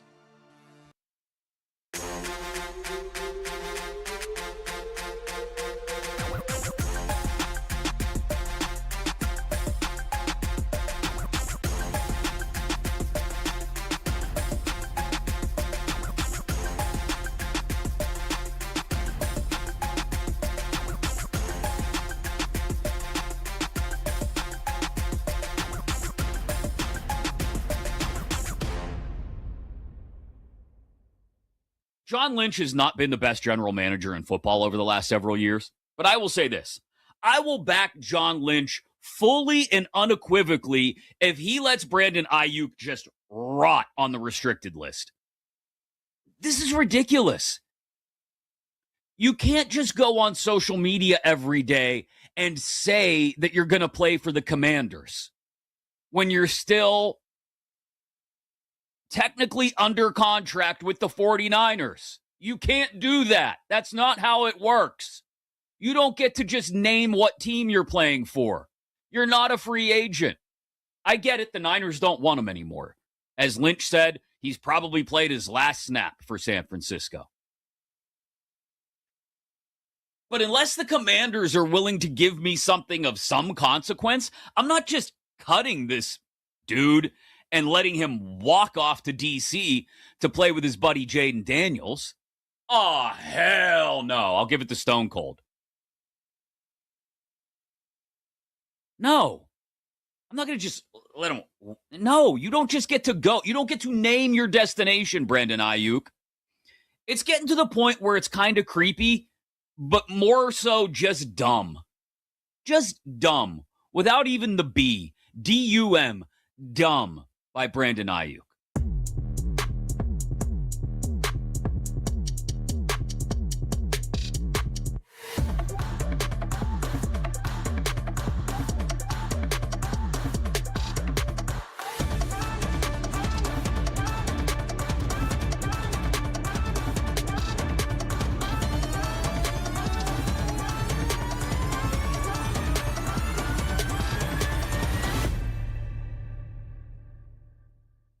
But let's stop losing the forest for the trees here.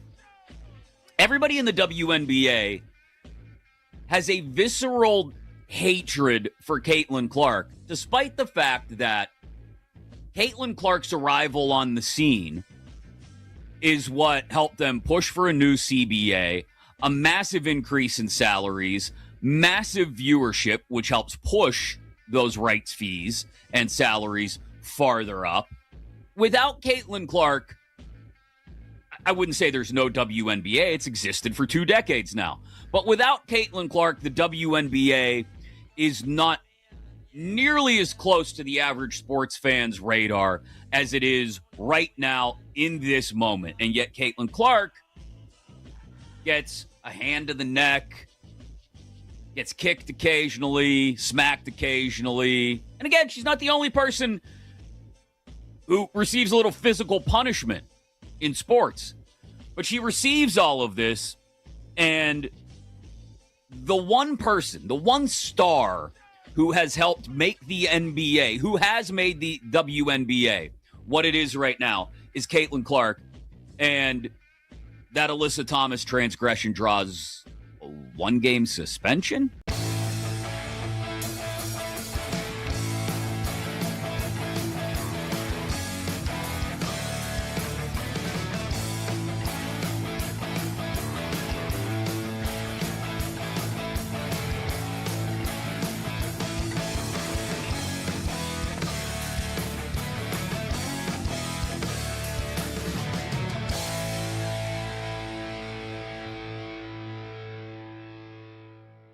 Number 1, the Detroit Lions.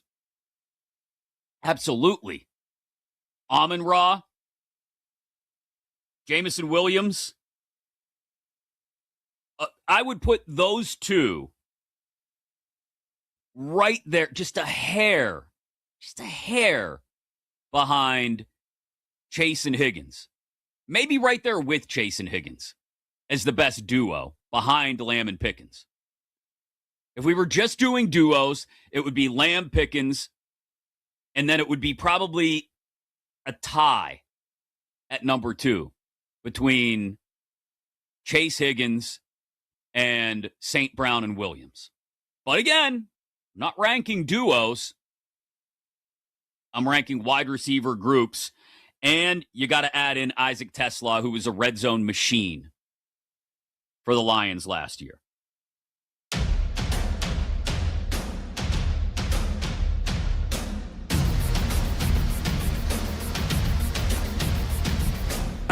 The games light up. This is BetMGM Tonight on Westwood One Sports.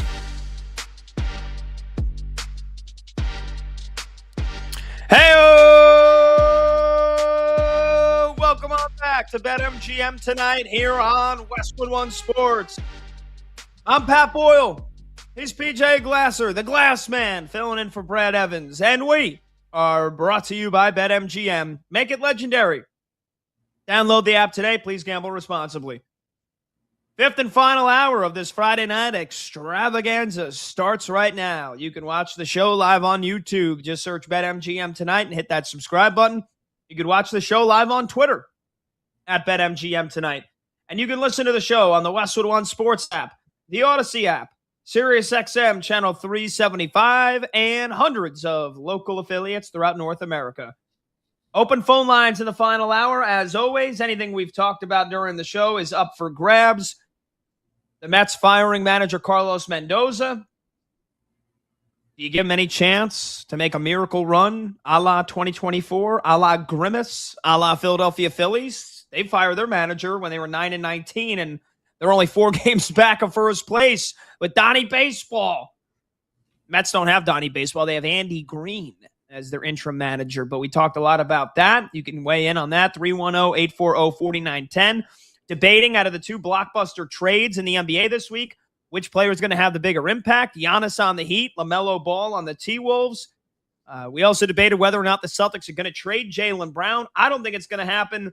PJ thinks it's going to happen. Which team would be the best fit? 310-840-4910. We had Danny Kluppinger on to talk a little Wimbledon. The 3rd Grand Slam major of the year in tennis starts on Monday. So again, you want to call, you want to text, 310-840-4910. Before we get to hot or cold, it's gone final in Mexico. Spain 1-0 winners over Uruguay. I saw Uruguay that made a desperate plea for a penalty. Honestly, it was very sad. I mean, it was just the classic dive, throw yourself on the ground and cry and hope for a call. They don't get it. And then they just got a red card in the last minute. But it doesn't matter. Spain wins 1-0. They win the group. And how about this, PJ? The little engine that could. Cabo Verde, the tiny island in Africa. They tie Saudi Arabia 0-0. 3 ties is enough for them for second place. They're moving on to the knockout stage. And PJ, you have any guess as to who Cabo Verde is going to be playing in the round of 32? So I'm watching the stream live, so I know who they're going to play, Pat. But why don't you tell the people? Because it's awesome, but it also sucks for them. Like, congrats, you made it to the round of 32, and now you have to play Lionel Messi. Leo Messi and Argentina. Yep. Oh, man. I mean, look at them. Now they're showing so now they're showing this on Fox, which had Spain, Uruguay. I mean, these people, they're going nuts. Like, dude, this is like the greatest day of their lives as a country. It's got to be so cool. Oh my God, so cool. This is what the World Cup is all about. I mean, Pat, like you, I had never heard of the country before. I'm sure a lot of people had felt that way. So the fact that they made it to their first World Cup, they're making it to the knockout round, and now they get the GOAT and the defending champs is unbelievable. And you know what? They've already played Spain in this tournament. So it's not like they're going to see something that they haven't seen. They've seen one of the big boys. They went toe-to-toe.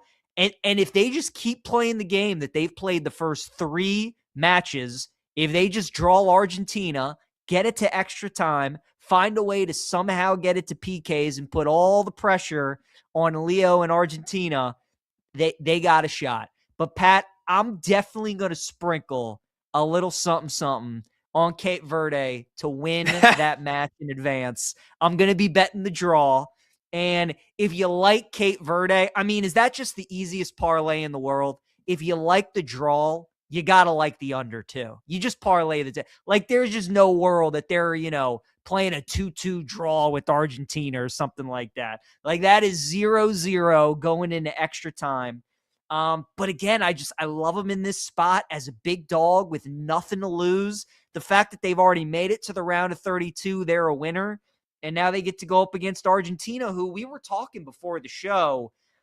Look, they've won their first 2 matches. Messi has looked unbelievable. The guys scored all 5 of their goals in the tournament. But again, he's the only guy that scored. And it's easier said than done. And there's nobody on Cape Verde that can obviously stop Messi. But again, the fact that they stopped Spain and they didn't allow any goals against them gives me confidence that maybe they can do a better job against Argentina than I think a lot of people are going to expect them to. So, Pat, what do you say? Are we getting nuts? Can I convince you to maybe bet a little draw with me in that Argentina-Cape Verde match, or are you staying away? No, I don't want any part of that, man. Okay, because, look, it's a great story. It's a great story. I could easily see them get blasted 5-0. So, look, I hope for your sake they do. I won't be touching it. And look, I don't even know if Argentina is that great, right? They're the defending World Cup champions, but they've got a bit of a different squad this year. It is nearly impossible to repeat as World Cup champions now that you've got an expanded field here. You have an extra round to get tripped up in. Again, is Cape Verde going to beat Argentina? You never know. And nobody gave them a shot to get a result against Spain. And like you said, they held them 0-0. They're decent at parking the bus, which is what they're going to do, right? Just sit back, build a wall, build a fortress, and try to defend. And maybe they get a fluke on a counterattack, or they get a penalty, or they get a set piece that they score off of. But I don't see it happening.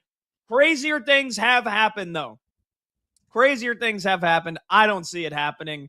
But that's why soccer is an amazing sport, man. I want to see if we already got a price, Pat, for that game, because we're starting to get some of these round of 32 games that I know we'll get into next segment for some of these prices. It doesn't look like we have an Argentina price yet, but I cannot wait. I would venture a guess that Cape Verde in regulation to win, I think you're probably looking at like 15-1. I would say that would be my guess. More than that. You It's think going to we're be getting more than that. I can tell you, excuse me, I can tell you what the price was for Spain and Cape Verde, Cabo Verde. It's cooler for me saying Cabo Verde, but I know that Cape Verde is like the anglicized version of it. I'll tell you what the price was when Spain played them. Spain was minus 1,000. Cape Verde was 22-1 to win that game. The tie was nearly 10-1. It was plus 950, and that was what cashed. I would venture to say Argentina is probably going to be about the same price. Now, maybe they'll get a little bit more respect. They'll probably get a little bit more respect, honestly, because, again, they did tie Spain. So instead of Spain, Spain was minus 1,000. Maybe Argentina's minus 900. It's not going to be that much different. You have to make them a huge favorite. You have to. They're the reigning World Cup champs. They're the number one ranked team in the world. They haven't lost yet. Messi looks great. And to win a knockout game in regulation, I think they'll honestly be priced higher. I think they'll be 25-1. I think they'll be plus 2,500. And then I think the tie is probably going to be shorter odds than it was when they played Spain because of that potential, where they just park the bus and maybe they get a 0-0 or a 1-1. I would say so. The tie was plus 950 when they played Spain. I'll say it'll be probably plus 800. That's my guess. I think that's fair. I mean, truly the price I want to see is what is the price for them to advance to the next round, to qualify for the next round. Because, I mean, they're going to be a huge favorite to win in regulation. And they're going to be, I mean, they might even be triple that to qualify for the next round. To give people an idea, like USA is minus 250 to win in regulation against Bosnia. Pat, I'm seeing some books that have a minus 700 to qualify for the next round against Bosnia. So, I mean, they like there's cases where they just 3x some of these teams, which is certainly going to be the case for Argentina. So, again, if you like me and you want to get a little bit nuts in some of these World Cup games and ride the magic, you're going to get a silly price on Cabo Verde to qualify for the next round. It could be like something like 25-1, I think, for them. Well, not to dampen the parade. Trust me, I love it, but it would be shorter odds for them to advance because of the potential that they win in extra time or penalties. So if they're 20-1 on the money line in regulation, they would probably be half that to advance. They'd probably be 10-1 because there is the possibility that they win in extra time or penalties. Yeah, because Bosnia is plus 750 on the money line in regulation, but they're only plus 380 to advance against the USA. I got you. Yep, good call. Still, very good price. If you believe in miracles, and PJ, you sound like a believer, then maybe that's something to put $5-10 on and have your and dream. And crazy things can happen, man. All right, let's get to a little hot or cold here. 310-840-4910. Let's see here. I know Combs wanted to ask this one yesterday. We didn't get to it, but PJ, I'll ask you because the All-Star game is right around the corner. And so how about this? Pete Crow Armstrong not being in the National League All-Star finalists for the outfield position is more evidence that fan voting is the dumbest thing in sports. Hot or cold? Yeah, it's pretty bad. Dumbest thing in sports. I mean, off the top of my head right now, I can't think of anything that's dumber. I won't go as far to say it's the dumbest thing in sports. So I'm a little cold on that, but it's definitely terrible. You can understand why they have a fan vote. They want people to be involved. They want to increase the popularity of the game. They want people to support their favorite teams and their favorite players. So I get it from that aspect. But again, when a guy's having a season like PCA is, he needs to be in the All-Star game. I mean, he's batting .287, 17 homers, 45 RBIs. He's a great defensive outfielder. He steals bases. He does it all for the Cubbies. So I understand Brandon's thought, but like the dumbest thing in sports, I'm going to have to say cold on the way the question is phrased. Yeah, I mean, that was Combs, of course, being Of super extra, and oh my god, oh, one of my Cubs' favorite players. I mean, he does have a point. Like, he should be a finalist. That part is like, should Pete Armstrong be an All-Star finalist? Hot, because you compare his stats, and Combs did, of course, compared him to every one of the finalists, and like he has better numbers than all of them. Andy Pages, Brandon Marsh, Ronald Acuna, Teoscar Hernandez, Soto, and Michael Harris. Pete Crow Armstrong's is having a better season than just about all of them. So I'll give that hot, but evidence that fan voting is the dumbest thing in sports. I don't know. I kind of agree with you. You want the fans to vote, and at times does it turn into a popularity contest? Sure, but like, baseball is bad at many things. The fact that fans get a say in who the All-Stars are, I like it. And yeah, popularity contests it will happen. And that's not always necessarily a bad thing. You look at the American League All-Star roster finalists, like, dude, don't get me wrong. I'm a diehard baseball fan. But you got to have some star power. Like, Shea Langoliers, as good of a player as he is, he ain't a household name. Vladdy is. Third base right now, it's Kazuma Okamoto and Junior Caminero. Now, a lot of people don't know who Junior Caminero is outside of the home run derby last year. He's a great player, but like, Bobby Witt, okay, maybe. Judge and Trout, those are the biggest names. Buxton, maybe. Varsho, Jesus Sanchez, Bellinger.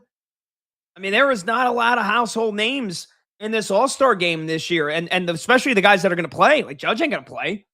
So I don't think fan voting is necessarily a bad thing. If a guy is having a fringe All-Star caliber season, but he's a household name, he's going to get voted in, and he probably should. I disagree. I think Combs is just being a whiny baby that PCA is not a finalist. I agree with you. And it's well said, because we all know baseball does a lot of things wrong, but for a sport for so long that's trying to gain more popularity in the country and trying to get their fans involved, this is one way that they can do it. And for a majority of it, right? I mean, they get it right. Like, a lot of guys having great seasons gets rewarded. It is pretty shocking to see a player on a team like the Cubs not get recognized and not be in the All-Star game. But this is a rare instance. And you know what, Pat? Guys get injured, stuff happens. Like, I think ultimately he probably is going to get in to the All-Star game. But like, you don't see things happen like this too much for the most part. No, you really don't. By the way, I can't get enough of these scenes of Cape Verde and the fans crying their eyes out, dude. Dude, it's incredible. Fantastic. You think they're crying their eyes out because they get to just stay on vacation for 4 days longer? Or are they crying because they realize that they got to go up against Argentina in the next? I think it's all the above. It's just a combination of kind of everything, truly. Yeah. Okay, let's move on here, hot or cold. Let's see, the 2026 Mets. I wrote this in just before. The 2026 Mets are shaping up to be the biggest failure in baseball this century. PJ, hot or cold? I mean, off the top of my head, Pat, I can't. Like, there has to be one that's just as bad, if not worse.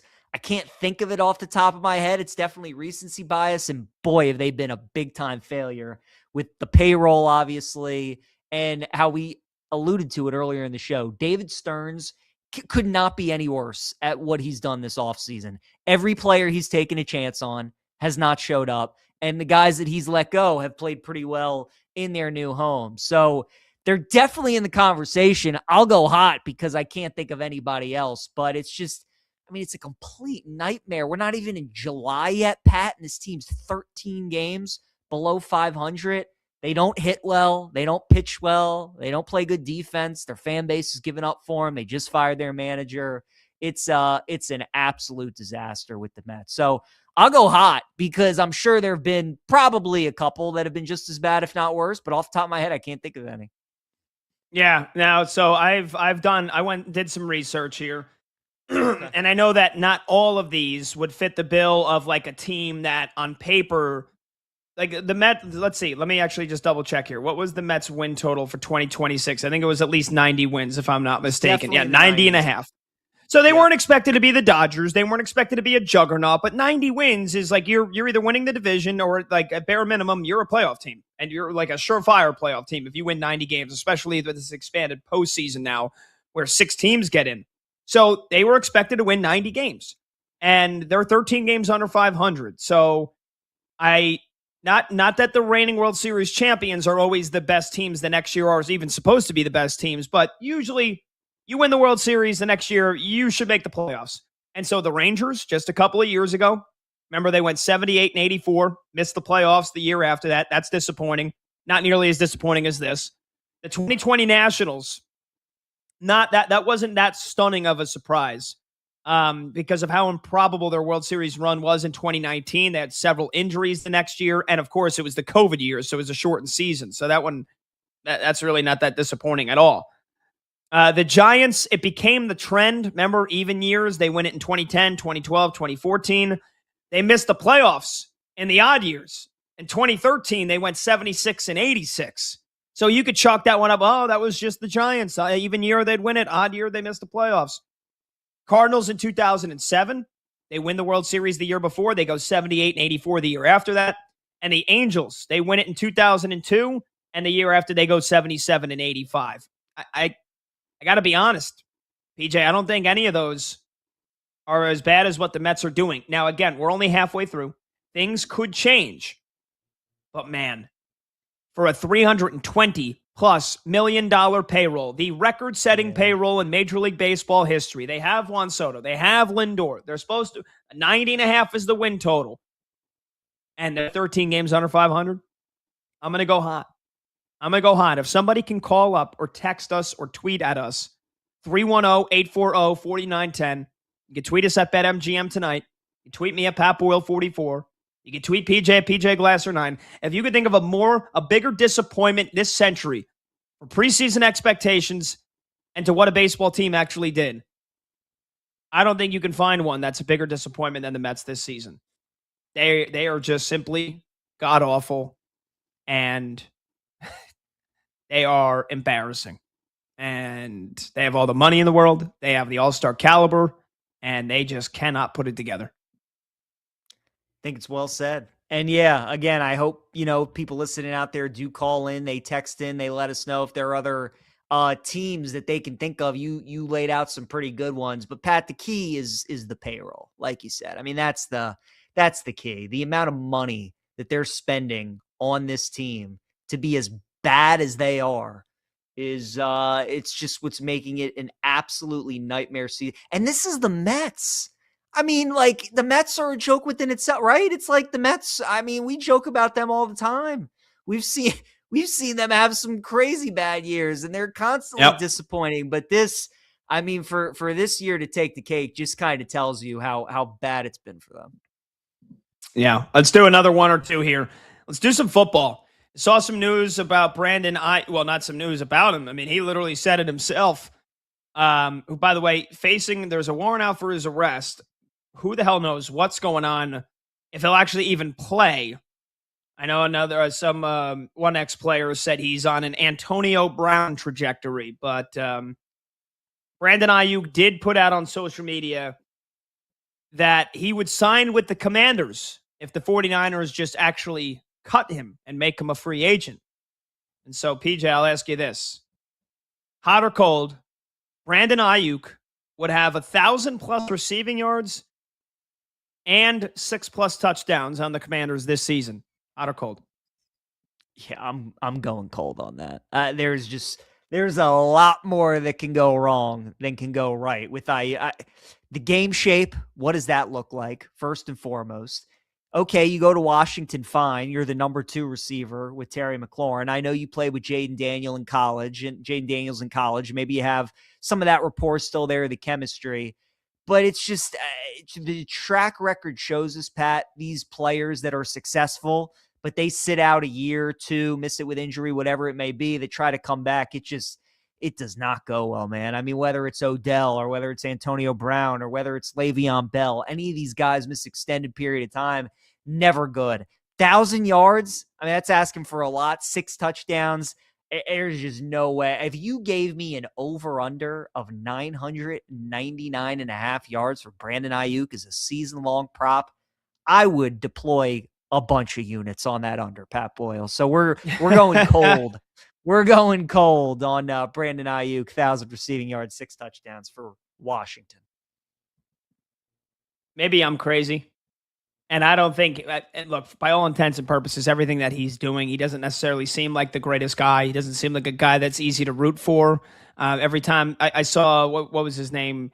Jeremy Fowler said, quote, every time he puts out an Instagram video, he's lighting money on fire. Yeah, he is. And he's not doing anything to help his case. Apparently, he is on the left squad list for the 49ers. And to get reinstated into the NFL, he has to file paperwork to the commissioner's office, to Roger Goodell, and he hasn't done it. And apparently he hasn't had an agent for weeks now. So, like, you filing the paperwork yourself, Brandon Ayuk? I highly doubt it. So I don't know if he's even going to be eligible. I don't think he's going to play football this year because I just don't think it's not going on upstairs right now. Like I'm not making a joke. Like, that's what's going on. He doesn't have an agent. He needs to file paperwork to be reinstated to the NFL. It hasn't happened. It's June 26th. He's taking shots at the Niners every day on social media, basically saying, release me, release me, release me. Like, dude, you have to actually file some paperwork for that to happen. But I don't know, man. I kind of think that he would actually ball out if he were to get some playing time on the Commanders this year, because I think that he is a good receiver. He's got the talent. He's proven it, right? We haven't seen him in a year and a half now because of an injury, because of that MCL ACL tear. But, like, Terry McLaurin wasn't impressive last year. They don't have any other weapons that I would be afraid of. I'm a Giants fan. I'm not afraid of Luke McCaffrey, Treylon Burks, De'Ami Brown. Like, come on. Ayuk would be immediately the second best weapon on that offense behind Scary Terry. And if he were to be healthy, there's a lot to be said about his mental capacity. But, like, he's got the skills. He's got the talent. I honestly think he could put up 1,000 yards if he could get on the field. I don't think that's happening, though. Yeah, I would have to pay to see it. I do think he's still got some talent left in him. There's no doubt about that. He's always been a great route runner. He's got good hands. He'd play with a really good quarterback in Jaden Daniels, good offensive system. So I worry about the game shape, Pat, and, being away from the NFL as long as he has, come back, be that productive. Just think there's, again, way more that can go wrong that could go right. And it's not like Brandon Ayuk has been a guy in the past where it's like, when Tiger has been dealing with all this stuff in the later stages of his golf career and people are still, afraid to bet against him to miss the cut. And it's like, I would never bet against Tiger. Or it's like Novak Djokovic or Serena at this point as we're getting ready for Wimbledon. And you hear Danny talk about them and it's like, I wouldn't bet against those two at Wimbledon. Like, it's just for me, like Brandon Ayuk is just not one of those people. So I will bet against him and see if he can prove me right. And I'll go cold on that stuff. And that's fair. And that is very fair. I mean, it's troubling. I don't know if I would call it sad. I don't know if I would do that, but it's troubling. It's troubling to see what's going on. Again, somebody said Definitely. Antonio Brown trajectory. That doesn't feel too far off. 310-840-4910. All right, we'll take a short break. When we come back, we'll rank the best 5 games of the round of 32 at the World Cup because the knockout stage is nearly fully set. It's more than halfway there. And so we've got a bunch of games to already pick from. Me and PJ are going to rank those best 5 games, give out maybe some sleeper picks, some potential upsets, some dark horses. Maybe it's Cape Verde against Argentina. We'll do that when we come back. 310-840-4910. I'm Pat Boyle. He's PJ Glasser. This is BetMGM tonight on Westwood One Sports.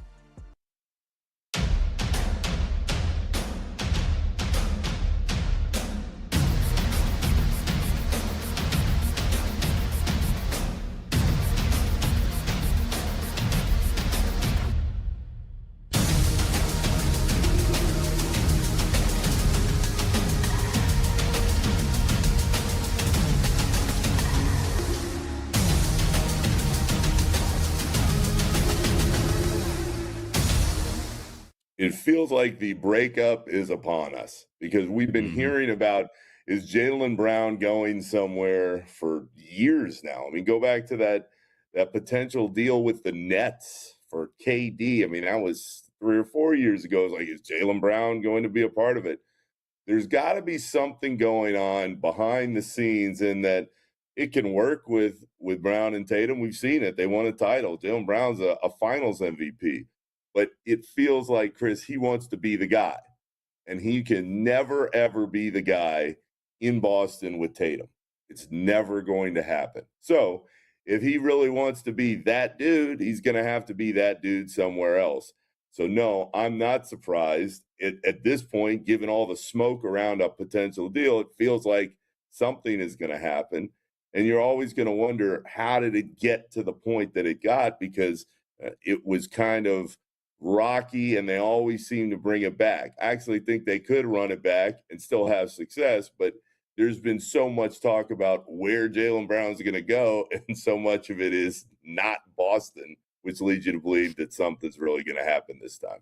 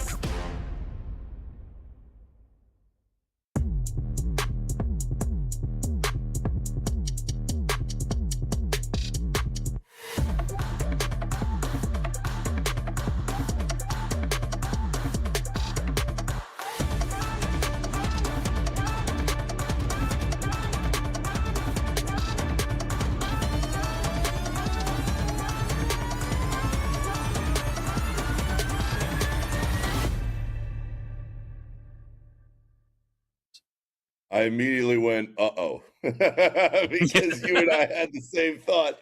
I went, oh, boy. LaMelo, I just feel like Charlotte was kind of waiting for this moment to get something in return, and there were a whole lot of ups and downs in the LaMelo experience, and the second they felt like they got a solid return, especially on that deal, boom, gone. So could it work in Minnesota? Could LaMelo and Ant find a way together and catch their rhythm? Yeah, I think it could. Would I bet on it? No.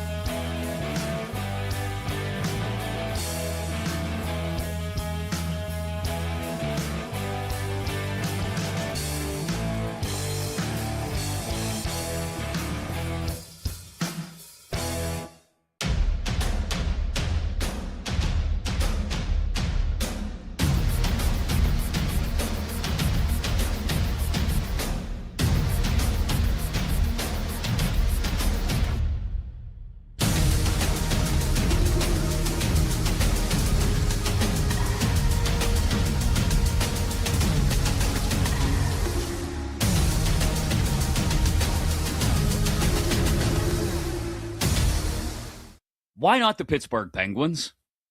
Why not? Another team with a massive amount of cap space, a team that has plenty of draft assets to trade to Dallas for Robertson's rights if they'd like, and a few young players, up-and-coming young players around. But why not Jason Robertson to be in the same lineup with Sidney Crosby as Crosby's career winds down over the next several years? Robertson comes in, becomes the face of the Penguins franchise, and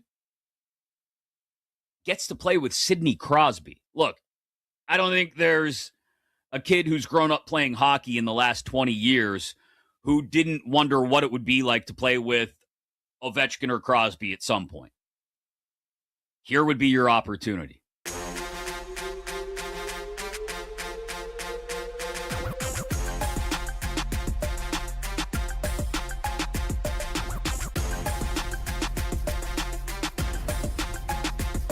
station turns up. BetMGM Tonight continues now. Hip hop, hooray! Ho! Hey! Ho! Play that right now in Cape Verde. Might have the islands start to separate tectonic plates because they might cause an earthquake because of how rowdy the celebrations have to be right now on the small chain islands country of Cape Verde off the west coast of Africa. They're into the knockout stage after they tied Saudi Arabia and Spain beat Uruguay. That was the help they needed. They needed Spain to get the result against the Uruguayans. They did, and the World Cup debutants are into the knockout stage. First team, by the way, to make their debut at the World Cup and then make the knockout stage since 2010. So 16 years since it last happened.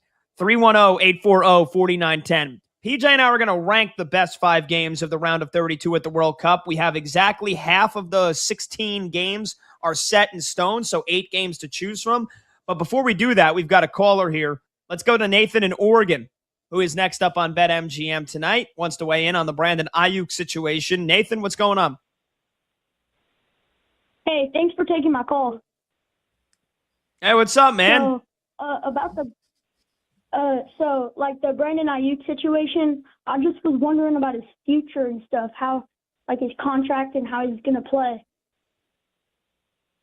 Yeah, Nathan, appreciate the call, brother. So we kind of broke it down last segment. He is on the left. What's the actual term for it? I kept saying somebody referred to it as the left squad list, but basically, the Niners put him on the roster list that he needs to be reinstated to the NFL right now. And until that happens, he's on the DNR reserve list. So in order to get off of that, the Niners would either need to release him, which they really don't have any incentive to doing so. They don't have to pay him while he's on this reserve list. And if he ever were to turn things around, they could then work out a contract with him. But they don't have to release him. And so if he wants to be reinstated, if he wants to be able to become a free agent, he has to file paperwork to the commissioner's office. And he hasn't done that, according to Jeremy Fowler. He doesn't have an agent. So that's what needs to happen. He's not technically a free agent. The Niners would have to release him, or again, he'd have to be reinstated by the NFL from this list. So that's what happened. That's what has to happen for him to play. And PJ, you and I both think that the chances of that happening are, slim. Yeah, I would think so. It's going to be interesting to see how it all ends up shaping out. Pat, do you think there's a scenario he goes anywhere else but Washington? We're all so focused on Washington at this point. We all just think kind of if he plays again, it's going to be for the Commanders. Think there's a scenario where he plays for any other team, or is it just Washington or bust for you? Well, I know the Niners were initially trying to hope that they can get a trade partner. I mean, for him, that's not happening. There's no shot in hell that that's happening at this point. So he doesn't have any guaranteed money left. So I guess technically what? Would he... Let me see what Brandon Ayuk would actually cost the 49ers this year. So if they post June 1 release him, actually, well, yeah, he doesn't have any guaranteed money, but I think he's still a cap hit of $13 million. So I would think the Niners want to get rid of that. There will come a certain point where they'll probably just release him. Mm-hmm. And then at that point, he can join whatever team he would want. They would have to want him. Do the Commanders want him? I would think they would want to. Because, again, I gave you the receivers outside of Terry McLaurin. It ain't a pretty list. No. So he'd get the league veteran minimum. If that, you'd have to get the minimum. He'd have to get the league veteran minimum. But, it would be the case of whether any other team in the NFL would actually want to sign him. And I would think the Washington Commanders would be amongst those small teams. I don't know who else would. Well, I mean, that's the thing with a player like this, when you have a situation like this where nobody knows what's going through his head, it's a big uncertainty. If he wants to play for you, and you feel like he's still got some good ball left in him. Him and Jaden Daniels played at Arizona State together in college ball. That's, again, like, why, if you're another team and you're not, and IU keeps saying on his social media he wants to go to the Commanders, and you're already worried about, like, what he's going to be like in the locker room. Where is his head at? That's why I kind of think it's Commanders or bust at this point. I just don't see another team taking a chance on him because he's really only made it known that he wants to play for Washington. It's not like he's come out and he's given a list of teams he wants to play for, or he, has come out and said, I want to play for anybody but San Francisco. It's just not working out anymore. It's just been all Washington. So that's the way I kind of think, Pat, how I feel about it. I kind of think it's Washington or bust at this point, but who knows, man? Teams get desperate. Guys get injured. And maybe there's a team out there whose receiving room is lacking and they're looking for some extra guys, but I kind of feel at this point it's either Commanders or bust. Yeah.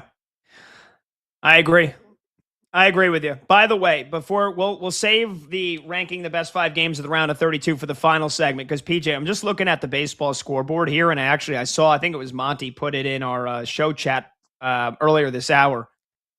The White Sox-Royals game just went final. The White Sox won 22-1. I mean, and the Royals are now 15 games under 500. If getting spanked 22-1 doesn't get you fired if you're Matt Quatraro, I don't know what will. Like, do we see Matt Quatraro get fired tomorrow morning because of this? That's embarrassing. Definitely feels like a low point. It's kind of crazy how you brought that up earlier in the show, how you thought there was going to be another manager fired at some point this season, and you think it's going to be Quatraro. I mean, 22-1, Pat. I don't know. I don't think so. I don't think he gets fired tomorrow. I kind of think he rides out the season personally, but I mean, goodness, they gave up a 10 spot in the third inning. It was 10-0 in the third inning. White Sox, like you said, 22 runs. They had 23 hits tonight. How about the Chicago White Sox this season? 27-13 at home. How good is that? That's impressive. Yeah, man. I mean, look, 42-38. They've played 80 games. Tomorrow, they'll play their 81st game. They'll be at the halfway point. I think at this point, we all know that the White Sox are for real. They're a threat to win that division, but it's crazy. I think there were a lot of people that thought probably these two teams would be on opposite. They'd be having opposite seasons than they actually are. A lot of people thought the Royals could be in the White Sox spot and vice versa. That's amazing, though. 22-1 and a 10-run third inning. Brutal. Absolutely embarrassing. By the way, PJ, your guy Freddie Freeman, 0 for 1 so far. He struck out, but he is batting right now, and he's got a 2-1 count against Walker Buehler. So we'll keep it here for another 30 seconds or so. We'll see if Freddie Freeman can get a knock, and that will make us a 4 for 4 night, and let's go streaking. And so while we stall here for another minute or so, I didn't watch the game because I've been watching the World Cup, but the Yankees and the Sox briefly had a benches clearing incident because guess who? Guess who it revolved around? And then I'll tell you what happened. Yankees, Red Sox, did it revolve around? It was a Red Sox hitter. Oh, I was going to say Jazz Chisholm. Jazz Chisholm would have been a good guess. Red Sox hitter. Let's go with Wilson Contreras. Yep, you literally nailed it. Like, was there more of an obvious choice? Yeah. It was either Jazz or Wilson. Yep, those are the two. Yeah, he got buzzed, and of course he freaked out about it. And I think he had a home run earlier in the game, so he went deep, and then he gets buzzed and didn't like that, and so of course he starts barking, and the bench is clear and the bullpen's clear, but I don't think anything happened. And that seemed to be all there was with that. But of course, he starts barking as he gets down to first base. And then he starts acting like he's going to walk towards Will Warren, and then the bench is clear, the dugout's clear, and nothing happens. I've had enough of Wilson Contreras, man. He is such a baby. Whenever anybody, you can't pitch inside on him, otherwise you're trying to hit him, you're trying to injure him. Yep. Grow up. Oh, Red Sox Yankee games. Even when one of the teams is terrible, Pat, like you were saying, man, they're always competitive and there's always high drama. Feels like when they're in Fenway too, there's a little bit extra in those games when they're played in Boston. Yeah. Freddie Freeman walked. Didn't even get a chance to hit. It's annoying. Brutal. We're probably going to be off the air by the time he gets his third plate appearance, but fingers crossed that we can go 4 for 4 for Let's Go Streaking, because Double D, he got a hit with Schwarber. I got a hit with Vladdy. Monty got a hit with Jonathan Aranda. And so we'll see if PJ can finish off a 4 for 4 night and keep his streak going, push it to 4 in a row, and get his overall record to 12-1. All right, 310-840-4910. We'll take one final break. Last chance to get in on the phone lines. You can call, you can text 310-840-4910. We will rank the best 5 games for the round of 32 in the World Cup, which starts on Sunday. 2 more games coming up tonight. Last day of the group stage is tomorrow. Knockout Soccer starts on Sunday. We'll preview the best games when we return. This is BetMGM tonight on Westwood One Sports.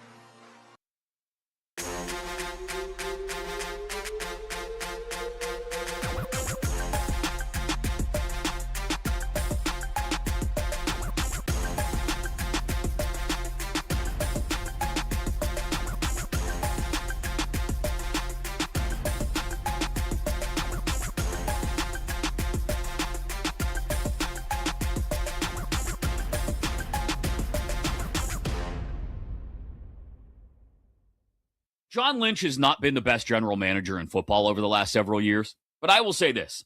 I will back John Lynch fully and unequivocally if he lets Brandon Ayuk just rot on the restricted list. This is ridiculous. You can't just go on social media every day and say that you're going to play for the Commanders when you're still technically under contract with the 49ers. You can't do that. That's not how it works. You don't get to just name what team you're playing for. You're not a free agent. I get it. The Niners don't want him anymore. As Lynch said, he's probably played his last snap for San Francisco. But unless the Commanders are willing to give me something of some consequence, I'm not just cutting this dude and letting him walk off to D.C. to play with his buddy Jaden Daniels. Oh, hell no. I'll give it to Stone Cold. No. I'm not going to just let him. No, you don't just get to go. You don't get to name your destination, Brandon Ayuk. It's getting to the point where it's kind of creepy, but more so just dumb. Just dumb. Without even the B. D-U-M. Dumb. By Brandon Ayuk.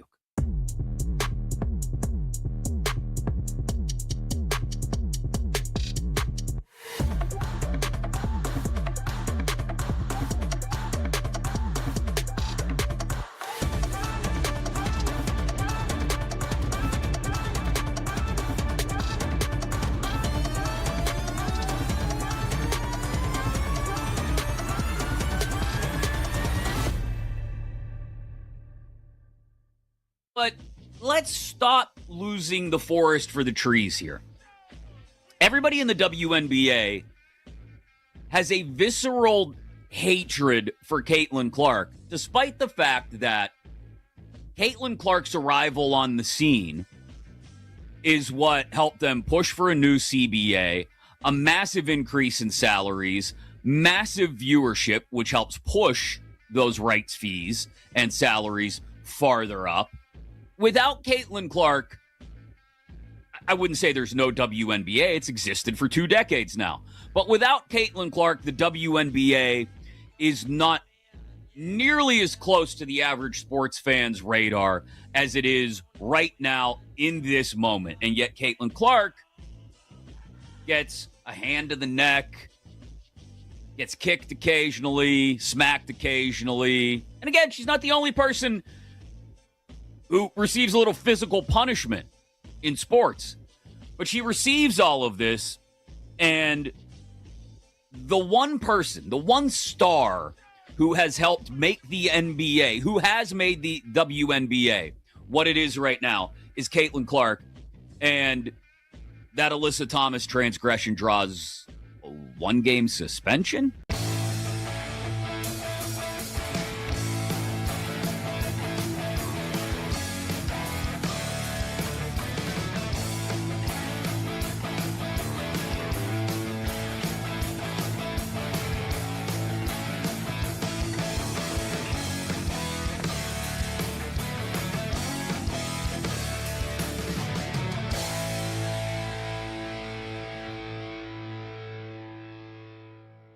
Number one, the Detroit Lions. Absolutely. Amon-Ra, Jamison Williams. I would put those two right there, just a hair behind Chase and Higgins. Maybe right there with Chase and Higgins as the best duo behind Lamb and Pickens. If we were just doing duos, it would be Lamb, Pickens, and then it would be probably a tie at number 2 between Chase Higgins and St. Brown and Williams. But again, I'm not ranking duos.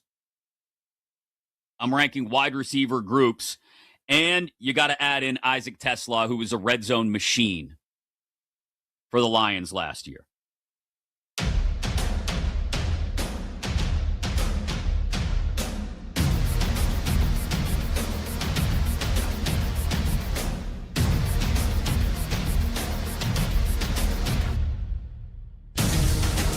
Loud opinions and money time moments. BetMGM Tonight rolls on.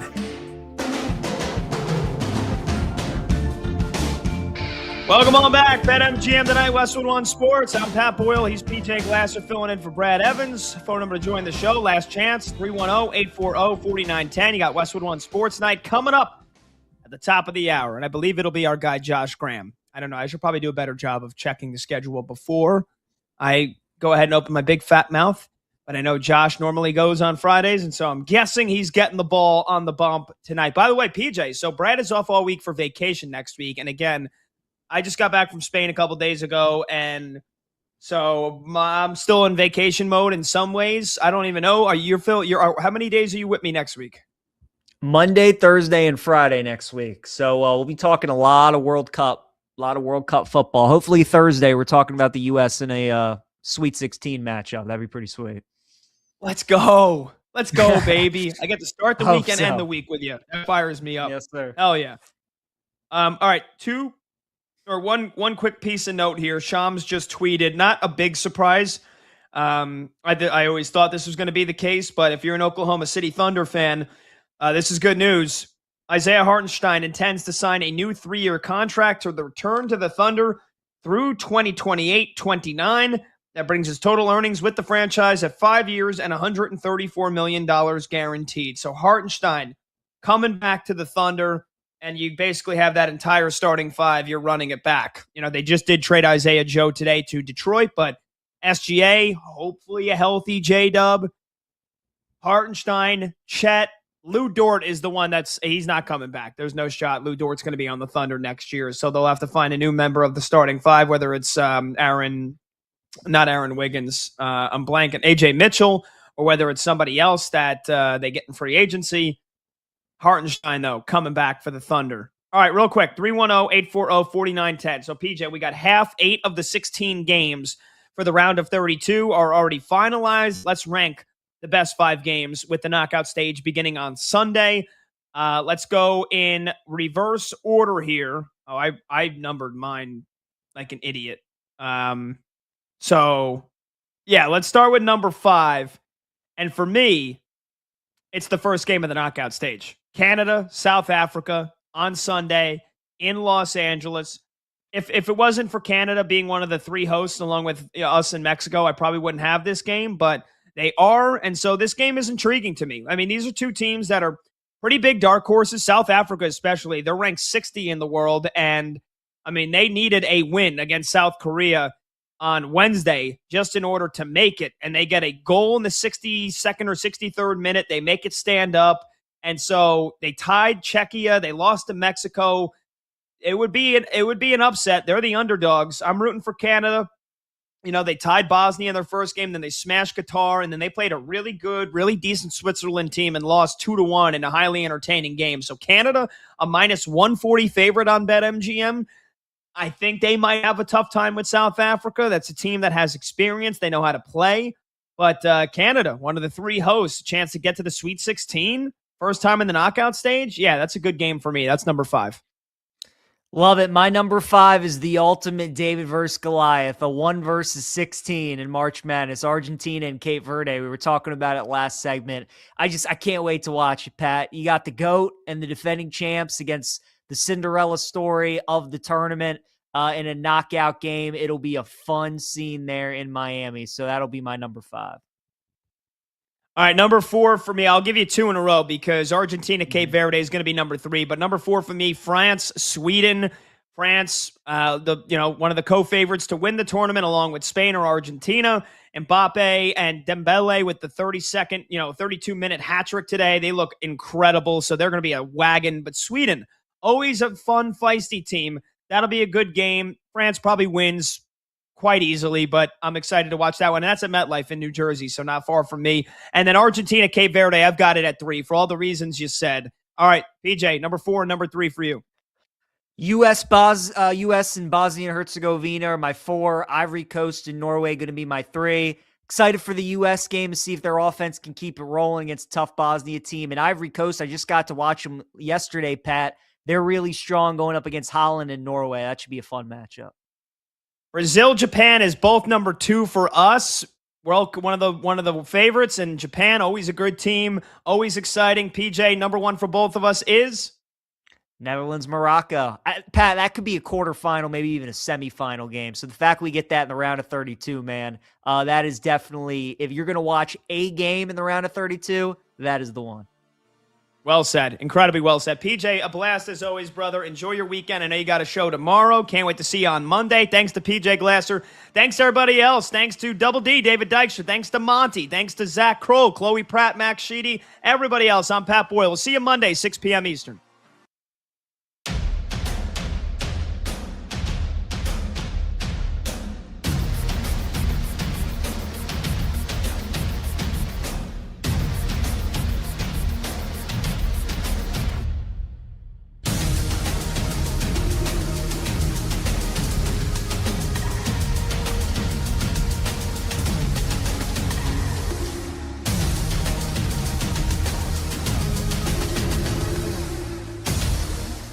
It feels like the breakup is upon us because we've been hearing about, is Jaylen Brown going somewhere for years now? I mean, go back to that potential deal with the Nets for KD. I mean, that was 3 or 4 years ago. It's like, is Jaylen Brown going to be a part of it? There's got to be something going on behind the scenes in that it can work with Brown and Tatum. We've seen it. They won a title. Jaylen Brown's a finals MVP. But it feels like, Chris, he wants to be the guy. And he can never, ever be the guy in Boston with Tatum. It's never going to happen. So if he really wants to be that dude, he's going to have to be that dude somewhere else. So, no, I'm not surprised. At this point, given all the smoke around a potential deal, it feels like something is going to happen. And you're always going to wonder, how did it get to the point that it got? Because it was kind of rocky, and they always seem to bring it back. I actually think they could run it back and still have success, but there's been so much talk about where Jaylen Brown's going to go, and so much of it is not Boston, which leads you to believe that something's really going to happen this time.